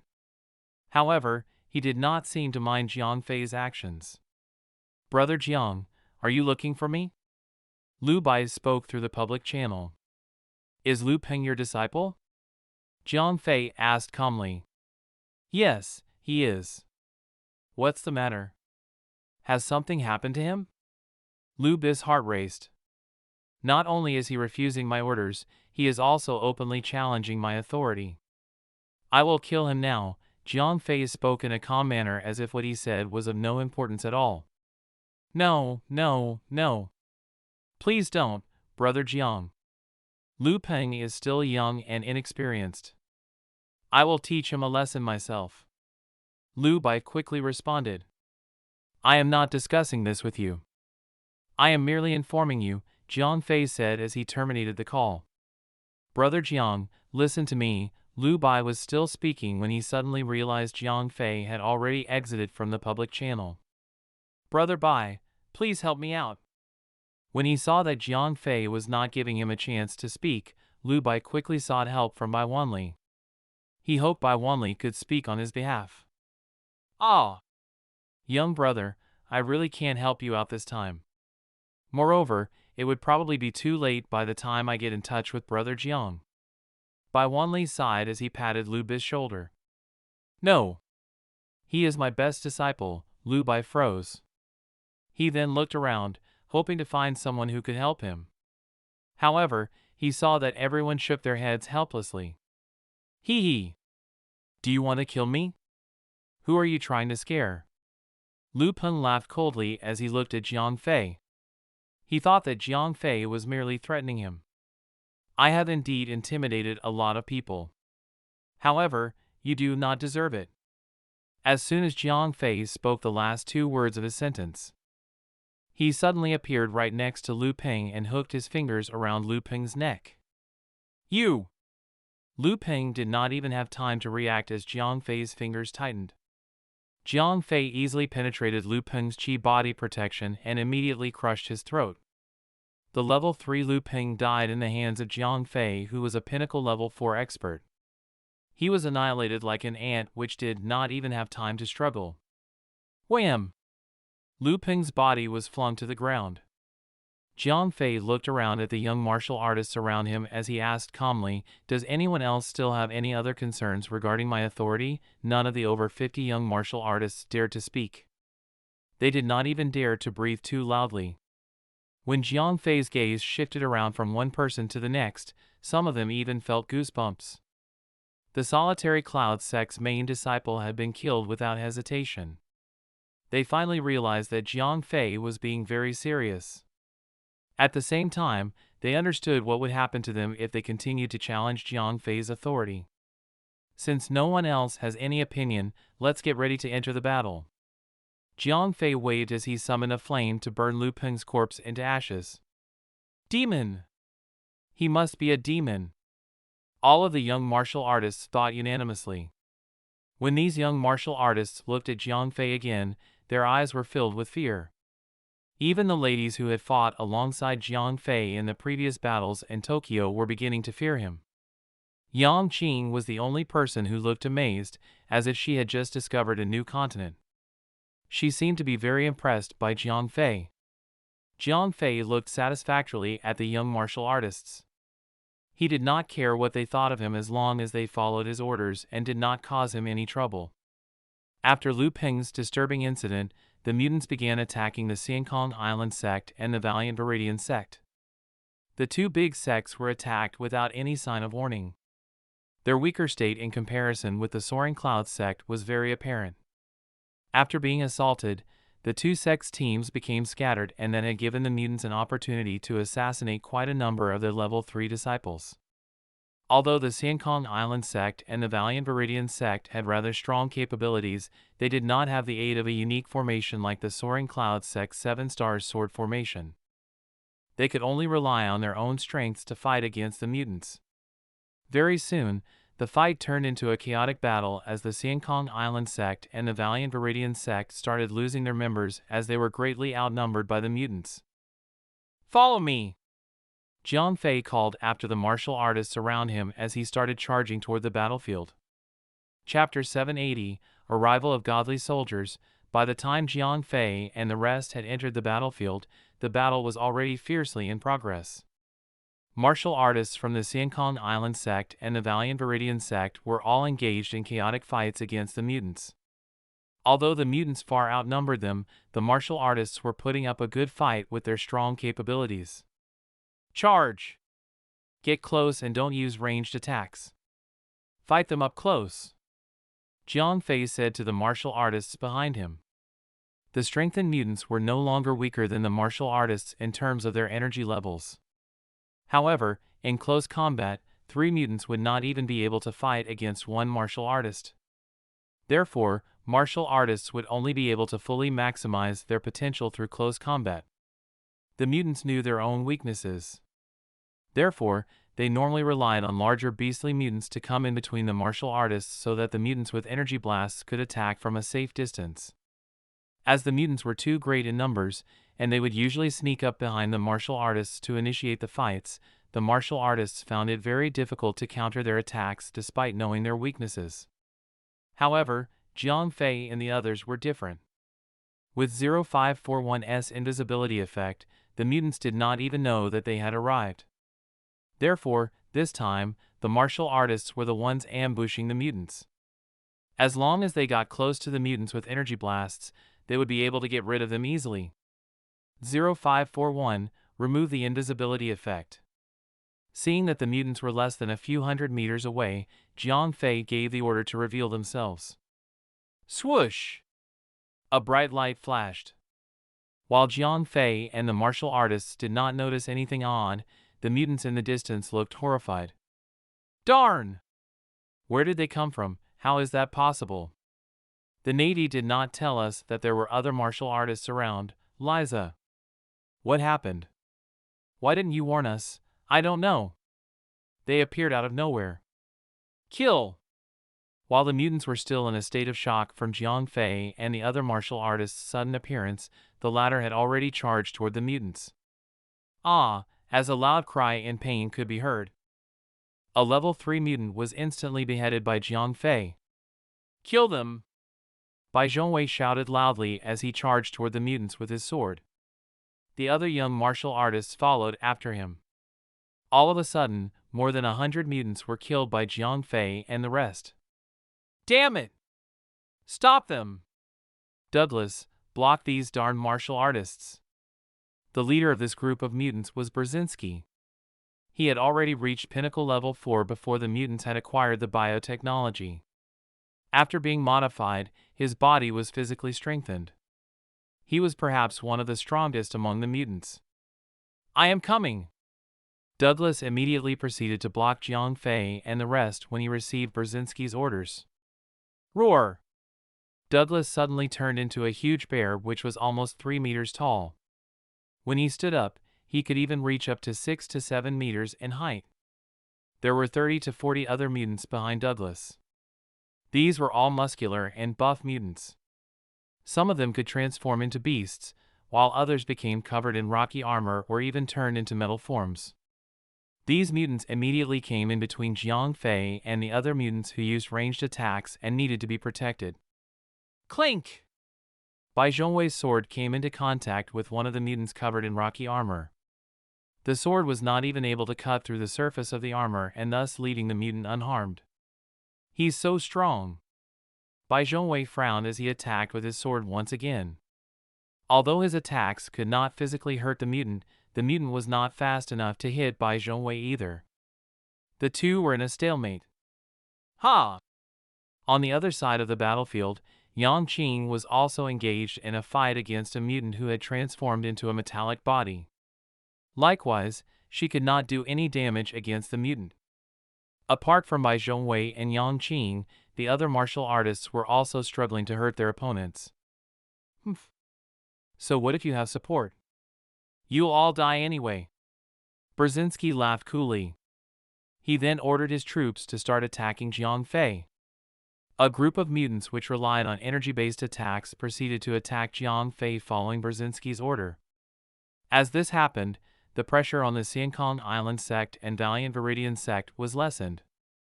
As these mutants began attacking, the young martial artists on Jiang Fei's side were slowly losing their ground. Since they could not penetrate the armor of the mutants, they ended up taking the hits instead. Some of the martial artists were injured quite badly. The young martial artists began to take their opponents more seriously. All right. It's time. When Jiang Fei saw that the young martial artists finally realized how strong the mutants were, he decided to proceed with his plan. After all, the Xiankong Island sect and Valiant Viridian sect were losing their men with every passing second. If Jiang Fei prolonged the fight, there would only be more casualties. Yes, Master. The female biohumans around Jiang Fei replied as they prepared to attack. Ariel, not you. When Jiang Fei saw that Ariel was also preparing to engage in the battle, he immediately stopped her. Thus far, there was still no sign of any level 5 experts on the battlefields in Tokyo. That meant they had chosen to stay out of the fights. Therefore, Jiang Fei did not want to break the unspoken rule whereby level 5 experts would not participate in these battles. If Ariel were to attack, the other level 5 mutants would definitely not spectate without participating. However, Jiang Fei only had Ariel, who was a level 5 expert. Moreover, Ariel was only a beginner level 5. If a war between level 5 experts broke out, Jiang Fei would be at a disadvantage. Although there were quite a few level 5 experts in the martial art alliance, Jiang Fei did not know any of them. The only person he knew was Feng Tianqi, who still harbored unresolved hatred for Jiang Fei. Therefore, Jiang Fei did not want to bring the level 5 experts into the fight. He would only have an advantage in these fights with the help of his biohumans as long as the level 5 experts did not get involved. All right. Ariel nodded as she stood quietly on the side. Charge! Kill them! At the same time, the female biohumans around Jiang Fei began attacking. As the 24 female biohumans came from a military background, their movements were very well coordinated. Moreover, with the special group fighting technique 0541 had provided them, these ladies were able to advance on their enemies in a group. As the group of ladies began firing beams of energy at the mutants, anyone who was struck was instantly turned into ashes. Their frightening attack power not only shocked the mutants, but also Bai Zhongwei and the other martial artists. Chapter 781, Mass Destruction, carefully designed by 0541, the group attack formation used by the biohumans was on par with the Soaring Cloud Sec 7 Stars sword formation. Moreover, the formation technique was being used by 24 advanced level 4 metahumans. Therefore, its might was stronger than anyone could imagine. None of the mutants were able to defend themselves against the female biohumans' attacks. Regardless of whether they were mutants who could transform into bears or tigers, or even rock or steel, all of the mutants were killed within a second. While the female biohumans were busy breaking through the mutants' barrier, Jiang Fei activated his wind-based origin force, thus increasing his movement speed to its maximum. With a few leaps, Jiang Fei arrived before the mutants with ranged attacks. Using his Chengying sword, Jiang Fei created beams of sword energy infused with his metallic energy, which were then fired at the mutants. At that moment, Jiang Fei was like a human meat grinder, killing every mutant in sight. Kill them! Bai Zhongwei and the rest were encouraged by Jiang Fei's progress. They charged past the female biohumans toward the mutants with ranged attacks. Damn it! Brzezinski did not expect the newly arrived martial artists to be this strong. All of a sudden, these martial artists had penetrated their strongest defender, Douglas, and the other buff mutants. Brzezinski knew he could no longer underestimate Jiang Fei when he saw Jiang Fei's shocking rate of killing. Stop! Brzezinski shouted angrily as he appeared before Jiang Fei. The other mutants took the opportunity to step as far away as possible. The way they looked at Jiang Fei was as if they were looking at the Grim Reaper. They were afraid they would lose their souls if they stood too close. Buzz! Jiang Fei waved the Chengying sword before swinging it at Brzezinski. He wanted to see how strong this pinnacle mutant truly was. Arg! When he saw Jiang Fei charging at him with the longsword, Brzezinski raised his own huge sword, which was almost 1 foot wide. Brzezinski believed that his sword would be able to crush Jiang Fei's. Even if Jiang Fei was not physically hurt, his Chinese sword would surely be destroyed by his own huge sword. The plan seemed to work out well in Brzezinski's head. Since his body had been enhanced with biotechnology, he now had a lot more strength than other mutants. If normal martial artists fought against him, they probably would not even stand a chance. However, Jiang Fei was different. Jiang Fei definitely had a lot more experience when it came to biotechnology. From the beginning, Jiang Fei had acquired his powers through 0541's biopotions. Thereafter, he even strengthened his own body using a level 5 alien beast's genes. Therefore, in terms of strength, Jiang Fei was perhaps 6 times more powerful than Brzezinski. In fact, Jiang Fei was not only stronger in terms of his physical strength. The 2 swords he possessed were also much more powerful. Apart from the Godblade Zhanlu's sword, Jiang Fei also had the Qingying sword, which was made using planet Namex smithing technique. The Qingying sword was undeniably the strongest weapon on Earth. Clink! As a crisp sound was heard, Brzezinski felt as if he had just been knocked by a train. The huge force pushed him backward by at least 5 to 6 steps. Moreover, Jiang Fei's Qingying sword not only did not break, after being infused with Jiang Fei's metallic energy, it even left a 2-inch dent in Brzezinski's huge sword. Ah! Brzezinski was taken by surprise. He knew his own weapon was already very powerful. It was an incredible weapon made with the major rice exporting countries' best smithing and crafting technologies. However, he could not believe it had been damaged so easily by Jiang Fei's single attack. Frankly, the severe damage was not entirely caused by Planet Namex's advanced technology. In terms of smithing and crafting techniques, both parties were on par with each other. Even if Planet Namex's technology was advanced, it still had its limits. However, in terms of energy, Brzezinski relied mostly on his own physical strength. When he had collided with Jiang Fei earlier, he had depended on his physical strength to withstand the impact. On the other hand, Jiang Fei had infused his sword with metallic energy using his origin force. Therefore, there was a huge gap in the amount of energy they expended. Take this! After succeeding with his first attack, Jiang Fei immediately struck Brzezinski again. This time, Jiang Fei aimed at Brzezinski's wrist from a very specific angle. Ah! Brzezinski was so afraid that he immediately dropped the huge sword in his hand that he backed away. Although Jiang Fei's sword-yielding techniques were still inferior to the other experienced martial artists, he was still better than the mutants who had very little training in such techniques. Before Brzezinski had gone through biotechnology modification, he was also one of the mutants who used ranged energy attacks. Although he was at pinnacle level 4, it was only because of the blood in his veins. His melee combat skills were still horribly weak. After being modified, Brzezinski had acquired a significant amount of physical strength.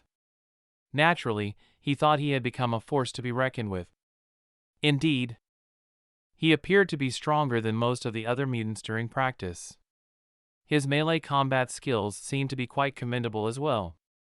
However, that was only because mutants generally had poorer fighting skills in melee combat. In a real fight with the Chinese martial artists who specialized in melee combat techniques, Brzezinski's weakness was immediately apparent.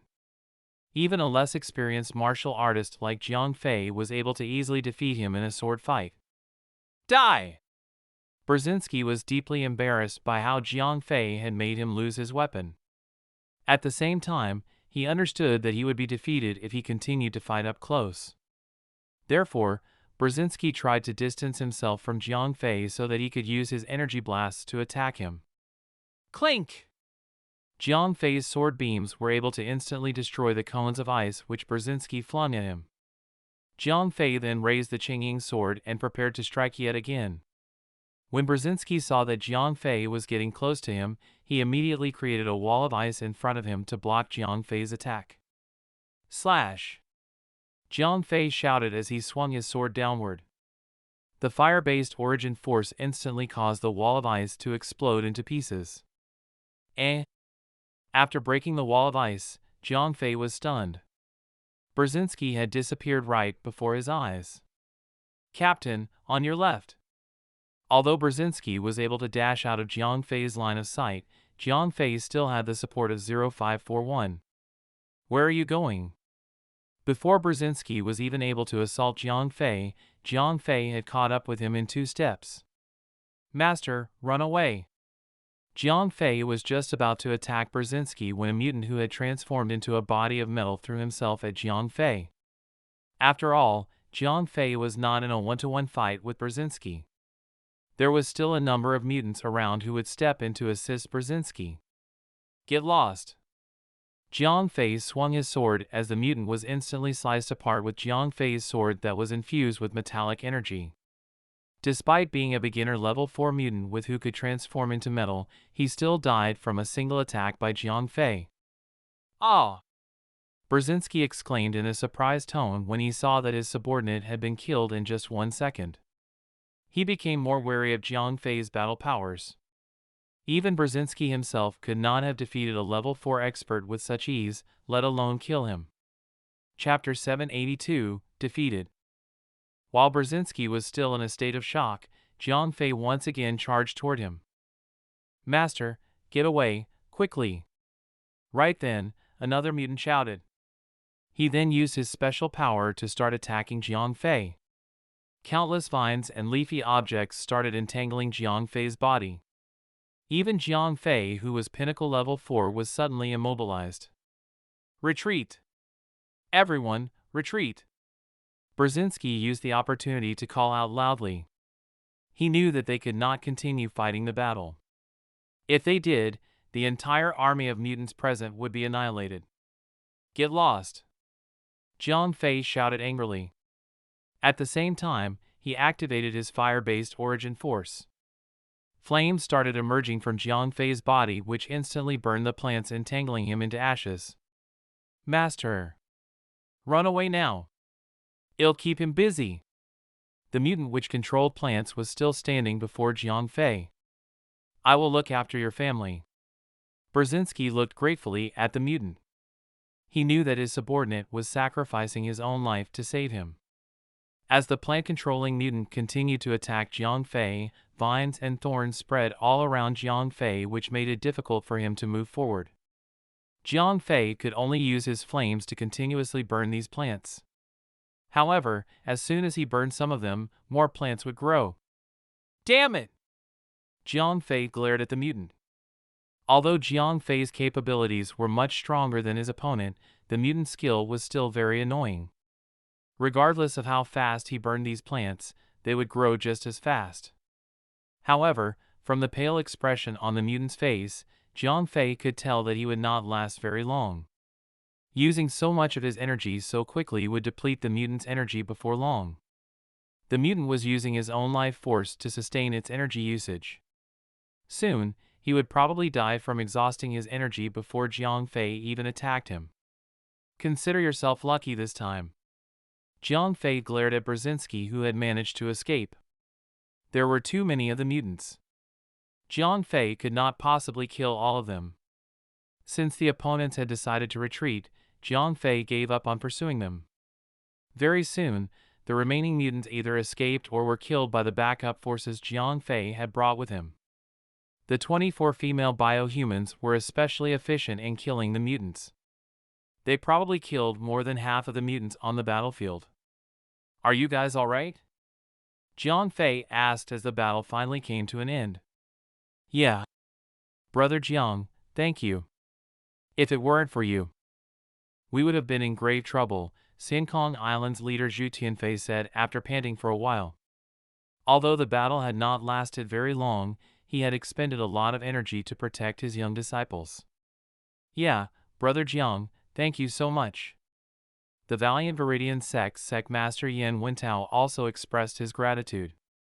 "You two are most welcome. We are all from the same martial art alliance. It's our duty to help each other." Jiang Fei laughed. "From the looks of things, you must have already reached pinnacle level 4, haven't you?" Yan Wentao asked. "Hee, it's nothing," Jiang Fei smiled as he nodded in response. Although news had gotten around that Jiang Fei defeated Ma Xiantong, the two men had not personally witnessed the incident.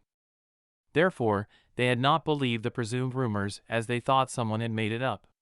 However, after witnessing Jiang Fei's capabilities today, Jiang Fei and Yan Wentao finally looked at Jiang Fei in a new light.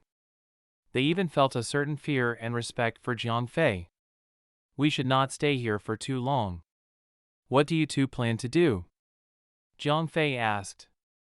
"Ah, let's rest for a while and calibrate how many men we have lost.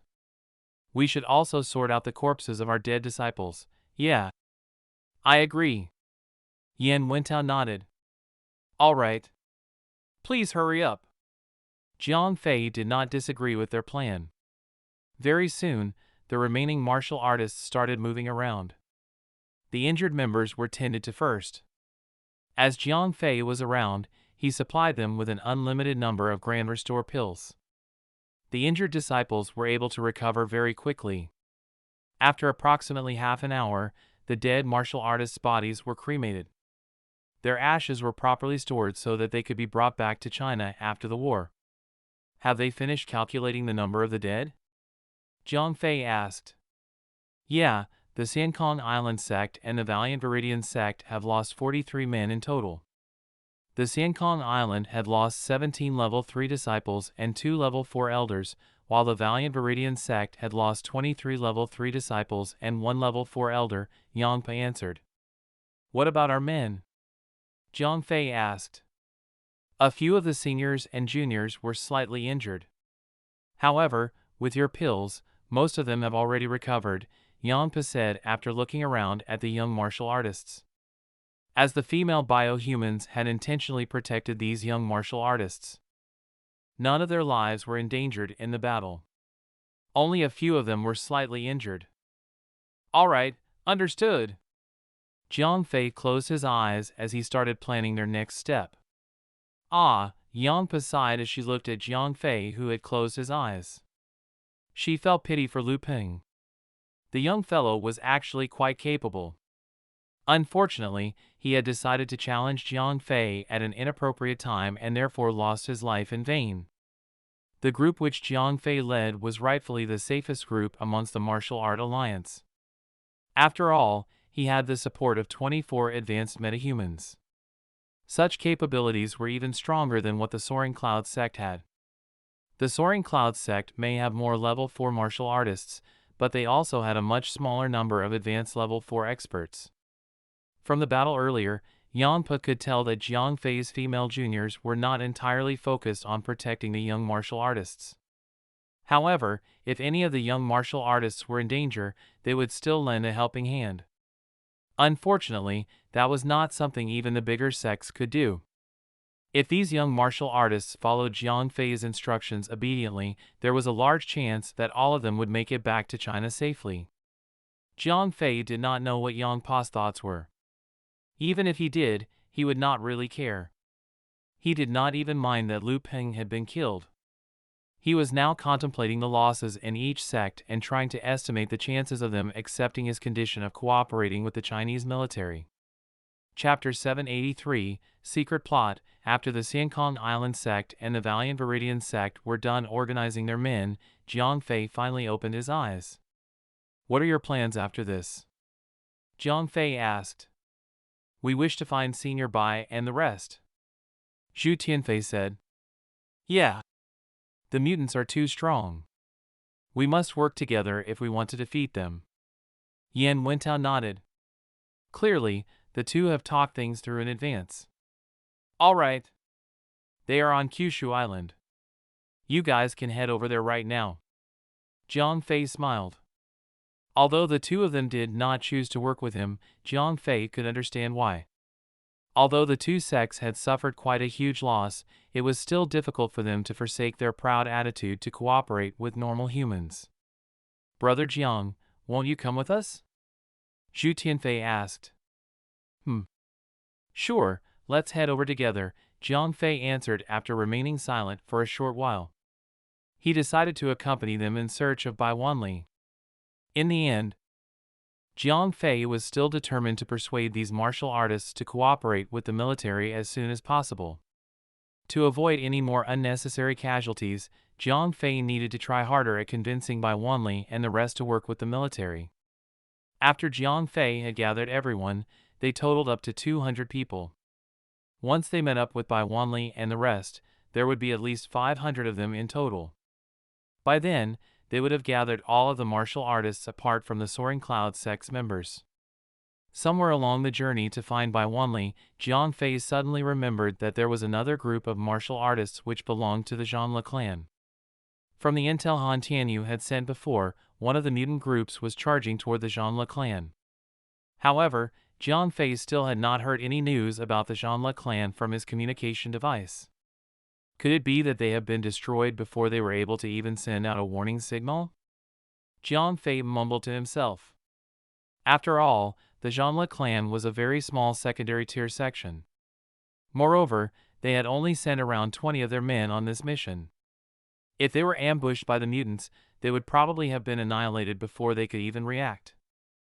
I wish them the best of luck. Jiang Fei shook his head. Although the Zhanle clan might have been lucky enough to avoid the mutants' attack, there was a very low probability of that happening. After all, the major rice exporting country had drone scouts and satellites to track the martial artists. It was perhaps easier to hide at night. However, in the day, there was no way they could avoid being discovered. Are the members of the Zhanle clan still alive? Jiang Fei asked in the public channel. I don't know. They are not with us, Bai Wanli answered. Jiang Fei waited for a while longer. There was still no news about the Zhanle clan. They had either forgotten to activate their communication device or they had already been annihilated by the mutants. During the journey, Jiang Fei sent a message to Han Tianyu. Hey, Han Tianyu, how are things over there? Han Tianyu asked. Not too bad. We haven't lost too many of our men. Jiang Fei said. That's good. That's good. Han Tianyu's tone sounded very odd. It sounded as if he was not fully present in the conversation. What's the matter with you? Do you know anything about the Zhanle clan? Jiang Fei asked. Me? Ah. I'm fine. And not too sure how the Zhanle clan is. It's late at night now. The drone scouts won't be able to find them. I'll check on them with the drone scouts tomorrow morning, Han Tianyu answered. All right. Please let me know once you find anything. Oh, right. How are things with the military?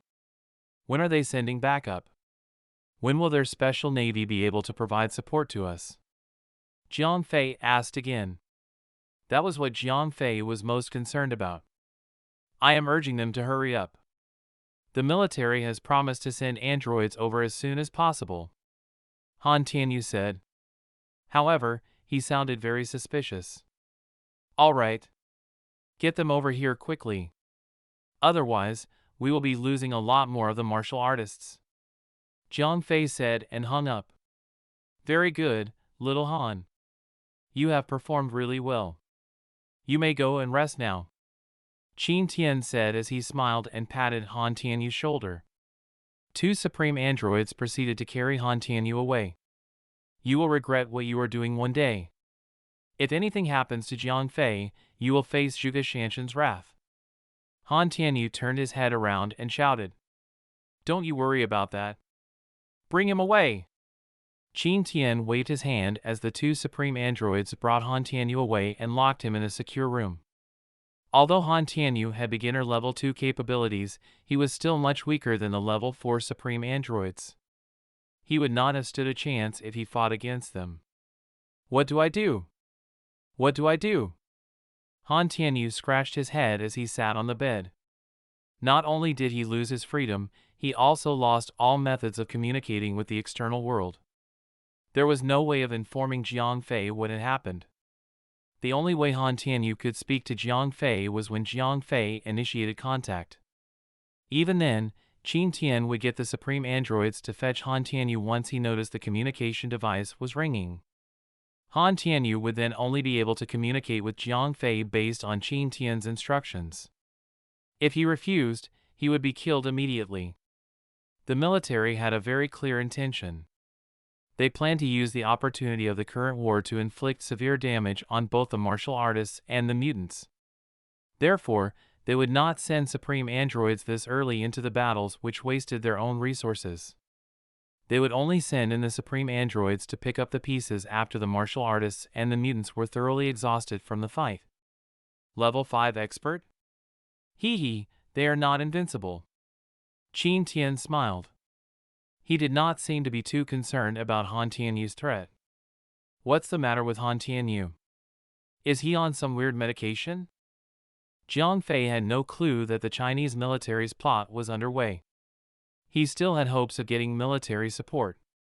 When the sky gradually brightened, Jiang Fei and the rest finally arrived at the Kyushu Island.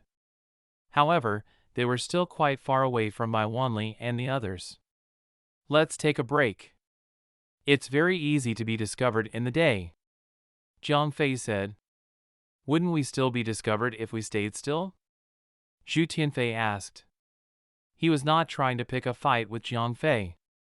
He truly did not understand how their opponent's spying worked. Of course we would be discovered if we stood still right here. That's why we need to find a place to hide. Jiang Fei smiled. Jiang Fei and the others were currently positioned near a mountainous region. While the mountains were not very tall, they were at least around 10 meters in height. Come on. Let's dig a hole and rest inside, Jiang Fei said as he started digging. Come over. Everyone, help him out.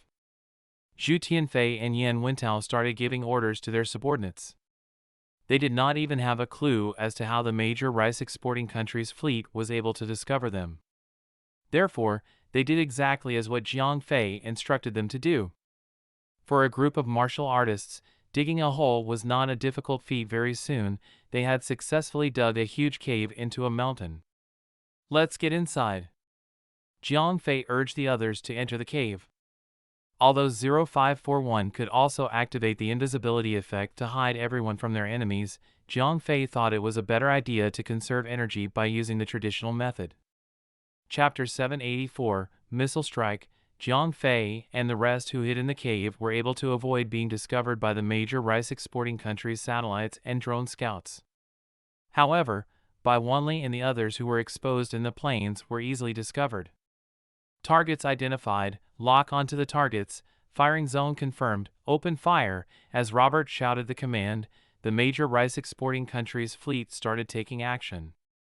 The firing bay for the guided missile setup was open as the missiles were fired and puffs of white smoke were left behind. The guided missiles continued to ascend into the air. Very soon, it crossed the ozone layer. Then, it suddenly changed directions and moved toward Bai Wanli and the others before returning to the ozone layer. After entering the ozone layer once again, the guided missiles began their descent at an increasing speed due to the pull of gravity. From afar, these missiles looked like meteorites falling from the sky. Alert! Alert! Man-made objects are approaching. Targets have been identified as guided missiles. 0541's warning immediately woke Jiang Fei, who was resting with his eyes closed. Increase the area of scan. Estimate the projectile's destination. Jiang Fei quickly gave orders to 0541 as he alerted the martial artists around him. Everyone, get up. Get ready to fight. The attack power of a guided missile varied. Normal guided missiles could only affect an area of up to 100 meters. Although the attack power could still injure martial artists, it would not be sufficient to take their lives. However, if the guided missiles had nuclear elements, the attack power would be much stronger. Even a level 4 martial artist could not survive if he was at the center of the explosion. As for level 3 disciples, they would be annihilated even if they were at the outermost edge of the impact. The projectile's destination has been confirmed.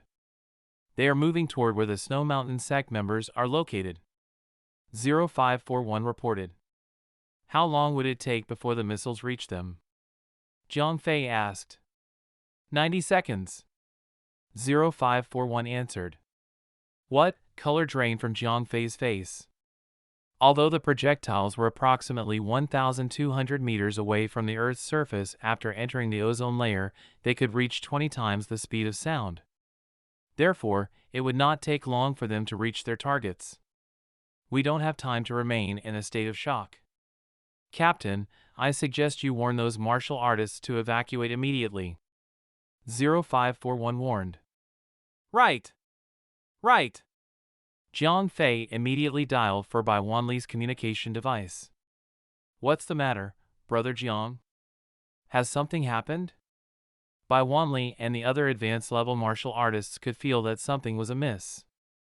Although they could not foresee the guided missile's arrival, their martial art instinct somehow forewarned them that danger was imminent. I don't have time to explain. Please evacuate immediately. Get as far away from your current location as possible if you wish to live. Jiang Fei shouted into the communication device. I understand. Bai Wanli did not even question Jiang Fei any further. The disturbance in his heart caused him to believe every word Jiang Fei had said. Everyone, follow me. Let's run. Bai Wanli called out to the martial artists around him as he started running in a random direction. What happened? Although the other martial artists were equally confused, they felt the same disturbance in their hearts, which made them very wary. Now that they had seen Bai Wanli's behavior, they knew that something was definitely amiss. There were more than 300 martial artists in Bai Wanli's group. After a full night's rest, these martial artists had recovered some of their strength. Therefore, they moved at a shockingly high speed. Bang! Bang! Bang! After Bai Wanli and the other martial artists had run a few kilometers away, the guided missiles began to arrive. Are those guided missiles? Damn! These things are way too fast. If not for Brother Jiang's warning, we would not have been able to escape in time. It's not that frightening, we don't have to run so far. As the major rice exporting country had only used normal missiles this time, the martial artists were not affected at all after they had run a few kilometers away. Many of the martial artists even belittled the threat of missiles. After all, the martial artists would not be injured unless they were very close to the missiles during the explosions. We can't go on like this. Bai Wanli frowned. Yeah. Although we are not injured by the attack this time, I've heard that the nuclear bombs are extremely powerful. They seem to be even more powerful than a level 5 expert's full might. Grandmother Yuhua frowned as she spoke. Yeah. I've heard that those nuclear bombs can destroy an entire city in an instant. Some of the more knowledgeable martial artists were familiar with the current state of technology. What do we do now? The others were dumbfounded by the information.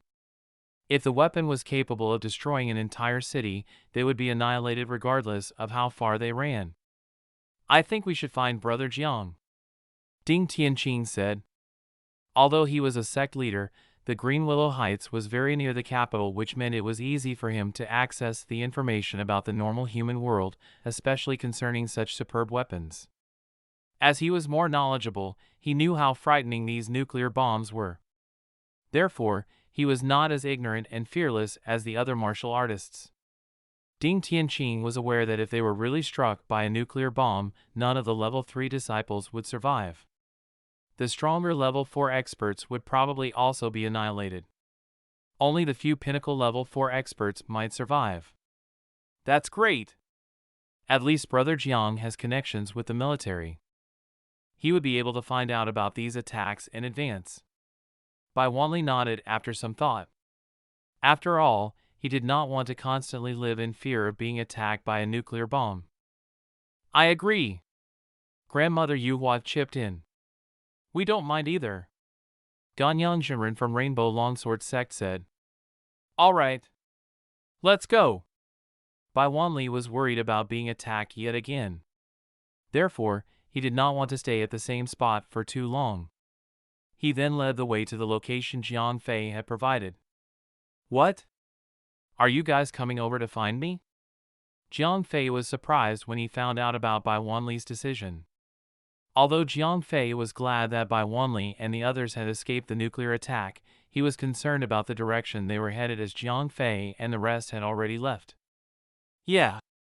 With you around, we would be able to predict the next attack from such advanced weapons, Bai Wanli expressed earnestly. Although he did not mind working with Jiang Fei, he was still wary of cooperating with the military. All right. Head toward the west. I will meet you on the way, Jiang Fei said after some thoughts. He did not want Bai Wanli and the others to travel in plain sight. If they did, the major rice exporting country would start attacking them with guided missiles. Great! Well, do that. Bai Wanli agreed as he and the rest started walking in the given direction. Chapter 785, Sudden Disappearance. Wait here in the cave. Make it bigger if you can. I am going to find Sect Master Bai and the others, Jiang Fei said to the martial artists around him. Brother Jiang, isn't it dangerous for you to go alone? Zhu Tianfei asked worriedly. It's all right. There will be a lower possibility of being discovered with a smaller number of people. Jiang Fei shook his head. With 0541's support, he would not be discovered by the mutants. All right then. Brother Jiang, stay safe. Zhu Tianfei cupped his fists at Jiang Fei. Take care of yourselves, Jiang Fei said to the female biohumans. As he did not want too many people accompanying him, he decided to only bring Ariel along. All right, don't worry, Senior. The ladies nodded in unison. They had been asked by Jiang Fei to address him as their senior in front of outsiders. Ariel, let's go, Jiang Fei said after making sure that everything was in order. He then left the cave with Ariel. 0541, cover us. Jiang Fei immediately activated the invisibility effect after exiting the cave. After leaving the cave, Jiang Fei and Ariel hurried over to the designated location. Bai Wanli and the others were also running toward the same location. Although the martial artists did not have an invisibility effect like Jiang Fei, they ran at full speed, which made it difficult for the major rice-exporting country's fleet to target them with the guided missiles. The major rice-exporting country had decided not to use nuclear bombs because they did not want to break the unspoken rule of not using them. Since China also had nuclear bombs, they would surely use the same weapons if the major rice-exporting country did. The mutants, like the martial artists, were incapable of defending themselves against nuclear attacks. While the Chinese military could turn a blind eye to the fight between the mutants and the martial artists, the mutants could not sit by idly as they had fully merged with the major rice-exporting country's military. If a nuclear war broke out, their mutant allies would all be affected. Due to such considerations, the major rice-exporting country decided to only use guided missiles to make the martial artists exhausted from running around. However, they kept to the unspoken rules of not engaging level 5 experts and nuclear bombs. Although the major rice-exporting country's fleet could not accurately target Bai Wanli and the other martial artists, they still tried to make life difficult for the martial artists. While the major rice-exporting country's fleet did not know where the martial artists were headed to, they still decided to harass them with guided missiles. As such, the martial artists had to constantly change their directions to avoid being hit by the guided missiles which rained upon them. Although there were no significant losses, the martial artists were clearly starting to feel exhausted from using a lot of their energy. This was precisely what the major rice-exporting country wanted to achieve. They were not counting on the guided missiles to exterminate the martial artists. If that could be done, the Chinese military would have done it a long time ago. The major rice-exporting country had a very simple objective, which was to continuously tire the martial artists by making them run. Just as they did to the Japanese biohumans previously, the mutants would show up and annihilate the martial artists once they became exhausted from running. On one hand, the martial artists were being forced to run around and expend their energy. On the other hand, the mutants were resting and waiting for the right moment to attack. This was how the mutants were able to easily defeat the Japanese biohumans in the past. Today, they wanted to use the same tactic on the martial artists. While the journey for Bai Wanli and the others was very difficult, Jiang Fei had experienced the opposite. Firstly, with Ariel's help, Jiang Fei teleported a short distance away from where he started his journey. He then stayed on the track which would lead him to Bai Wanli and the others. However, unfortunately, Bai Wanli and the others had already deviated from the designated path due to the guided missile attacks. Therefore, Jiang Fei was not able to find them even after a few hours. We can't waste any more time. 0541, increase the range of scan. Jiang Fei had no choice but to expend more energy. As he did not know that the major rice-exporting country would hold back from using nuclear bombs, he was still concerned about the possibility of a nuclear attack. Yes, Captain. 0541 answered as it immediately broadened the bioradar's area of scanning. I have located the martial artists. Very soon, 0541 was able to pinpoint Bai Wanli and the others' location. All right. Let's go. Jiang Fei nodded as he started charging toward where Bai Wanli and the others were located with Ariel close behind him. After 2 hours, Jiang Fei finally found Bai Wanli and the other martial artists. Phew! Brother Jiang, we have finally found you, Bai Wanli said as he panted. He was close to throwing up from all the running. As long as nobody got hurt. Jiang Fei nodded after seeing the martial artists. Although the level 3 disciples were visibly exhausted, none of them had been injured by guided missiles. 0541, increase the coverage of the invisibility effect. Jiang Fei ordered.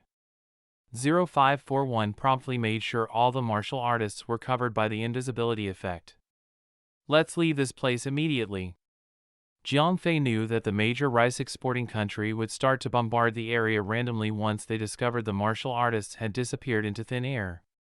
Therefore, he immediately asked everyone to start moving. All right.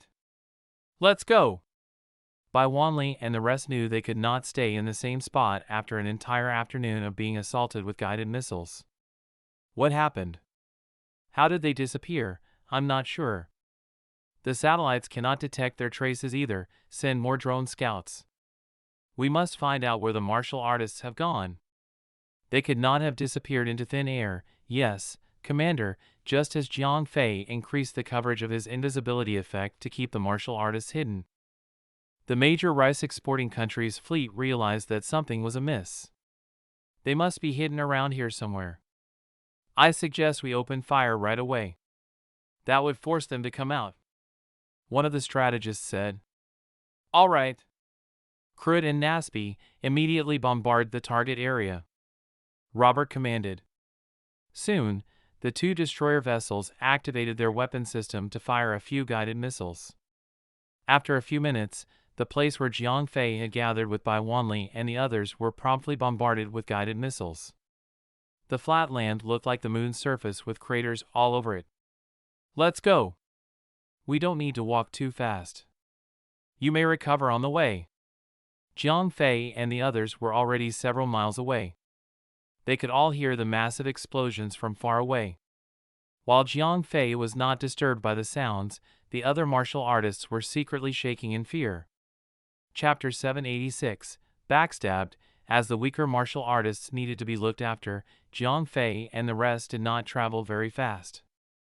After an entire morning of running for their lives, the level 3 martial artists were very exhausted. If they continued to run at full speed, they would not be able to recover in the next few days. Therefore, Jiang Fei had to allow them to take breaks throughout the journey. Due to 0541's effective invisibility effect, the major rice exporting country had completely lost track of the martial artists. The guided missiles were also no longer directed at them. Why hasn't there been any missile attacks? Bai Wanli asked curiously. He had gotten used to the constant bombardment. The military has protected us by hiding our signals. The major rice exporting country's fleet won't be able to find us. Jiang Fei made up an excuse. So that's why you guys were not attacked.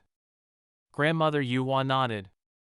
Ever since the war in Tokyo had started, Jiang Fei's team had never been assaulted.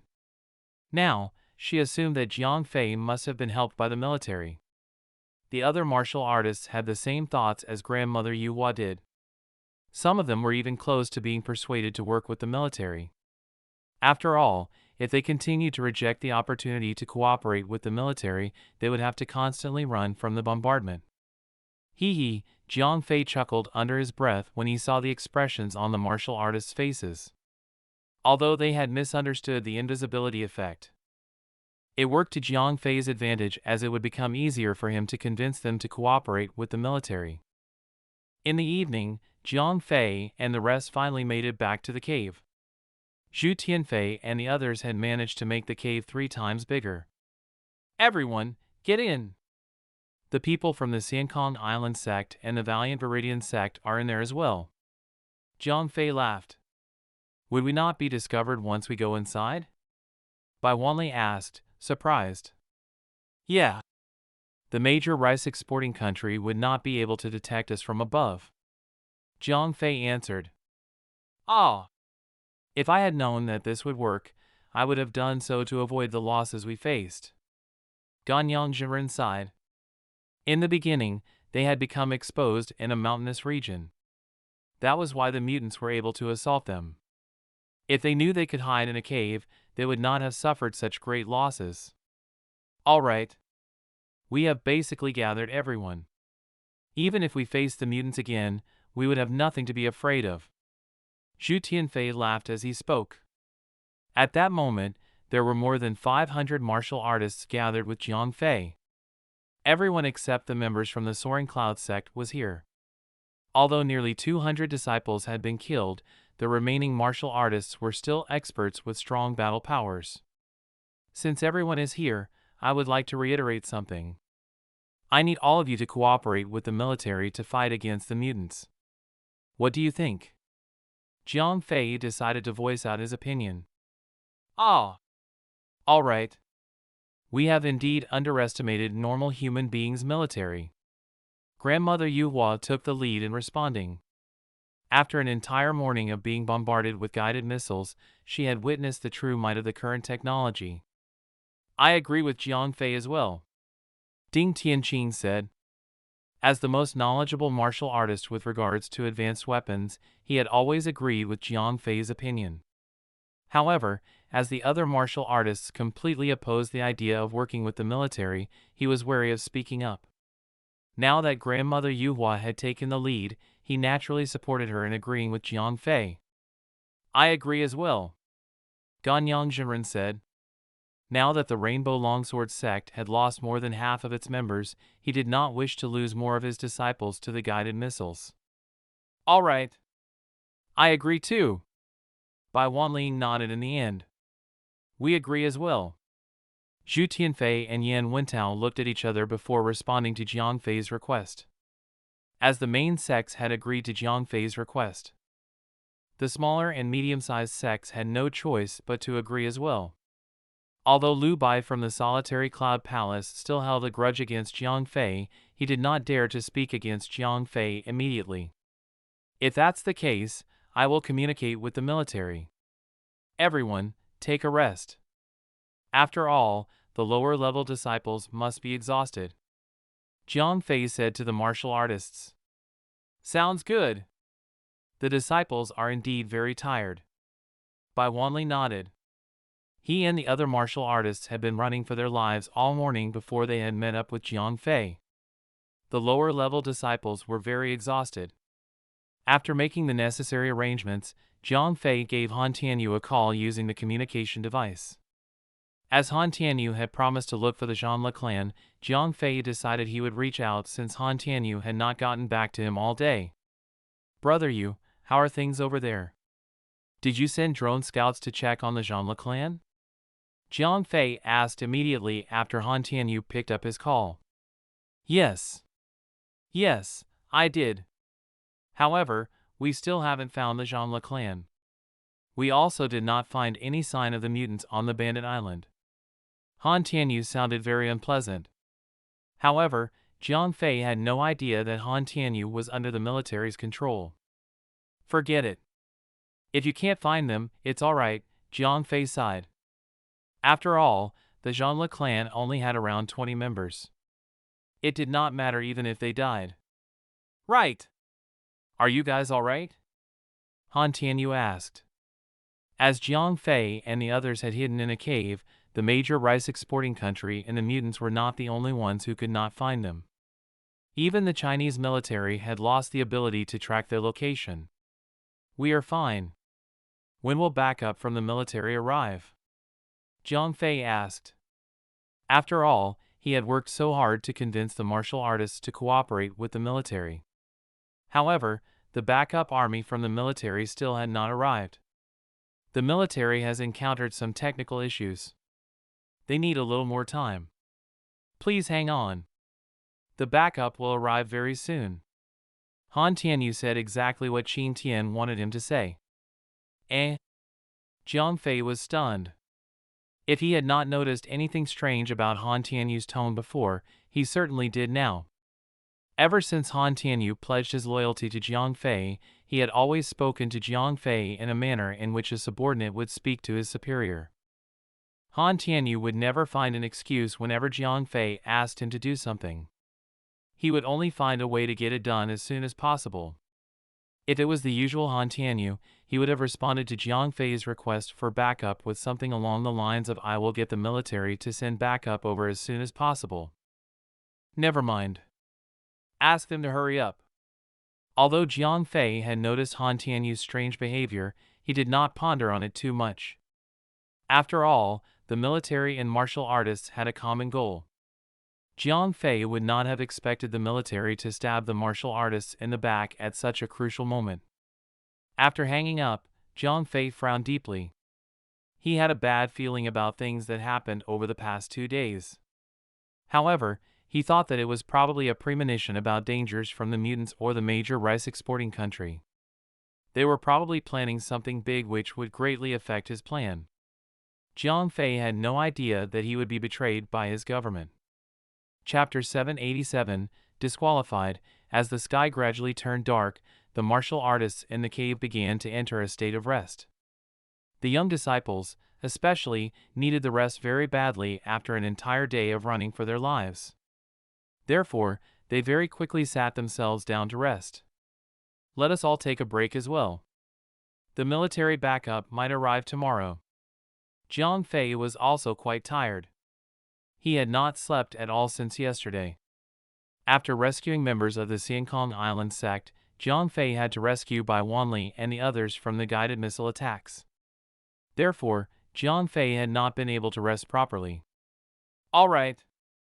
Brother Jiang, you must be tired as well. Let us take care of the patrolling duty tonight, Zhu Tianfei said. Although the martial artists could avoid being found by the major rice-exporting country's fleet as long as they stayed in the cave, there was still a chance that they might be exposed if the mutants were around. Therefore, someone still needed to be on the lookout throughout the night. Okay then. Jiang Fei agreed. He was too tired to reject the offer. After finding a quiet spot, Jiang Fei sat down in a cross-legged manner and began to rest. However, 0541 suddenly spoke to him. Captain, your mind is still too active. I suggest you relax by entering the game, there's no need. I can rest just by sitting down. Jiang Fei was not in the mood to play games. Captain, I insist you enter the game to relax, 0541 pressed on. Why? Jiang Fei was stunned. 0541 rarely forced him to do anything. It is related to Top Secret 7756. You currently do not have the right to inquire. 0541 answered mechanically. Again? What are you keeping from me? Jiang Fei said with a frown. Captain, don't worry. I won't harm you. Please enter the game. 0541 could not explain everything in detail to Jiang Fei. Telling him about the code itself was already a huge deal. All right. Jiang Fei thought about it and finally agreed with 0541's suggestion. After all, as 0541 said, it would not harm Jiang Fei. As an intelligent assistance system, 0541 was programmed to support the captain wholeheartedly. It could only sustain its software by ensuring the captain's well-being. If 0541 did anything to harm Jiang Fei, its software would fall apart instantly. Although 0541 and Jiang Fei were linked to each other and it would not do anything to harm Jiang Fei still had his reservations about 0541's behavior. As 0541's software's primary objective was to maximize benefits for Jiang Fei, there were certain ways of doing things that Jiang Fei did not agree with. Phoenix was one of the prime examples. If Jiang Fei had known that Phoenix could be saved, he would not have done nothing when Phoenix was dying. However, from 0541's perspective, Phoenix was not fully controllable. The only way Jiang Fei could fully own the level 5 expert's power was if Phoenix had lost her consciousness and 0541 used her body to revive Ariel. That was the option that would benefit Jiang Fei the most. Therefore, 0541 might be looking after Jiang Fei's best interest, but they would still have disagreements. Although Jiang Fei was not satisfied with 0541's out-of-ordinary behavior, there was no way he could change 0541. Even if he could, Jiang Fei was not sure if he wanted to. Once Jiang Fei changed the rule that 0541 must protect him at all costs, there might be a chain reaction to other aspects of 0541. 0541 might even evolve on its own. Program codes like Ariel and Isabella were able to evolve into perfect man-made souls because they were never limited by various rules in their software. If they were made to be like 0541 with various restrictions, they would not fully evolve regardless of how intelligent they were programmed to be. In regards to 0541's issue, Jiang Fei had no choice but to accept it. Only a restricted 0541 would be able to help him in the best way. If Jiang Fei lifted those restrictions on 0541, things might turn out horribly if 0541 had ill intentions. Therefore, Jiang Fei had to maintain the status quo despite his dissatisfaction with 0541's way of doing things. With 0541's persuasion, Jiang Fei logged into the game in the end despite not knowing what he would do in the game. As Jiang Fei had been occupied with the war, he had not logged into the game for several days. Unfortunately, he had missed 6 of his battles over the past few days, which disqualified him from the competition entirely. However, Jiang Fei did not really care about the competition itself. Being disqualified did not mean much to him. The only thing he regretted was perhaps not being able to meet the player who possessed the Cauldron of Strength. What should I do now? Jiang Fei mumbled to himself. Although he had entered the game, Jiang Fei did not receive any hints from 0541. Therefore, he had no idea what he was supposed to do. Guildmaster. You're back, darn! Guildmaster, I thought you would never log in again. Yeah, my dear Guildmaster. You have returned in the end. Just as Jiang Fei was feeling bored from not knowing what to do, a bunch of voice messages came in. Nearly all of the Imperial Dragon's main guild members had constantly come to look for him. Jiang Fei had to investigate why people like Billy Boy and 7 Stars Warrior were so upset with him.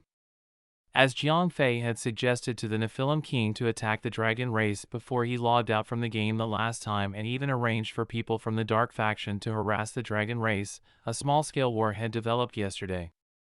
The Dark Faction and the dragon race had indeed started fighting each other. In fact, the Dark Faction had also begun issuing war quests for players to fight against the dragon race.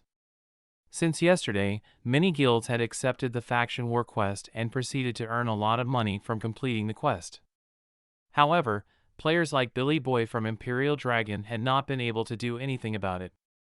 That was because only the guild master could accept the faction war quest. Even the vice guild master did not have the right to accept the quest. Therefore, without Jiang Fei around, people like Billy Boy and 7 Stars Warrior had become frustrated from not being able to partake in the quest. Ah! I'm only half a day late. Do they think they would be able to annihilate the dragon race in half a day? Jiang Fei laughed after finding out what had happened. Although he was late for half a day, the Imperial Dragon was still one of the strongest guilds around. Even if they joined the war much later, they would still benefit the most from the war. Chapter 788, War Dungeon. When Jiang Fei went over to accept the quest, he realized that he knew the person who issued the war quest against the dragon race. Ah Fei, long time no see. Elder Prince Otis greeted Jiang Fei from afar. Why did you come personally? Jiang Fei was surprised. He was not expecting Otis to personally issue the quest to fight against the dragon race. Since we are preparing for a full-blown war, I just have to show up. Otis laughed. He was now in charge of issuing quests to players. Once the war escalated to the next stage, he would lead the army to battle against the dragon race. The Nephilim King originally had 2 very capable sons. One of them was the elder Prince Otis, while the other was the 4th Prince Curtis. Although Curtis had a terrible personality, he was still very capable and therefore received a lot of attention from the Nephilim King. However, now that Curtis had died and his corpse could not even be found, the Nephilim King was left only with Otis as his successor. Therefore, Otis naturally had to prove himself in the impending war against the dragon race. Hee, congratulations. Jiang Fei laughed. Clearly, the Nephilim King had begun treating Otis as his successor. Haha. Stop teasing me. Oh, right. Why did you come over? Otis asked. Of course I have brought my men over to help you out, Jiang Fei said. That's fine and dandy. However, is your group capable enough? Otis was still uncertain about Jiang Fei's reputation amongst the players. Is there a requirement to accept the quest? Jiang Fei was stunned. This quest requires 100 level 70 players, Otis said. Darn. Why is this quest so difficult? Jiang Fei asked curiously. Although several days had passed, less than 1/10 of all players had reached level 70. Are you brave enough to touch a dragon's egg? Otis laughed. Touch a dragon's egg? Jiang Fei was dumbfounded. He had heard about touching a bird's egg before. Could the Nephilim race be asking players to steal a dragon's eggs? Of course, you get to keep the dragon eggs that you steal. Otis said. Damn! Jiang Fei was truly shocked by the generosity. Otis made it very clear that players would have to enter a dragon's nest to steal the dragon eggs. If they succeeded, they would be able to keep the dragon eggs, which would eventually hatch into dragon pets. Although Jiang Fei had owned a pet for a very long time and had been continuously distributing soldier ant eggs through Lady Casanova, there was still a lack of pets in the market. Even some of the richer players in Imperial Dragon had not been able to get their pets, let alone players in other guilds. Therefore, apart from hunters and magicians who possess pets by default, only a small group of players own pets. As for the normal players, they would sell the pet eggs in the market if they owned any. Very few could afford to keep the pet eggs for themselves. Now, the system clearly wanted to normalize pet ownership through the war quest. Dragon eggs were only the beginning. The game would probably start introducing various types of pet eggs afterward. Even if the players obtained the dragon eggs, they would not be able to hatch the eggs into full-grown dragons immediately. In fact, not many players could afford the cost of raising a full-grown dragon. Most of the players would only be able to keep their pets as baby dragons. Even so, the weakest pet dragon would still be stronger than the elite soldier ants Jiang Fei distributed to his guild members. A dragon was stronger than an ant no matter what. This is the target location. Otis waved as he sent Jiang Fei a location marker. At the same time, Jiang Fei received a system notification. Ding! Otis has issued a war dungeon quest, destroy the dragon's nest. Do you accept? Yes. Well, get ready to depart right away. Jiang Fei nodded as he accepted the quest. After leaving the quest hall, Jiang Fei was surrounded by Billy Boy and the others. Guild Master, have you accepted the quest? What quest is it? Yeah, Guild Master, tell us. Although some other guilds had already accepted the quest, Billy Boy and the others were unable to acquire any useful information because of how secretive the other guilds were. It's a dungeon quest, Jiang Fei said blandly. What about the rewards? Lady Casanova asked. Pet eggs. In fact, dragon eggs. Jiang Fei laughed. Darn! Dragon eggs? 7 Stars Warrior and the others were overjoyed. They looked very eager. I've heard there are quite many dragon eggs in the dungeon. If we do this right, we might get more than one for each person. Jiang Fei laughed. Guild Master, when do we depart? 7 Stars Warrior was already getting impatient. He was now wearing a full set of equipment made by Jiang Fei. He had his own set of rainbow weapons. Basically, there was nothing else he could ask for. The only thing missing was a strong pet. Form a group of 100 players. They all have to be above level 70, Jiang Fei said. All right. I will form the group immediately. Although the dungeon requires high-level players, it's hardly a challenge for our guild to get 1 or even 200 level 70 players, Lady Casanova immediately responded. She was the person in charge of guild activities and forming groups. After about an hour, all of the players selected by Lady Casanova had gathered. As it was a dungeon battle, Billy Boy voluntarily excluded himself. He proceeded to bring the PvP players to the battlefield. Meanwhile, Lady Casanova and 7 Stars Warrior stayed by Jiang Fei's side to assist him in the dungeon. Jiang Fei took the opportunity to check the level ranking board while the group was being formed. Although he had not been online for several days, he still ranked first at level 90. The second place no longer belonged to a member of Imperial Dragon. Instead, it belonged to a player named Unlucky Rich Cake who was level 77. 7 Stars Warrior ranked third at level 77 as well. He must have lagged behind recently due to the class competition. For out of the remaining top 10 places belonged to players from Imperial Dragon. Little Rain and Hazy Memory were both on the list. The only thing that bothered Jiang Fei was that the talkative and new returner also made it into the list. Although he was only at the 10th place, it was still a surprise to Jiang Fei because a new returner was a tanker-type player and should not be able to level up so quickly. The other players from Imperial Dragon were only able to level up quickly because Jiang Fei had brought them along with him on 2 escorting quests. After forming the group, Lady Casanova made Jiang Fei the new group leader. The group then departed from the Demon Dragon Fortress as they headed toward the dungeon. Chapter 789, Light Dragon Lair. Jiang Fei brought the players in the group out of the Demon Dragon Fortress. They then arrived at the City of Sinners by going through the teleportation point. After all, this was the fastest way to enter the neutral region. After approaching the dragon race's territory, Jiang Fei and the others quickly located the coordinates given by the Dark Faction. It was a place close to where the Dark Faction had challenged the dragon race previously. The Dark Faction used to send their members over to harass the dragon race. However, the harassment had developed into a small-scale fight.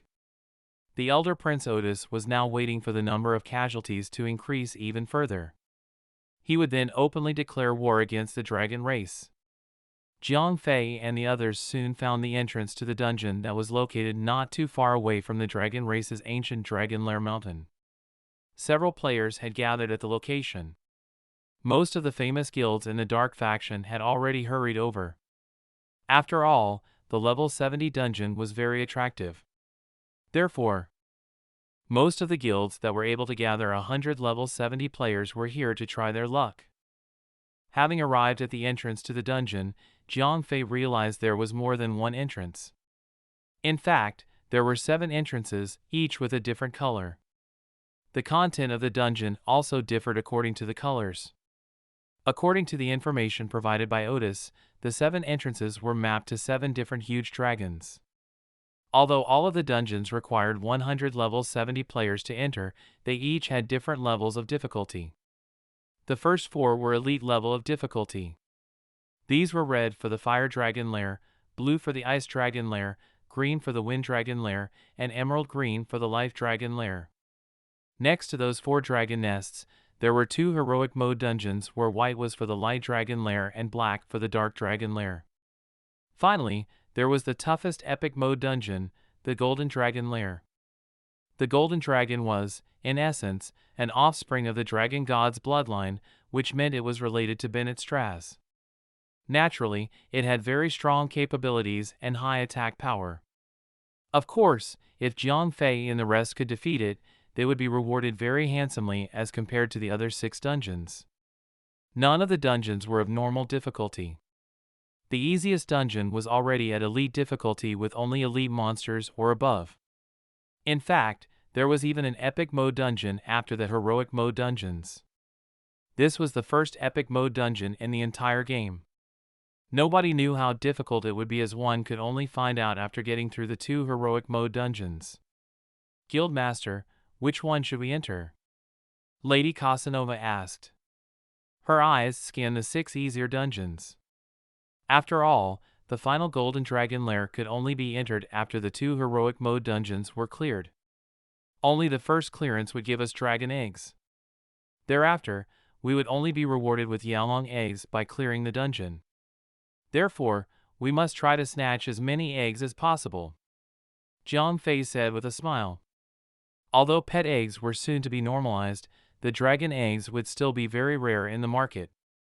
Since the opportunity had arisen, Jiang Fei naturally wanted to do his best to benefit players in Imperial Dragon. Wouldn't it be inappropriate to take everything? After all, the war between light and dark factions is about to begin. It would be difficult to work with the other guilds if we snatched all the dragon eggs, Lady Casanova said with a frown. Although it was tempting to snatch all the dragon eggs, the result of upsetting all other guilds was not a worthy trade-off. How should we go about it then? 7 Stars Warrior asked. You're right. We can't be too extreme. Let's start with the heroic mode dungeon. After we have cleared the heroic mode and epic mode dungeons, and these other guilds have still not cleared the elite mode dungeons, we will have no choice but to clear them all, Jiang Fei said after some consideration. He agreed with Lady Casanova's considerations. Jiang Fei was only playing the game because 0541 said he would benefit from doing so. He did not really care about the other players or guilds in the game. However, members of the Imperial Dragon still had to play with players from other guilds. Therefore, Jiang Fei did not want to thoroughly upset the other guilds. As for clearing the dungeons, Jiang Fei was feeling very confident. After reaching level 90, his capabilities were much stronger than most players. Therefore, he was certain that he would be able to clear the dungeons. Hey, everyone! You need to speed up. If you still can't clear the elite mode dungeons after we have cleared the 3 high difficulty dungeons, don't blame me for clearing them all before you do, Jiang Fei shouted at the other guild's players before entering the dungeon.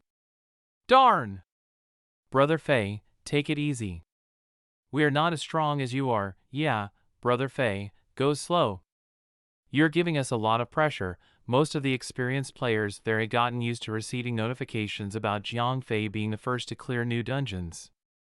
Therefore, as soon as they heard what Jiang Fei said, they sped up their recruitment and started entering the dungeons. Alright, the others are already getting to work. Let's enter the dungeon. Jiang Fei smiled. His words had actually pressured the other guilds to be more efficient. Jiang Fei and the rest chose to enter the Light Dragon Lair first. It was one of the 2 heroic mode dungeons. Shuffle! After entering the dungeon's portal, Jiang Fei and the others appeared within the dungeon one after the other. The entrance of the dungeon was still a safe zone. The area was not in the range of any monster's aggro and was specifically designed for players to get ready. The players who arrived in the dungeon could now distribute tasks or buff themselves. Come on! Everyone, get your buffs ready and we'll get to work. Jiang Fei was already able to see the gatekeeper of the dungeon. Dragonoid Guard, Light, Dragonoid, Lord, level, 80, health points, 10 million, attack power, 7,500, skills, Cleave, Bash, Deadly Strike, Agony, Cleave, attacks all targets in a 45-degree area in front. Bash, deals a powerful blow to one enemy, knocking it away and clearing all aggro. Deadly Strike, instantly deals a powerful attack to an enemy, lowering his recovery effects by 80%. Agony, when an ally dies, the Dragonoid Guard's attack power and attack speed increase by 100%. There was a total of 4 Dragonoid Guards with very strong battle powers. Under circumstances where players did not know about their skills, the remaining Dragonoid Guard after the other 3 were killed would be able to kill a tank with a single blow. Come on, let's fight them directly. Jiang Fei smiled after checking out the Dragonoid Guard's skills. Although these 4 gatekeepers were considered very powerful to normal players, they were nothing to Jiang Fei. Chapter 790, Cheerleading Team. As Jiang Fei gave the orders, the 4 tankers in the group immediately charged toward the monsters. Although these level 80 lords were considered weak by Jiang Fei, they were still quite a challenge to normal tankers. Form a group of 3 tankers to drag aggro. 7 Stars Warrior commanded. He was the one in charge of leading the guild in most dungeon quests. As the 4 monsters could aggro, a single tanker would not be able to handle these monsters. Moreover, these monsters had Deadly Strike that could slow down the player's recovery rate. Therefore, it was safer for 3 tankers to take on each monster. That won't be necessary, Jiang Fei smiled as he fired a line of arrows and dragged all 4 monsters aggro toward him. With the boost of Ruthless Barrage, Jiang Fei's attack power reached 250,000. Moreover, he was 10 levels above the monsters. Therefore, his damage output was even higher than expected. Even if the other tankers attacked the monsters with all their might, they would not possibly drag the monsters' aggro away. Guildmaster, are you sure you can handle them? 7 Stars Warrior asked worriedly. They have less than 10,000 attack power. They are of no threat to me. Jiang Fei laughed confidently. Although the 4 monsters seemed incredibly powerful to the other players, they appeared weak to Jiang Fei, just as any monsters below the Overlord rank were.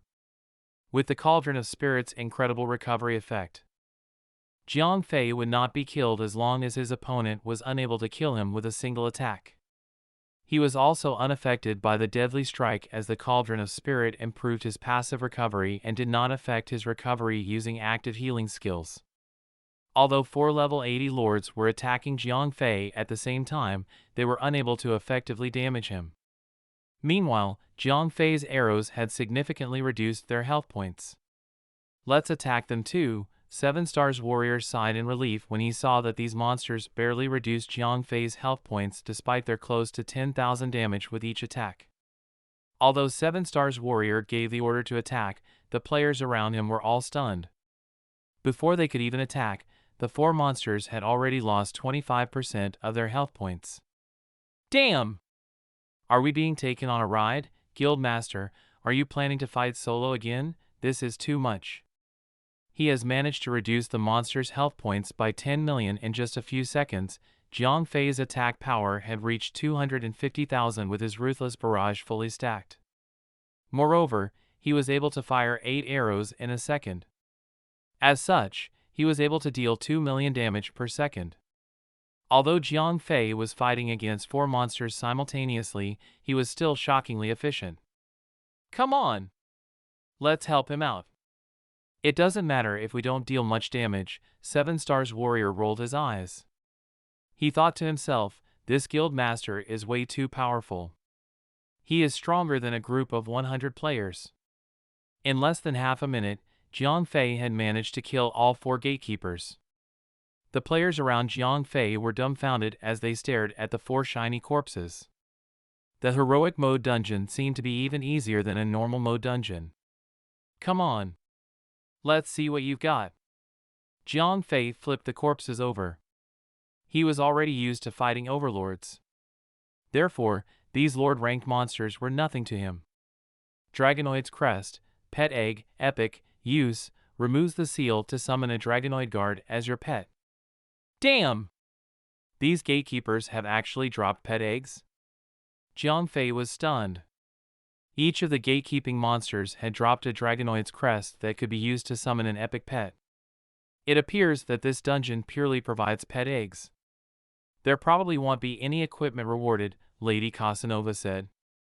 I think so too. The 4 easier dungeons probably provide pet eggs of lower ranks. Little Rain said. If the gatekeepers already dropped epic pet eggs, the monsters we will meet later will probably drop legendary pet eggs. 7 Stars Warrior appeared even more excited. After all, he had specifically come for the high-tier pets. You guys can distribute these 4 Dragonoid pet eggs among yourselves. Jiang Fei handed the pet eggs over to Lady Casanova and 7 Stars Warrior so that they could distribute them. Come on! It's an auction using guild contribution points. The same rules apply. Whoever wants these eggs, start bidding now. Lady Casanova shouted in the group channel. 50, 55, I'm calling 60, I'm calling 80. Although 7 Stars Warrior did not care about these Dragonoid pet eggs, the normal members did. After all, they did not have guild contribution points as high as that of 7 Stars Warrior and those like him. Even if the dragon pet eggs appeared, they would not be able to afford them. Therefore, these normal members could only keep their eyes on the lesser pet eggs before them. Despite being slightly weaker, the Dragonoid pet eggs were still related to the dragon bloodline and were ranked as epic pet eggs. They would still be deemed priceless in the market. Therefore, the normal members in Imperial Dragon were still largely attracted to them. Very soon, the 4 pet eggs were auctioned off at an average of 120 guild contribution points. For normal players, 120 guild contributions was a huge sum. The amount was sufficient to be traded for an entire set of epic level 70 equipment. Let's move forward, Jiang Fei said after seeing that the battle rewards had been distributed. After getting past the gatekeepers, Jiang Fei and the rest officially entered the dungeon. Monsters started appearing. Although these were small monsters, they were all ranked at Advanced Elite and above. Leader-ranked monsters were aplenty. These monsters typically came in a group consisting of dragonoids and baby dragons. They belonged to the light-based dragon race and were around level 75. On average, one group would have 30 to 40 monsters that were slightly challenging to most players. Come on! Tankers, get ready to drag aggro. 7 Stars Warrior ordered as he charged toward the monsters. Attack! Attack! Don't hesitate. Kill them directly. Jiang Fei did not care about formations and synergies. With his incredible capabilities, all he needed to do was open fire. Zoom! Zoom! Jiang Fei immediately started firing arrows at the monsters. Although he was alone and had only one bow, he was able to fire a barrage of arrows at the monsters with his shocking attack speed. As Jiang Fei started attacking, multiple monsters started falling to the ground. Although these were all advanced elite monsters, they were killed instantly after being hit by 2 or 3 of Jiang Fei's arrows. Damn! It appears that we can sit out on this one too. We just need to enjoy the ride, Guild Master. You can do it. We love you, Guild Master. In the beginning, 7 Stars Warrior and the rest would still try to help Jiang Fei out.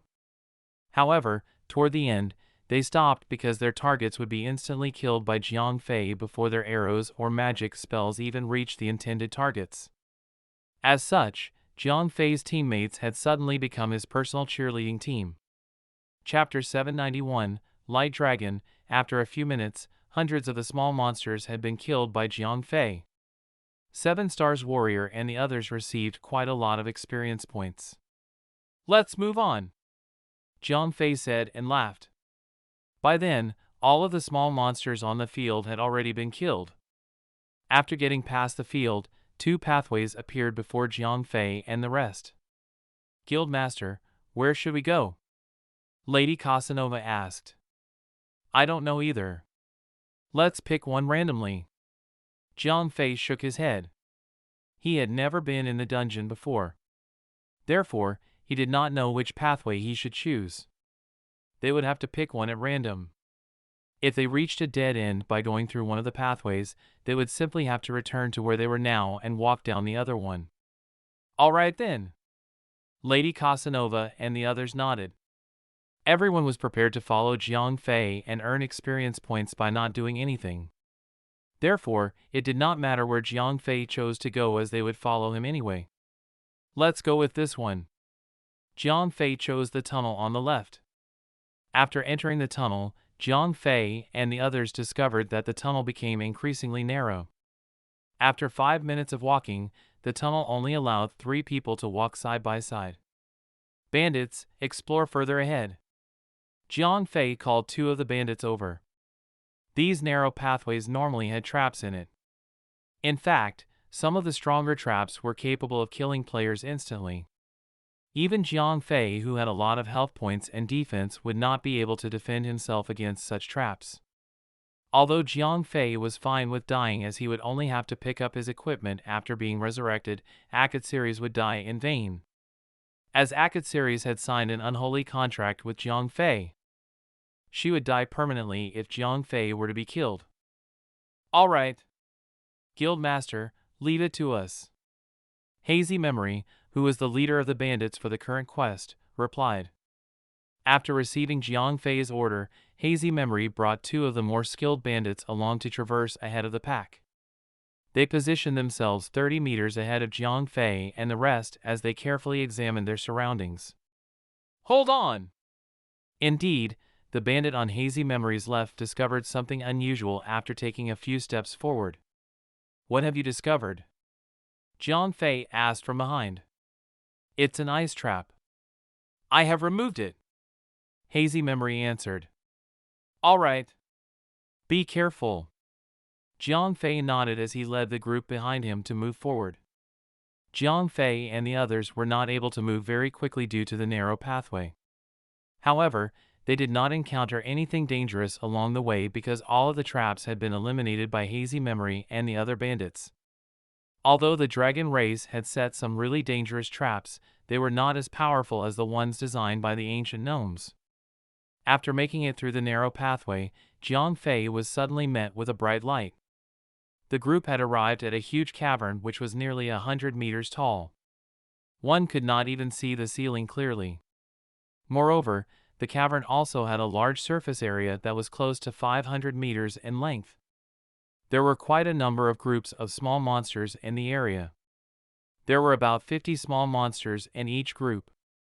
Each group had a leader monster, with the rest of the group being advanced elite monsters. There were approximately 18 groups of these monsters which roamed in a fixed region. Apart from these fixed groups of small monsters, there were 5 to 6 other patrolling groups. These patrolling groups were smaller, with only around 28 monsters in a group. However, these groups had 2 leader monsters. Most players would have to be very careful when fighting the fixed groups so that they would not attract the patrolling groups simultaneously. There was a high possibility of being annihilated by fighting both of these groups at the same time. The patrolling monsters were different from normal monsters. When they hit low health points, they would run away to call for backup. Therefore, if players failed to kill these monsters, they might have to fight multiple waves of monsters at the same time. However, all this did not matter to Jiang Fei. He was determined to fight them all head-on. Come on! Let's kill them right away. Jiang Fei could not be bothered to gather his members around.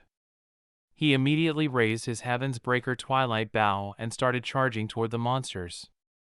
Roar! Jiang Fei's random attacks immediately caused an uproar among the monsters. Damn!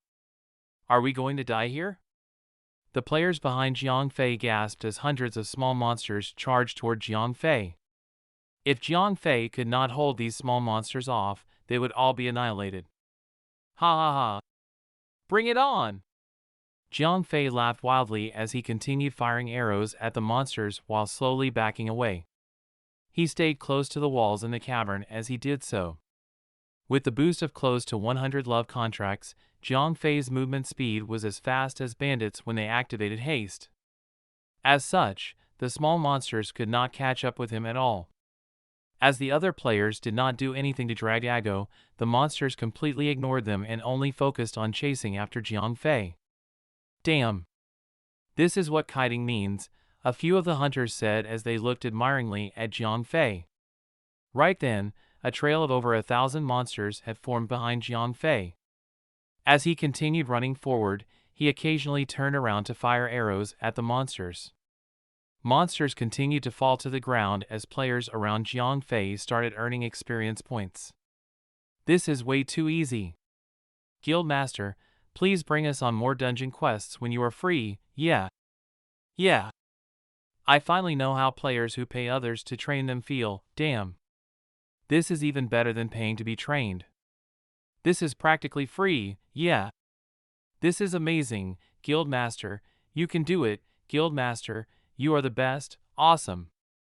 Guildmaster, you are so powerful. While the players behind Jiang Fei chatted leisurely, they occasionally cheered him on. The girls were especially invested in their roles as Jiang Fei's cheerleaders. After several minutes, over 1,000 of small monsters were all killed by Jiang Fei. The group of players earned a significant amount of experience points. Who is killing my offspring? Right then, an angry voice was heard. It's here! It's here! Everyone became serious. After all, they were evidently on the battlefield. Now that the small monsters had been killed, it was time for the boss to show up. Flap! Flap! As the sound of wings moving could be heard in the air, a giant dragon close to 30 meters long appeared. Light Dragon Lorcaris, Dragon Race, Lord. Level, 82, Health Points, 45 million, Attack Power, 18,000, Skills, Luminous Breath, Holy Flame, Remorse, Divine Flame, Divine Light Beam. Luminous Breath deals significant light-based magic damage toward the enemy in a cone-shaped area. Holy Flame summons the Holy Flame to deal continuous damage to players in the vicinity. Remorse causes all enemies in a 300-meter radius to enter a state of remorse. Whilst in the state of remorse, targets cannot attack, move, or cast spells. The effect lasts for 1 minute. If targets receive any damage, the remorse effect will be removed. Divine Flame, Lorcaris randomly selects 50 enemies to cast the Divine Flame on them, dealing a one-time significant damage on top of continuous damage which lasts for 10 seconds thereafter. Divine Light Beam, for every enemy that Lorcaris kills, it recovers 10% of its health points and resets all of its skills' cooldown time. Chapter 792, Bug's Skill. The Light Dragon Lorcaris was definitely one of the strongest lords around. Not only did it have strong attack attributes, but its skills were also very powerful. If its health points could be increased to around 100 million, it would be as strong as an overlord. Guildmaster, how do we fight this? Do you plan to fight it on your own? Little Rain asked. Clearly, the group was getting used to being observers. I'll deal with it on my own. Jiang Fei smiled. The monster was not a huge threat to him. In fact, it was better for him if fewer players were involved. That was because the Light Dragon had a skill which allowed it to recover its health points by killing opponents. If a player made a mistake that put the lives of many at stake, the Light Dragon would be able to recover 10% of its health points for every player killed. That amounted to over 4 million health points. For normal groups, it would be a never-ending battle. Even if Jiang Fei had a very high damage output, he could not protect the players on his own. Therefore, he would rather they stayed out of the battle. How dare you invade our dragon's nest? This means war. As an angry voice was heard, the battle was initiated. Wham! A loud collision was heard as the pathway which Jiang Fei and the rest walked through caved in. They were all stuck in the current space with nowhere to run. Ding! As soon as the pathway collapsed, all the players received a system notification that informed them that they had entered the battle state. Damn! We can't hide even if we want to. 7 Stars Warrior said with his hands lifted.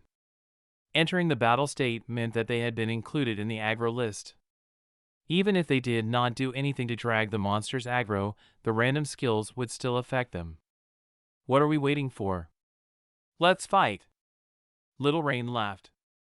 Melees, stay out of this. Ranged attackers, come with me. Jiang Fei said to the players behind him as he started firing arrows with his bow. Zoom! Zoom! Jiang Fei's arrows continuously hit the dragon's huge body. With Ruthless Barrage, his attack power very soon reached 250,000. Shiver, you ants! The Light Dragon roared angrily as it spat a ball of luminous breath at Jiang Fei. Minus 45,892. The over 40,000 damage appeared above Jiang Fei's head. Overall, it was not a significant amount of damage to Jiang Fei. As soon as the dragon attacked him, Jiang Fei's incredible recovery effect from the 100,000 spirit points immediately returned him to full health points. Minus 211,421, minus 217,412, minus 213,561. Jiang Fei's arrows continued to land on the dragon. Although the Light Dragon had close to 40 million health points, it probably would not survive very long with Jiang Fei's high damage output. Die! You darned intruders! When the Light Dragon's health points were reduced to 80%, it started activating its skills. Bam! A golden flame appeared around the Light Dragon's body. However, as none of the players were standing near it, the skill was practically useless. This is way too easy, Jiang Fei said as he continued attacking. Remorse! Invaders! Very soon, the Light Dragon's health points were reduced to 50%. Thereafter, it used a skill which caused everyone including Jiang Fei to enter the state of remorse. Jiang Fei was forced to kneel on the ground with his hands held together in front of his chest. It looked as if he was praying. The other players appeared to be in the same position. The disabling skill had a duration of up to 1 minute. Haha. Now, taste my flame of anger. Clearly, this was not a single target skill. Instead, it targeted a group of players. Bam! Bam! Bam! 15 unlucky players were chosen as the divine flame engulfed them. Minus 35,000. Minus 35,000. Minus 35,000. The 35,000 damage nearly took the lives of all the selected players, especially those with cloth armor. Although they were able to stay alive, they were left with less than 10,000 health points. However, the skill did not end after the initial damage. There was an additional burning effect that remained. The players would continue losing 5,000 health points every second for 10 seconds. Divine Shield. Ice Barrier. Painful Suppression. Those who had life-saving skills immediately activated such skills. However, not all players had skills that could protect themselves from damage. Thus, those who did not have the invincibility effect or could not heal themselves immediately froze. Damn! Help me, where's the cleric? Where's the knight? Help me out, crap! Cleric, please save me. I'm dying soon.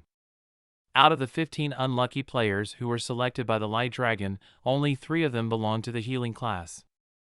Apart from the fellows who activated their invincibility effect, there were still 9 other players who required help. Save as many as you can. At that very moment, Jiang Fei understood that the clerics would have to prioritize their well-being. They could not possibly rescue everyone. Ding! Your teammate has died in battle. Ding! Your teammate has died in battle. In the blink of an eye, 6 members in Jiang Fei's group had died. The Light Dragon's health points were instantly fully recovered. Screw this! How am I supposed to kill it? Do I have to wait for everyone to die before I kill it? Even Jiang Fei was dumbfounded. Although Jiang Fei had a very high damage output, he could not stop the Light Dragon from recovering its health points. With the use of remorse, all players would be frozen in place. The Light Dragon's divine flame would then kill players in an instant. It was definitely a bugged skill. Ha ha ha. Now you know how powerful I am. The Light Dragon laughed loudly. As the Light Dragon's health points had been fully recovered, the remorse effect was removed. While Jiang Fei continued attacking the Light Dragon, he began formulating a plan in his mind. As the Light Dragon's health points approached 50%, Jiang Fei activated the skill on his ring in advance. Angel of Revenge. Jiang Fei was instantly transformed. Under the state of Angel of Revenge, Jiang Fei's attack power and attack speed doubled. At the same time, he acquired resistance towards disabling effects. Although the transformation only lasted 30 seconds, it was sufficient for Jiang Fei. Ha ha ha, kneel before me, intruders. The Light Dragon used the group skill yet again. Damn! Jiang Fei was nearly driven to the point of madness. He had thought he would be able to avoid the skill with the transformation. However, he was still pressed to the ground by the remorse effect. Clearly, the Light Dragon's skill was not a normal disabling skill. Jiang Fei's Angel of Revenge transformation was unable to provide the necessary resistance toward the effect. Chapter 793, Simply Brutal. This time, the unlucky selected players were in an even worse situation. None of them was a healer. Apart from the 2 players who were able to activate invincibility effects, the remaining 13 were all killed. Damn! How do we fight this thing? Little Rain sulked. He was definitely the least lucky player in the group as he was already selected in the first round of the Light Dragon's attack. In the first round, he had already used up most of his mana points to absorb the damage through his magic shield. Now that he was selected in the second round, he lacked mana points to protect himself with the magic shield. Without the support of his magic shield, Little Rain had no way of surviving the 5,000 damage per second from the burning effect. After the 13 players had died, the light dragon fully recovered its health points yet again. Jiang Fei and the rest were also released from the state of remorse. I am sick of this bullsh** T-skill, Lady Casanova shouted. Although she was a female player, she was more vulgar than the men in the game. Yeah. Anyone it picked would surely end up dead. 7 Stars Warrior said helplessly. There must be a way to fight it, Jiang Fei said as he continued attacking the light dragon. Ah! Here we go again. I wonder who the unlucky ones are this time. 7 Stars Warrior sighed as he spoke. There was indeed a special way to fight the light dragon. Jiang Fei and the others had not mastered the strategy. They should position the clerics close to the melee players when the light dragon's health points approached 50%. Although the clerics would be damaged by the holy flame, they could escape the remorse state and be able to respond immediately. In that way, the clerics would be able to prevent other players from dying. However, Jiang Fei had not figured the strategy out. He was also too lazy to do so because he had made up his mind to use a brutal way of ending the battle. As Jiang Fei furiously attacked the light dragon, its health points were once again reduced to around 50%. It still had about 23 million health points. Screw you! When Jiang Fei saw that the light dragon was about to activate its remorse skill, he immediately took out his dragon's bane and fired at it. Minus 25,379,250. The over 25,000. 000 damage appeared above the light dragon's head. It was instantly killed before it could even activate its skill. As the dragon's bane dealt chaotic damage, Jiang Fei was able to ignore all defense attributes to deal 100x more damage. Therefore, with his fully stacked Ruthless Barrage, Jiang Fei was able to kill the light dragon with a single shot. Damn, Guildmaster, that's inhuman, holy crap. Guildmaster, it's no wonder you were able to kill celestial beings. Jiang Fei's attack had stunned all the other players. These players were already very impressed by the players in the class competition who possessed cauldrons of the ancient kingdom and were able to deal several tens of thousands of damage. They could not believe their eyes when they saw that Jiang Fei had dealt even more damage than these players. It's nothing. Jiang Fei took 2 steps toward the corpse before him. He did so because he urgently wanted to retrieve the dragon's bane and not because he wanted to find out what the light dragon had dropped. The dragon's bane absolutely could not fall into anyone else's hands. If there were other players around, Jiang Fei would not have used it at all. The dragon's bane posed an equal threat to others as it did to Jiang Fei. If someone else picked it up and fired it at Jiang Fei, he would not be able to survive the attack. All right. Let's clean up. Jiang Fei asked the remaining players to resurrect the dead players. Very soon, the players who had died were resurrected. They picked up their equipment that had dropped on the ground. Although they had died once, they did not actually lose anything valuable. Come on! Let's see what kind of pet egg this one dropped. Jiang Fei flipped the light dragon's corpse over after retrieving his dragon's bane. Shuffle! A golden light appeared. The players behind Jiang Fei knew that the item would at least be of the legendary grade.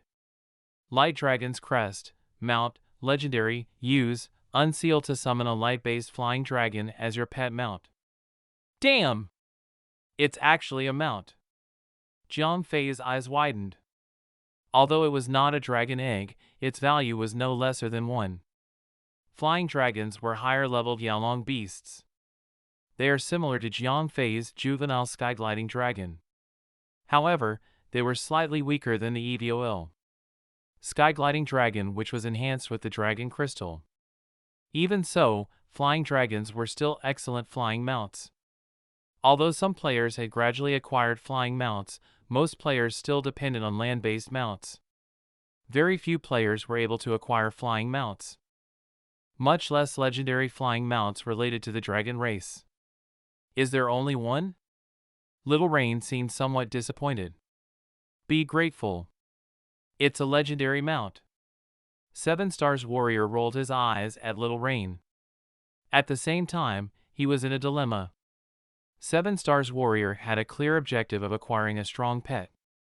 As one of the guild members with the highest amount of guild contribution points, he was certain that he could successfully bid for the best pet egg. However, an issue had arisen. Apart from pet eggs, the dungeon also provided a mount related to the dragon race. It was a difficult choice for 7 Stars Warrior to make. Although he had a lot of guild contribution points, he could not afford both the strongest pet egg and the flying dragon mount. Therefore, 7 Stars Warrior was in a dilemma in deciding between the two. Decide among yourselves who should have it, Jiang Fei said. Owning the EVOL Skygliding Dragon was both a blessing and a curse. While it was a very strong mount, Jiang Fei could not own other mounts after possessing it. Therefore, even if a pure-blooded dragon mount appeared, he would not be able to own it. Same rules apply. Those who want it, start bidding. Lady Casanova shouted in the group channel. I am willing to use all my points. Before anyone else had even said a word, Little Rain spoke. Damn! Brother Rain, that's a lot. The other players immediately sighed in disappointment. Little Rain was also one of the guild members with a lot of guild contribution points. The only members who could compete with him were 7 Stars Warrior and Lady Casanova. The others did not stand a chance. Let's see how much Little Rain has. Jiang Fei said to Lady Casanova. 565. Lady Casanova said. Are you sure about this, Little Rain? Jiang Fei asked again. Yes. With this flying mount, I can use the forbidden spell in the air. Haha. Little Rain said excitedly. Is there anyone else who would like to bid? Lady Casanova asked as she looked at the other members with a lot of guild contribution points. Chapter 794, Cascajar, let him have it. 7 Stars Warrior waved his hand. On the one hand, he wanted to let Little Rain have it. On the other hand, the temptation of the flying dragon mount was not enough to distract him from the strongest pet he dreamed of having.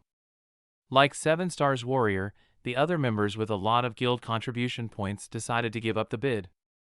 In the end, the flying dragon mount ended up in Little Rain's hands. All right.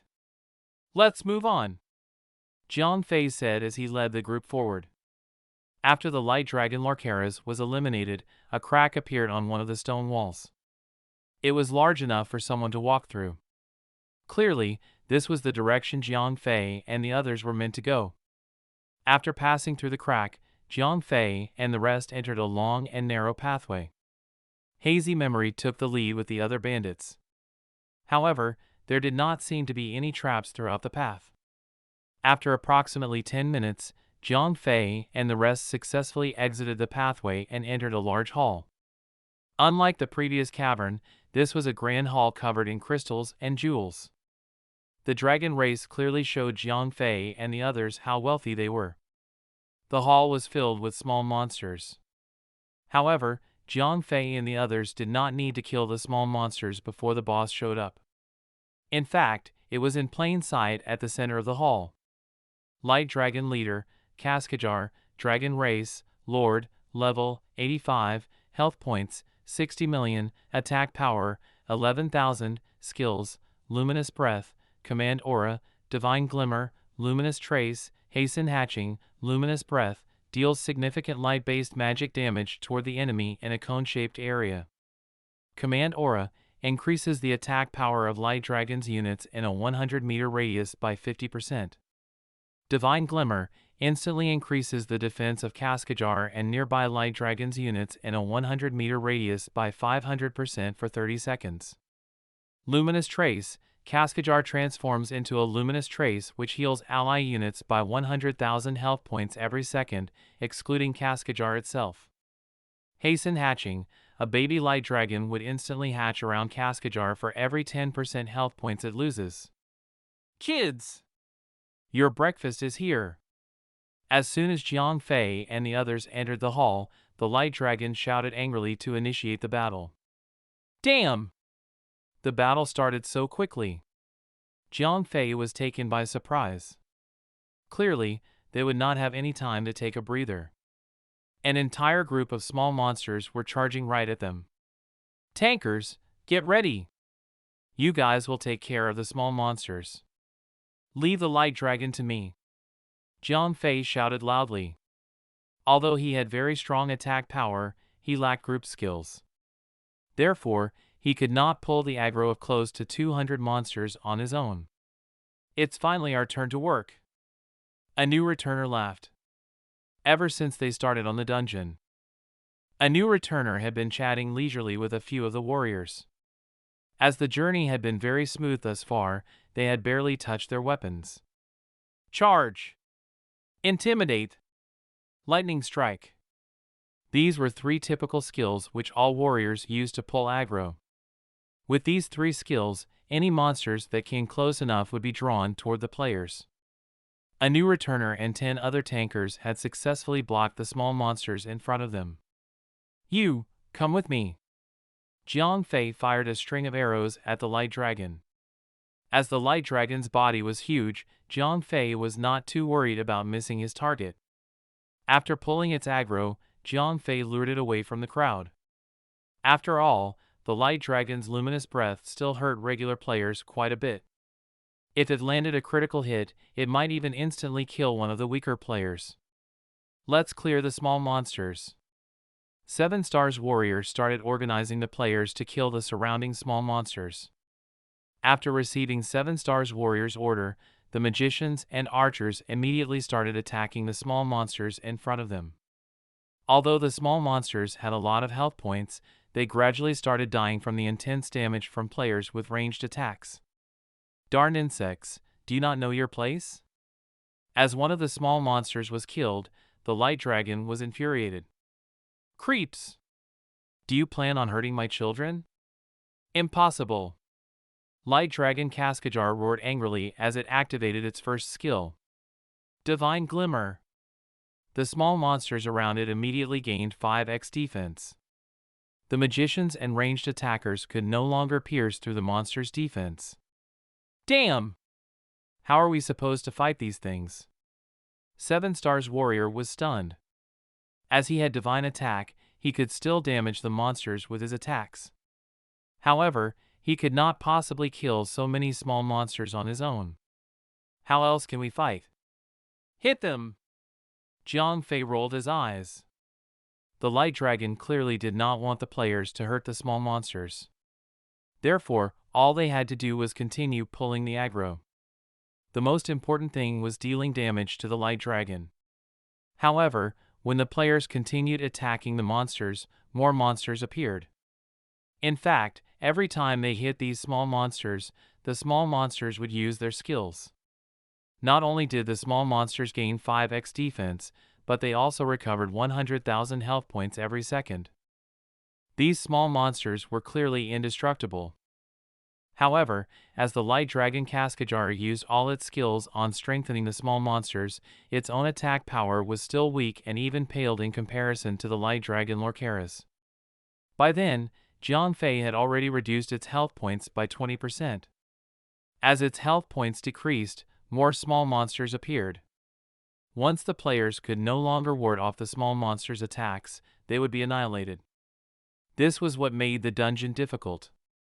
If players were too slow in clearing the dungeon, the increasing number of monsters would put more pressure on them. If the main attackers were all forced to fight the small monsters, no one would be able to attack the light dragon itself, which would result in a vicious cycle. However, this was not an issue for Jiang Fei. Even if all the other players were occupied with the small monsters, Jiang Fei was able to single-handedly fight the light dragon. Continue to pull the small monsters.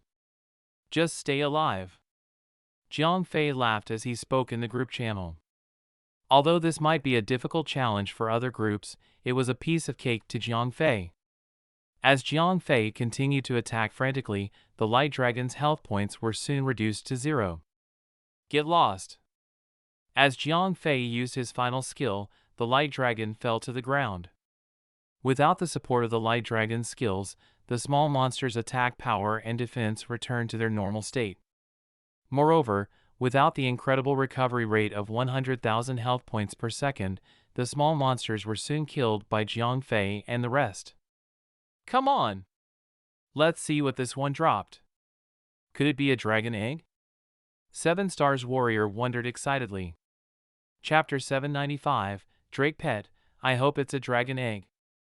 Jiang Fei laughed as he flipped the corpse over.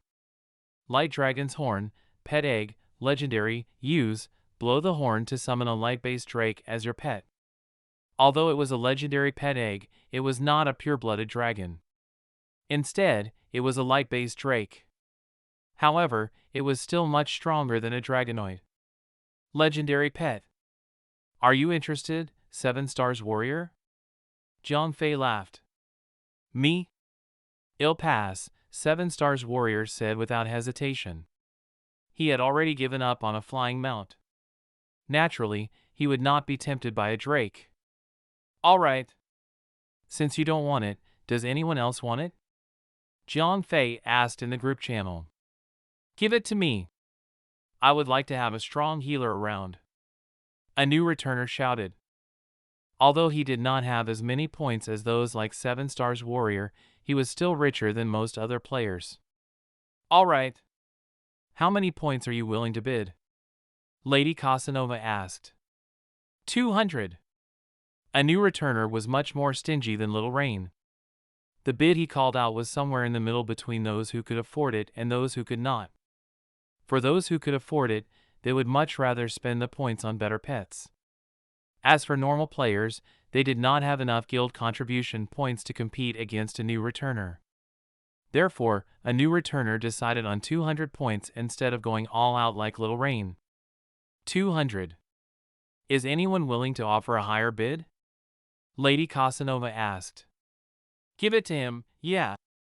Well, wait, a few other members with a lot of guild contribution points had the same thought as 7 Stars Warrior.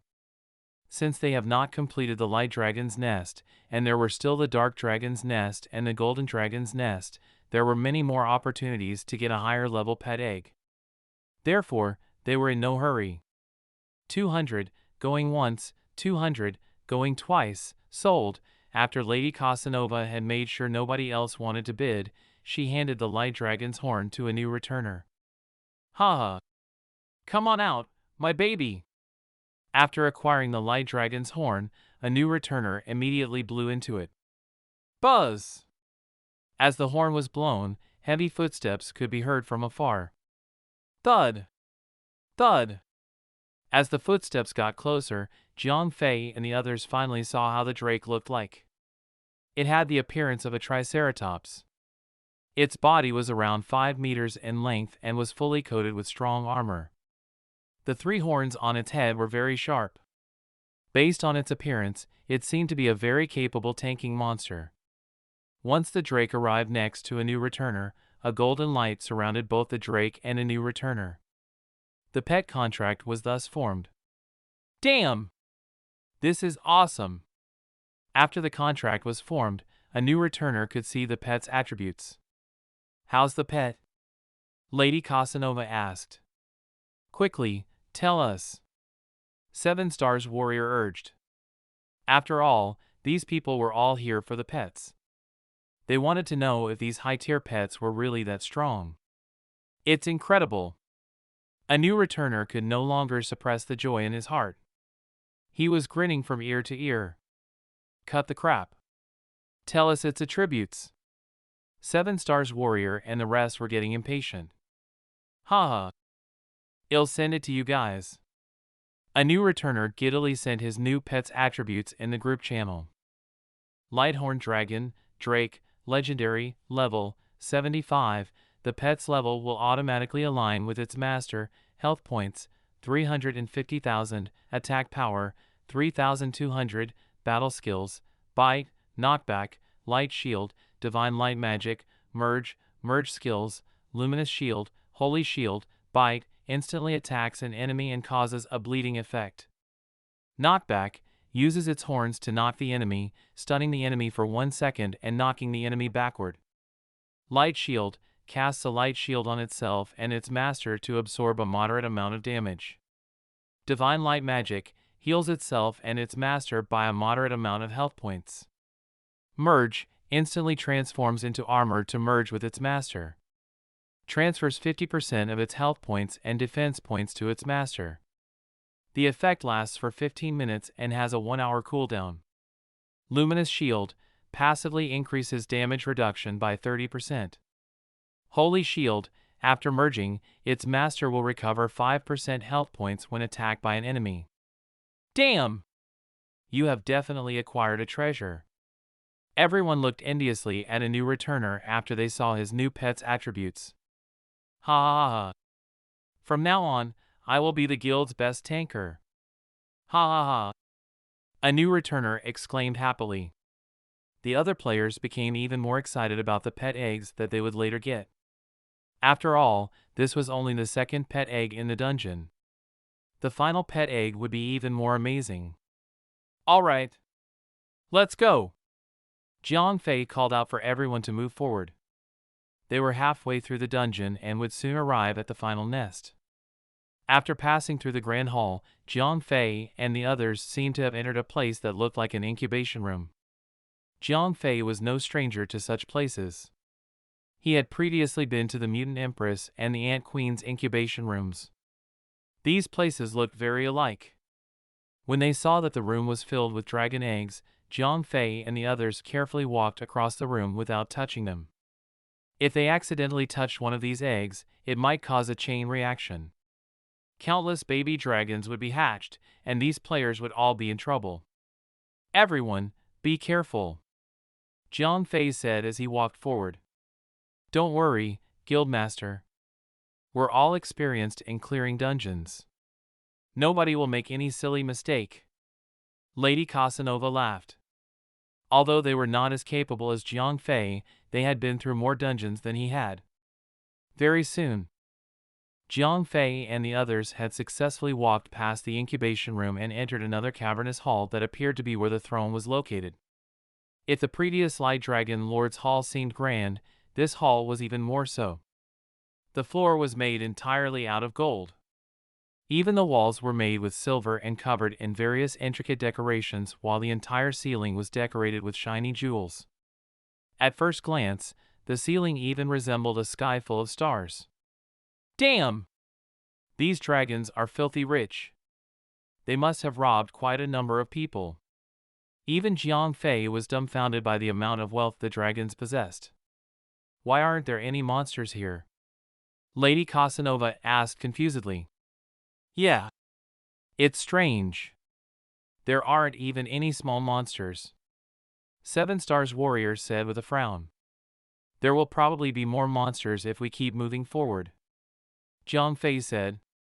However, when they arrived before the throne, there still were no monsters. Chapter 796, Greed, Why aren't there any monsters? Little Rain asked confusedly. I'm not too sure. Did we make any mistake? Lady Casanova asked. I don't think so. There weren't any crossroads. In fact, look at the surrounding.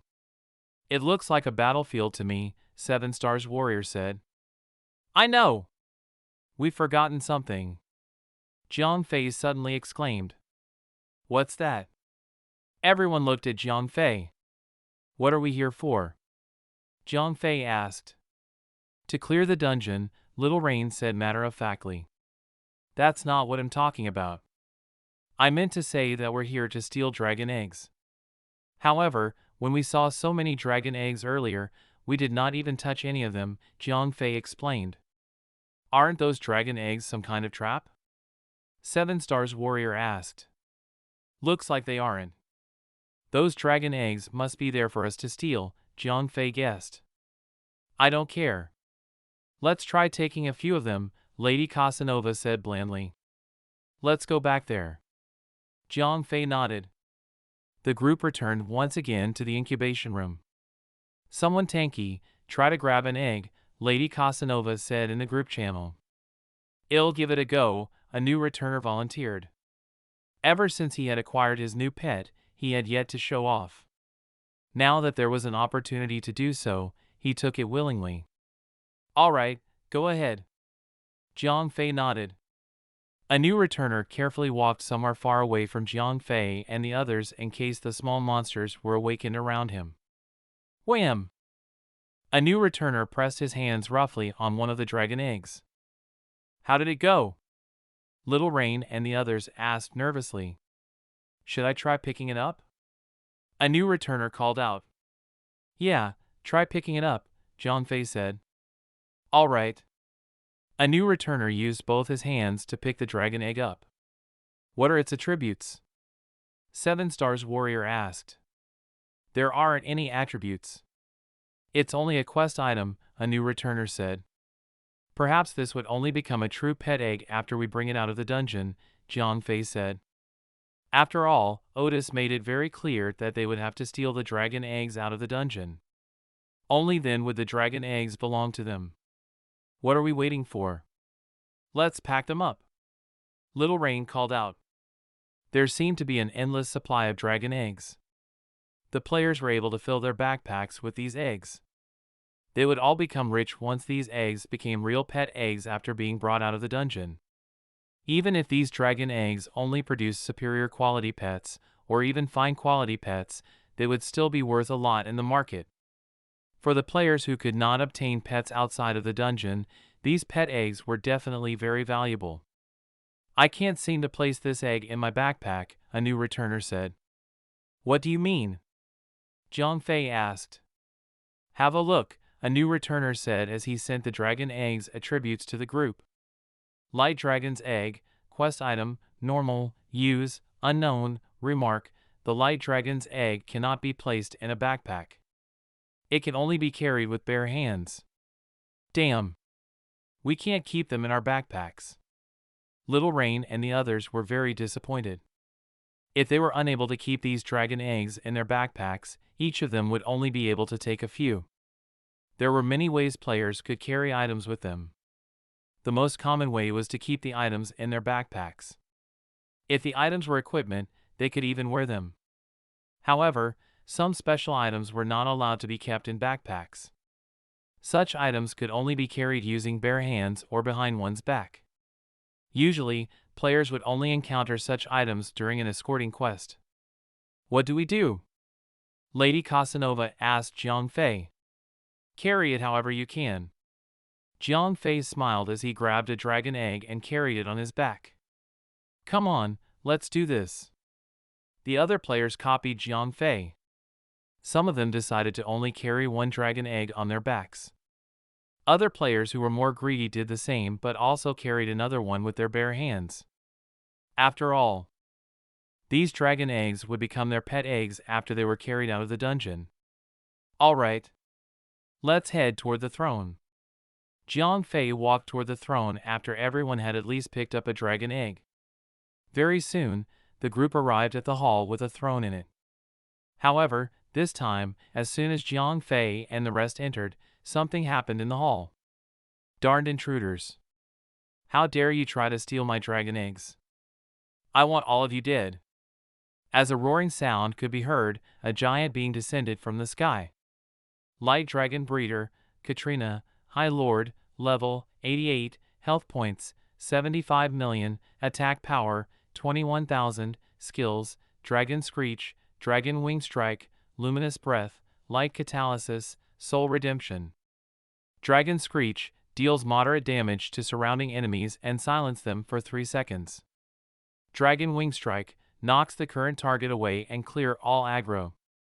Luminous Breath deals significant light-based magic damage toward the enemy in a cone-shaped area. Light Catalysis randomly causes 5 dragon eggs in the hall to hatch and evolves the baby dragons into full-grown dragons to assist in battle. When there are less than 5 dragon eggs in the hall, the Light Catalysis will cease to activate. Soul Redemption, any death in the hall will recover Katrina's health points by 20%. Damn! This is too much. Jiang Fei was dumbfounded when he saw the monster's attributes. The person who designed this monster was very cunning. It was specifically designed to counter greedy players. The more dragon eggs the players brought with them, the more dragons would appear in battle and the higher the level of difficulty. More importantly, players would not be able to kill these summoned dragons as any deaths in the hall would recover Katrina's health points. Clearly, if the players had brought 4 or less dragon eggs into the hall, one of Katrina's strong skills would cease to work. That would have made the battle much easier. However, none of the players could resist the temptation of owning dragon eggs. In the end, 100 of the players had at least brought along one dragon egg each. In fact, quite a number of the players had even brought 2 dragon eggs with them. Once Katrina activated its skill, these dragon eggs would all become its source of the army. Guildmaster, what's the matter? Lady Casanova asked. After all, she and the other players were unable to read the monster's attributes. Ah, forget it. Tankers. Pull the small monsters aggro when they appear, but make sure you don't kill them, Jiang Fei warned the players. Don't worry, Guildmaster. We've got it covered, 7 Stars Warrior and the rest answered. Alright, I'm going to initiate the battle. Jiang Fei nodded as he charged toward Katrina. Chapter 797, Giving some pressure. After Jiang Fei's arrows hit Katrina, the boss battle began. Everyone stand as far away as you can from the boss and attack. Melee attackers stay back for now. Jiang Fei shouted in the party channel. Although a new returner had more health points and defense than Jiang Fei after he fused with his pet, Jiang Fei's attacks dealt too much damage. So, a new returner couldn't snatch the aggro away from Jiang Fei. Hence, Jiang Fei still had to be the tank.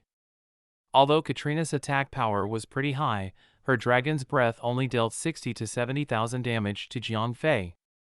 It was not enough to pose too big of a threat to Jiang Fei. Moreover, Jiang Fei's attack speed increased very quickly due to the stacking from Ruthless Barrage, so the boss health points began to decrease steadily. As Jiang Fei was pulling the aggro of the boss at a long distance, Katrina's Dragon Wings attacks could not hit him. She could only attack Jiang Fei through her dragon's breath. Without the Dragon Wings attacks, Jiang Fei would naturally not be beaten far away and lose the aggro. So, this boss, which initially required several tanks to handle, suddenly became a lot easier. Roar! Following a loud dragon roar, Katrina dealt 15,000 damage to all players and silenced all players. This skill had initially been already pretty challenging for clerics and tanks. Clerics had to ensure that the tanks had full health points before the silence started. Moreover, during the 3 seconds of silence, the tanks who were in front had to take turns to taunt to divert the damage. However, Jiang Fei had a godly regeneration tool like the Cauldron of Spirit. So, he naturally did not have to worry about this. He could just stand in front of the boss and continue to attack. Although these kind of dungeon bosses were very high-leveled, they were just bosses that players could repeatedly kill to obtain more equipment. They had no intelligence, so the battle was completely fixed. They would use their skills when their health points dropped to a certain level or at some point in time after the start of the battle. Moreover, these bosses were affected by the aggro system and would only attack the target with the highest aggro. So it was way easier to deal with compared to bosses with intelligence. When the boss health points dropped to around 80%, the boss began to use skills. Quick, my children, come and help me. Following Katrina's words, 5 golden light rays descended from the sky. 5 unlucky players were selected and golden light shrouded the dragon eggs that they were carrying. Crack! The dragon eggs ruptured and baby dragons flew out of them. The baby dragons grew rapidly under the golden light and turned into a young dragon in a blink of an eye. Young light dragon, high leader, level 85, health points 10,000, attack power 15,000, skill light dragon breath. These young dragons had weird attributes. They had very high attack power, but they only had 10,000 health points. If players were impulsive, they would kill these young dragons instantly. However, after these young dragons died, the boss would regain some health points. Tankers, pull the aggro of the young dragons. Don't kill it! Jiang Fei quickly shouted. As Jiang Fei had completely dragged the boss to one side, she almost posed no threat to the other players. Jiang Fei's party members just had to make sure that they did not kill the young dragons. Otherwise, the boss would keep healing and they would be caught in an endless loop. Damn! So little health points? Several tankers who were in charge of the young dragons were also shocked.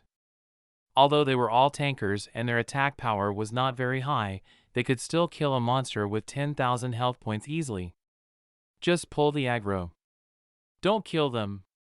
If they die, the boss will heal. Jiang Fei shouted in the party channel. Oh!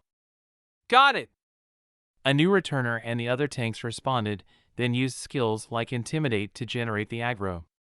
These skills generated a lot of aggro but dealt very little damage. F***CK. Why am I always the unlucky one? Although the young dragons were now under control, some players were not happy. One of them was Little Rain.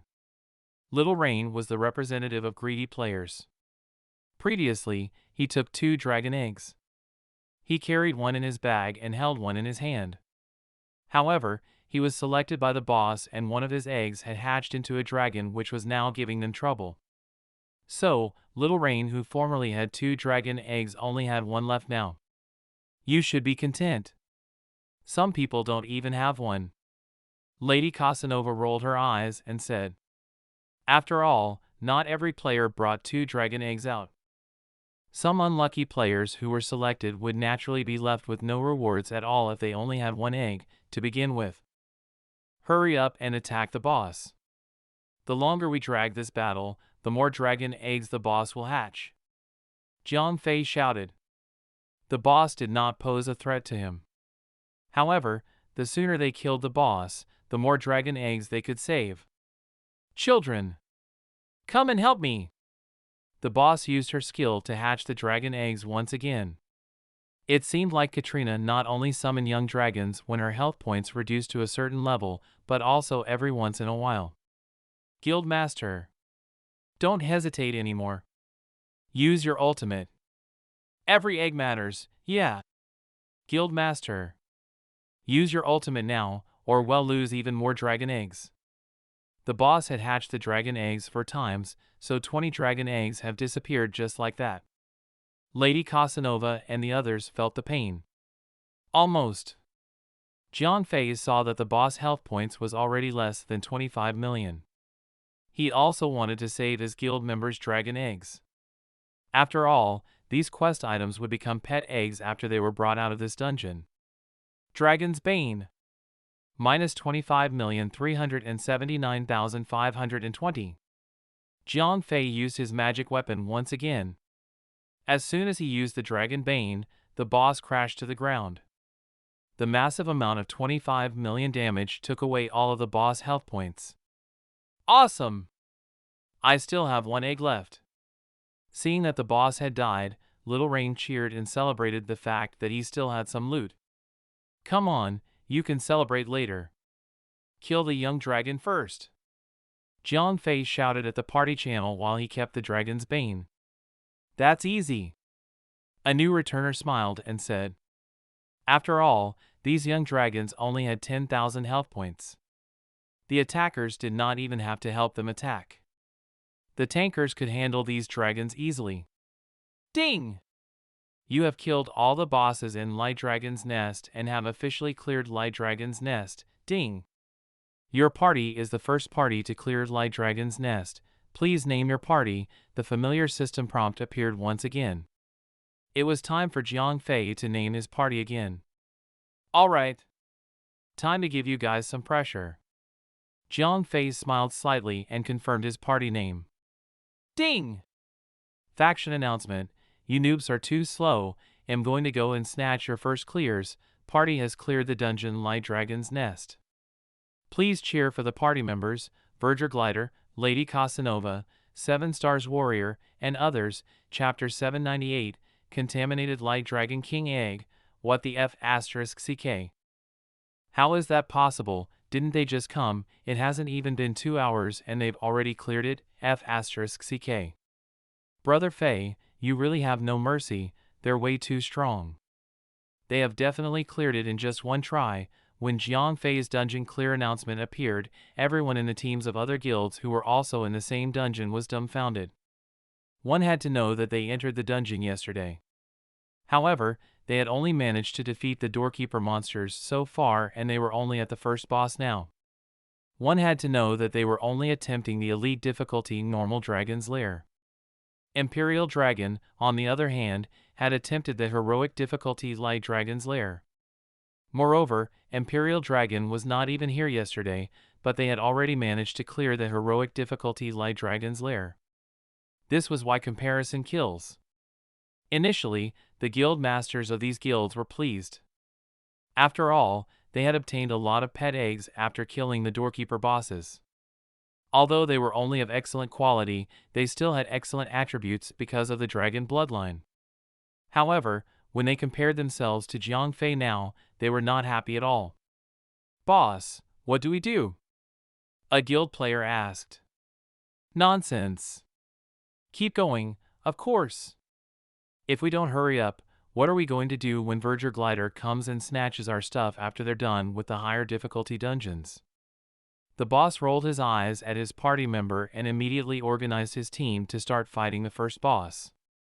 Bosses were like toys to Jiang Fei and his other party members. They hardly encountered any obstacles along the way. However, these ordinary guilds did not have someone as powerful as Jiang Fei. Even if someone in the guild had an ancient kingdom's treasured cauldron, they would only be strong in one aspect. In a dungeon, a player who only had an ancient kingdom's treasured cauldron could never be as useful as Jiang Fei. An example was assassins, who had the cauldron of agility, and others who had the cauldron of strength. Even though such players had high attack power, they did not have much defense and health points. They could not tank the attacks of bosses. However, as they had high attack power, they would generate a lot of aggro and no tank would be able to pull the aggro away from them. Therefore, such players who could deal serious damage but could not tank the attacks of bosses were pretty much useless in boss fights. If they attacked, it would cause more trouble. In actuality, they were not of much help to their parties. On the contrary, players with the Cauldron of Vitality could contribute quite a bit in dungeons. As they were tanky enough, they could easily hold the boss down and reduce the burden on the clerics and attackers of the guild. However, the dragon dungeons were very difficult. Although the first 4 dragon lairs were not as hard as the light dragon's lair that Jiang Fei and the others had cleared, there was still not much room for any mistakes. If a player made a mistake, it would often lead to the destruction of the whole party. So, it was not that easy. Unlike the other guild teams who were busy trying to clear the dungeons, Jiang Fei and the others were a lot more relaxed. "Boss, you're too mean." "It's definitely easier said than done." Little Rain laughed. "Hee hee, I'm just trying to motivate them a little," Jiang Fei laughed and said. "Guild Master, how is that motivating?" "You're clearly pressuring them." A new returner joked. "Whatever, let's see what the boss dropped." 7 Stars Warrior had always wanted a high-quality pet. "Alright. I'll do it now." Jiang Fei walked to the boss and began checking what the boss had dropped. F***CK. "It's red." Following Jiang Fei's voice, a red light shone. "Ancient?" 7 Stars Warrior was shocked. After all, this kind of light would only appear if it was an ancient item. "What the hell is it?" Lady Casanova asked. "See it for yourself," Jiang Fei said as he announced the item's attributes. Contaminated Light Dragon King Egg, Pet Egg, Ancient, use, hatches a juvenile Light Dragon King to become your pet. Remarks: the Light Dragon King Egg has been contaminated by unknown substances and unknown variations may have occurred. Well, 7 Stars Warrior hesitated. A Dragon King level egg was definitely the best pet egg out there, but this egg was contaminated. Nobody knew what would hatch out of it. However, as it was ancient, it was quite attractive. Some of the attributes of ancient items had even reached the standard of holy items, but they had obvious defects. So, as they did not know what the defect was, it was definitely a tough choice to make whether to take this dragon egg. If the defect of this dragon egg was similar to the one on Jiang Fei's Crimson Reaper, whereby wearing it would lead to him being hunted down by the Light faction, it was naturally harmless for someone like 7 Stars Warrior who was part of the Dark faction. However, if he were unlucky and obtained a defect where his pet would only have 1 life, it would be a considerable loss. Although pets could not die infinitely, most pets had at least one life attribute and they could die a few times before they exhausted the life attribute and died for good. If this pet only had one life, it would be the same as Jiang Fei's Akit series. In most cases, Jiang Fei still had to think about her and ensure her safety. So, do you want it? Jiang Fei asked 7 Stars Warrior. I. 7 Stars Warrior hesitated. Ancient items were extremely rare. Even if they cleared the final golden dragon's lair, it was impossible to get a holy item pet egg. So, this ancient pet egg that had some attributes that were almost equivalent to that of a holy item was naturally the strongest kind of pet egg. However, the unknown defect made it difficult for 7 Stars Warrior to make up his mind. I want it! In the end, 7 Stars Warrior decided to take the risk. Alright. State your offer in points. Lady Casanova said. 550. 7 Stars Warrior said. You're so stingy. It's such a good pet egg. Little Rain complained. As he had used up all his points, he was eager for someone to join him. That much is enough. Now, other than me, the one with the most points is Sister Casanova, and she only has 545 points, 7 Stars Warrior said. To get the strongest pet, he had already counted the points of his competitors long ago. If I knew earlier, I would have called Billy Boy along. He has quite a lot of points and could definitely compete with you. Little Rain muttered. He was obviously dissatisfied with how stingy 7 Stars Warrior was. Guild Master, give it to him then. Lady Casanova was speechless. 7 Stars Warrior was right. No one in this party had more than 550 points. Here! Hatch it now. Let's see whether this pet is strong. Jiang Fei gave 7 Stars Warrior the dragon egg. Chapter 799, Bloodstained Light Dragon, sure. 7 Stars Warrior replied and immediately hatched the dragon egg. Crack! As the dragon egg cracked, 7 Stars Warrior felt his heart jumping out of his chest. The strength of this pet depended on what kind of defect it had. Purr! Following a tender purr, a tiny dragon broke out of the dragon egg. What the F***? This stupid-looking thing is a dragon?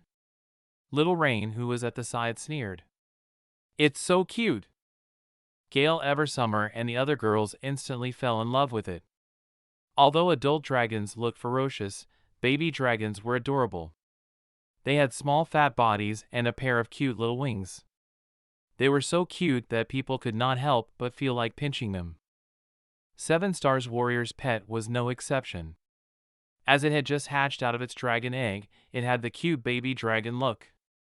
In contrast, even though a new returner and the others had lower quality pets, their pet eggs were all in a sealed form.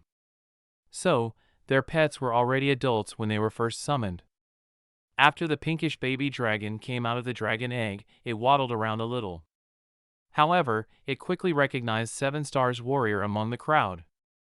Flap, flap. The baby dragon flapped its little wings and flew to 7 Stars Warrior's side. Then, it snuggled into 7 Stars Warrior's face. It looked like they were extremely close to each other. Ding! A golden light fell and the pet contract was established. 7 Stars Warrior saw the pet's attributes. Bloodstained Light Dragon, Juvenile, Dragon, Ancient, Level, 77, Pet's level will be consistent with the Master's level after hatching, Health Points, 20,000, Attack Power, 3,000, Skill, Spoiled. Spoiled, acting cute to get food from the Master. Remark 1, feeding mana crystals can speed up pet growth. Remark 2, Bloodstained Light Dragon refuses to fight any pure blood dragons. Phew! After seeing the pet's attributes, 7 Stars Warrior sighed in relief.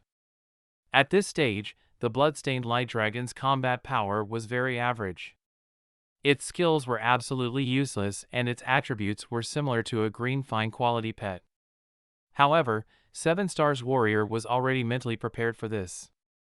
After all, his pet was only a juvenile dragon now. Before it became an adult dragon, it would definitely not have much combat power. It was impossible to compare it with those seal-type pets that were already adults as soon as they were summoned. However, 7 Stars Warrior could completely accept the defect of this ancient pet. It would just not fight with other pure-blood dragons. The defect was not too serious. How is it? Warrior, is your pet powerful? Show us. A new returner who was on the side said. Russell, before 7 Stars Warrior could reply, the baby dragon held onto his thigh and rubbed its face against it. Obviously, it was acting cute and asking for food. Sister Casanova, do you have any mana crystals with you right now? 7 Stars Warrior asked Lady Casanova. He was not a profession player, so there was no way he would carry mana crystals around. I don't have any, asked Rose. Lady Casanova shook her head. All the mana crystals they obtained from dungeons had been placed in the guild storage. Moreover, Rosette Rose was in charge of everything financial. Seems like I have to use up all my points again. 7 Stars Warrior sighed. Although the dragon egg did not consume all his contribution points, he still had to use the remaining to get more mana crystals if he wanted his little pet to become strong. Come on! Let's go to the next dungeon. Jiang Fei immediately called everyone to get ready to go to the Dark Dragon's lair. After exiting the Light Dragon's lair, Jiang Fei went straight to the next portal. Ding! You have cleared the dragon's dungeon and the dungeon will be reset after 1 day, F***CK. What the? When Jiang Fei tried to enter the Dark Dragon's lair, he got such a notice. These dungeons probably share cooldown times. Lady Casanova guessed. Even though the contents of these dragon lairs were not really the same, they shared the same cooldown time. After clearing one dungeon, parties had to wait a day for the dungeon to reset before re-entering. Forget it! Tomorrow then. Let's see how everyone's dragon eggs are. Jiang Fei shrugged helplessly. He could not do anything to override this system setting. Right. Our dragon eggs. The other players suddenly remembered that 20 dragon eggs had been hatched in the last boss battle, but most of the players still had their dragon eggs. Light dragon egg, pet egg, fine, use, hatches a juvenile light dragon to become your pet. Remarks, juvenile light dragon can only evolve into a young dragon at most. Obviously, although these light dragon eggs would hatch small light dragons, these dragons could not evolve infinitely like 7 Stars Warrior's juvenile dragon. The juvenile dragons that hatched out of these fine dragon eggs could only evolve into a young dragon and it would no longer be able to evolve. It seems like the dragon eggs stolen from the previous 4 dungeons can't evolve. They can only hatch juvenile dragons. The dragon eggs stolen from the Golden Dragon dungeon can probably evolve into young dragons. I think only the dragon eggs dropped by the boss can evolve into adult dragons. Jiang Fei guessed. Isn't it Warrior's lucky day then? He has a Dragon King pet egg. Can it eventually evolve into a Dragon King? Little Rain cried out. I don't know. Jiang Fei shook his head. After all, this was the first time dragon pet eggs appeared. No one knew anything about them. Forget it. Let's go back for now. We can only continue with the dungeons tomorrow anyway. Jiang Fei shook his head. I'm heading back. 7 Stars Warrior was the first one to tear a return scroll. After all, he was eager to go back and feed his pet with mana crystals. He was curious about the extent to which this pet could evolve into. Speaking of which, pet evolution was definitely something which burned a lot of money. Mana crystals were very rare profession materials only used by enhancers and engineers. Enhancers used mana crystals to directly increase the total mana points of magicians while engineers used them to make cannons. War weapons were naturally worth a lot of money and there was only one class that required a maximum mana limit: cursed magicians. One could tell how valuable mana crystals were just by looking at these 2 ways in which they were used. Moreover, the price of mana crystals had soared due to the emergence of a huge number of dragon pets which required mana crystals. So, an astronomical amount of money was needed to evolve a juvenile dragon. In short, if poor, do not play with dragon pets. Fortunately, Imperial Dragon had a rich reserve of resources. 7 Stars Warrior also had a lot of contribution points left, so he could still exchange some mana crystals from the guild storage for the time being. However, he did not know how big the appetite of this little dragon was. Would 7 Stars Warrior be able to afford it? If his points were not enough, he would probably have to work for the guild and earn more contribution points for some time. Chapter 800, Hong Yu. As they could not enter the next dungeon, Jiang Fei and others disbanded the party and returned to the Demon Dragon Fortress. 7 Stars Warrior hurriedly exchanged some mana crystals, while the other players did their own things. Jiang Fei became an idler again. As he was bored, Jiang Fei went to look for the NPC girls again. Sylphie and the others missed Jiang Fei very much as they had not seen him for a few days. Jiang Fei also has a lot of fun playing around with the girls. However, good times always came to an end. At 6 o'clock in the morning, Jiang Fei was kicked out of the game. Jiang Fei came out of the game feeling refreshed. After all, being in the game was equivalent to being in a deep sleep, which was very good for relaxation and resting the body. Jiang Fei looked around him. Almost all of the martial artists in the cave were meditating on their knees. Bai Wanli and a few others were extremely focused because they got too tired during the day. Occasionally, low-pitched whispers could be heard coming from outside the cave. The martial artists in charge of security at night were talking to each other. "You're awake." As soon as Jiang Fei moved, Ariel opened her eyes. "Yeah." Jiang Fei nodded. At this time, although the sun had not risen outside the cave, it was already very bright. "She'll be able to come out soon, right?" Ariel asked in Jiang Fei's heart. "Yeah." Jiang Fei nodded. He knew that Ariel was talking about Hong Yu. As they used a peak level 4 biohuman body for Hong Yu's resurrection, it would take a few days more than the other girls. "It's so boring here, let's go out." Ariel knew that Jiang Fei could not summon the cultivation pod in front of these martial artists, so she said this on purpose. "Okay." Jiang Fei stood up from the place where he was meditating, then took Ariel out of the cave. "Younger brother Jiang, where are you going?" Zhu Tianfei, who was in charge of guarding the cave, asked. "I'm just going to walk around with Ariel." Jiang Fei smiled as he greeted Zhu Tianfei. "Be careful. Please let us know if you encounter a mutant." Zhu Tianfei did not ask much. Don't worry." Jiang Fei walked out of the cave with Ariel and walked toward a mountain in the distance. After coming to the foothills, Jiang Fei looked at Ariel. Ariel nodded and confirmed that there were no other people around. 0541, cover us. Jiang Fei made 0541 shroud them again. After all, it was already bright outside. If they did not cover themselves, they might be discovered by America's satellites or reconnaissance planes. Thump! Jiang Fei waved his hands and placed the biocultivation pod out. 0541, how long more? Jiang Fei asked. About 40 minutes. 0541 answered.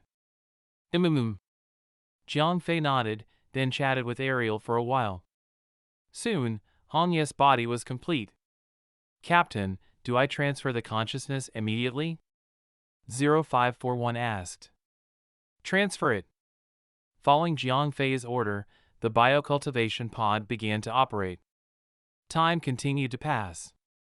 It took 2 hours to transfer the consciousness of the biohuman girls the last time, so it would take about the same amount of time this time. Younger brother Jiang, are you there?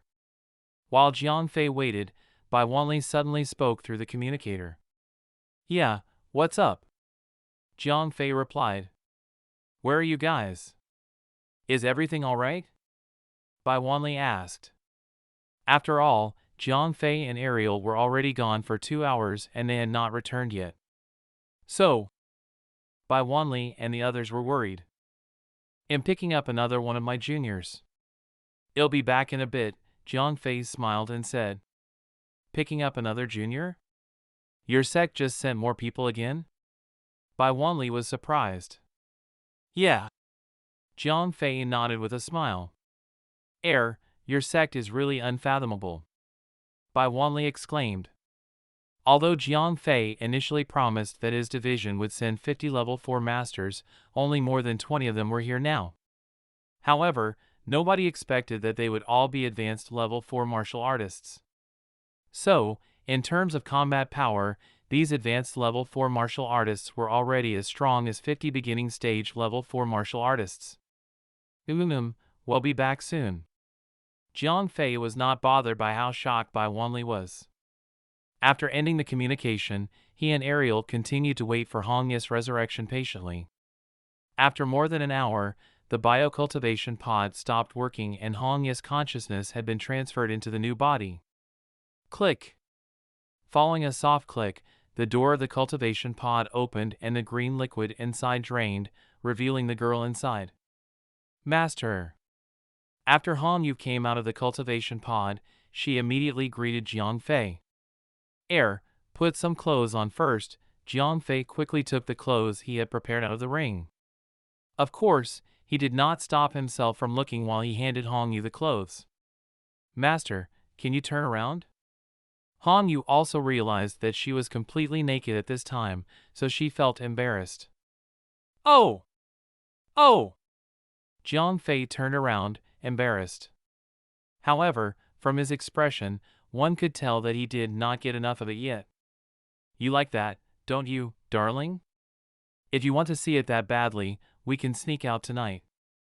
Ariel whispered in Jiang Fei's ear. No. Jiang Fei actually wanted to, but he did not have the guts to do it. Ariel was not as reserved as Hongyu was. He knew Isabella's temper very well.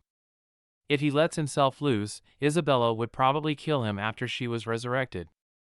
All done, Master. Very quickly, Hongyu changed into the combat uniform that Jiang Fei prepared for her. It was also a white dress like what the other biohuman girls were wearing, but there was an additional golden embroidery.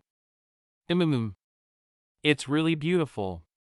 Jiang Fei nodded with satisfaction. Nobody knew whether he was complimenting the dress that 0541 designed or Hongyu. You should familiarize yourself with your new body first, then practice the skills in your memory. Jiang Fei taught Hongyu how to adapt to her new body, just like how he taught all the other biohuman girls. Okay. Hongyu agreed obediently. However, she was still feeling a little embarrassed. Her flushed cheeks made her look very cute. Hongya's body was more powerful compared to the other biohuman girls. So, when 0541 instilled martial arts techniques into her memory, he also included another set in addition to the set of combined attack skills. Another few hours passed by, while Hongyu was busy getting used to her new body. At this time, Bai Wanli contacted Jiang Fei once again. Younger brother Jiang, where are you now? I'm on my way back. I'll be there in an hour. Jiang Fei replied casually. Oh! Come back as soon as possible. Bai Wanli said. As they had been attacked by a missile previously, they were very scared whenever Jiang Fei was not around.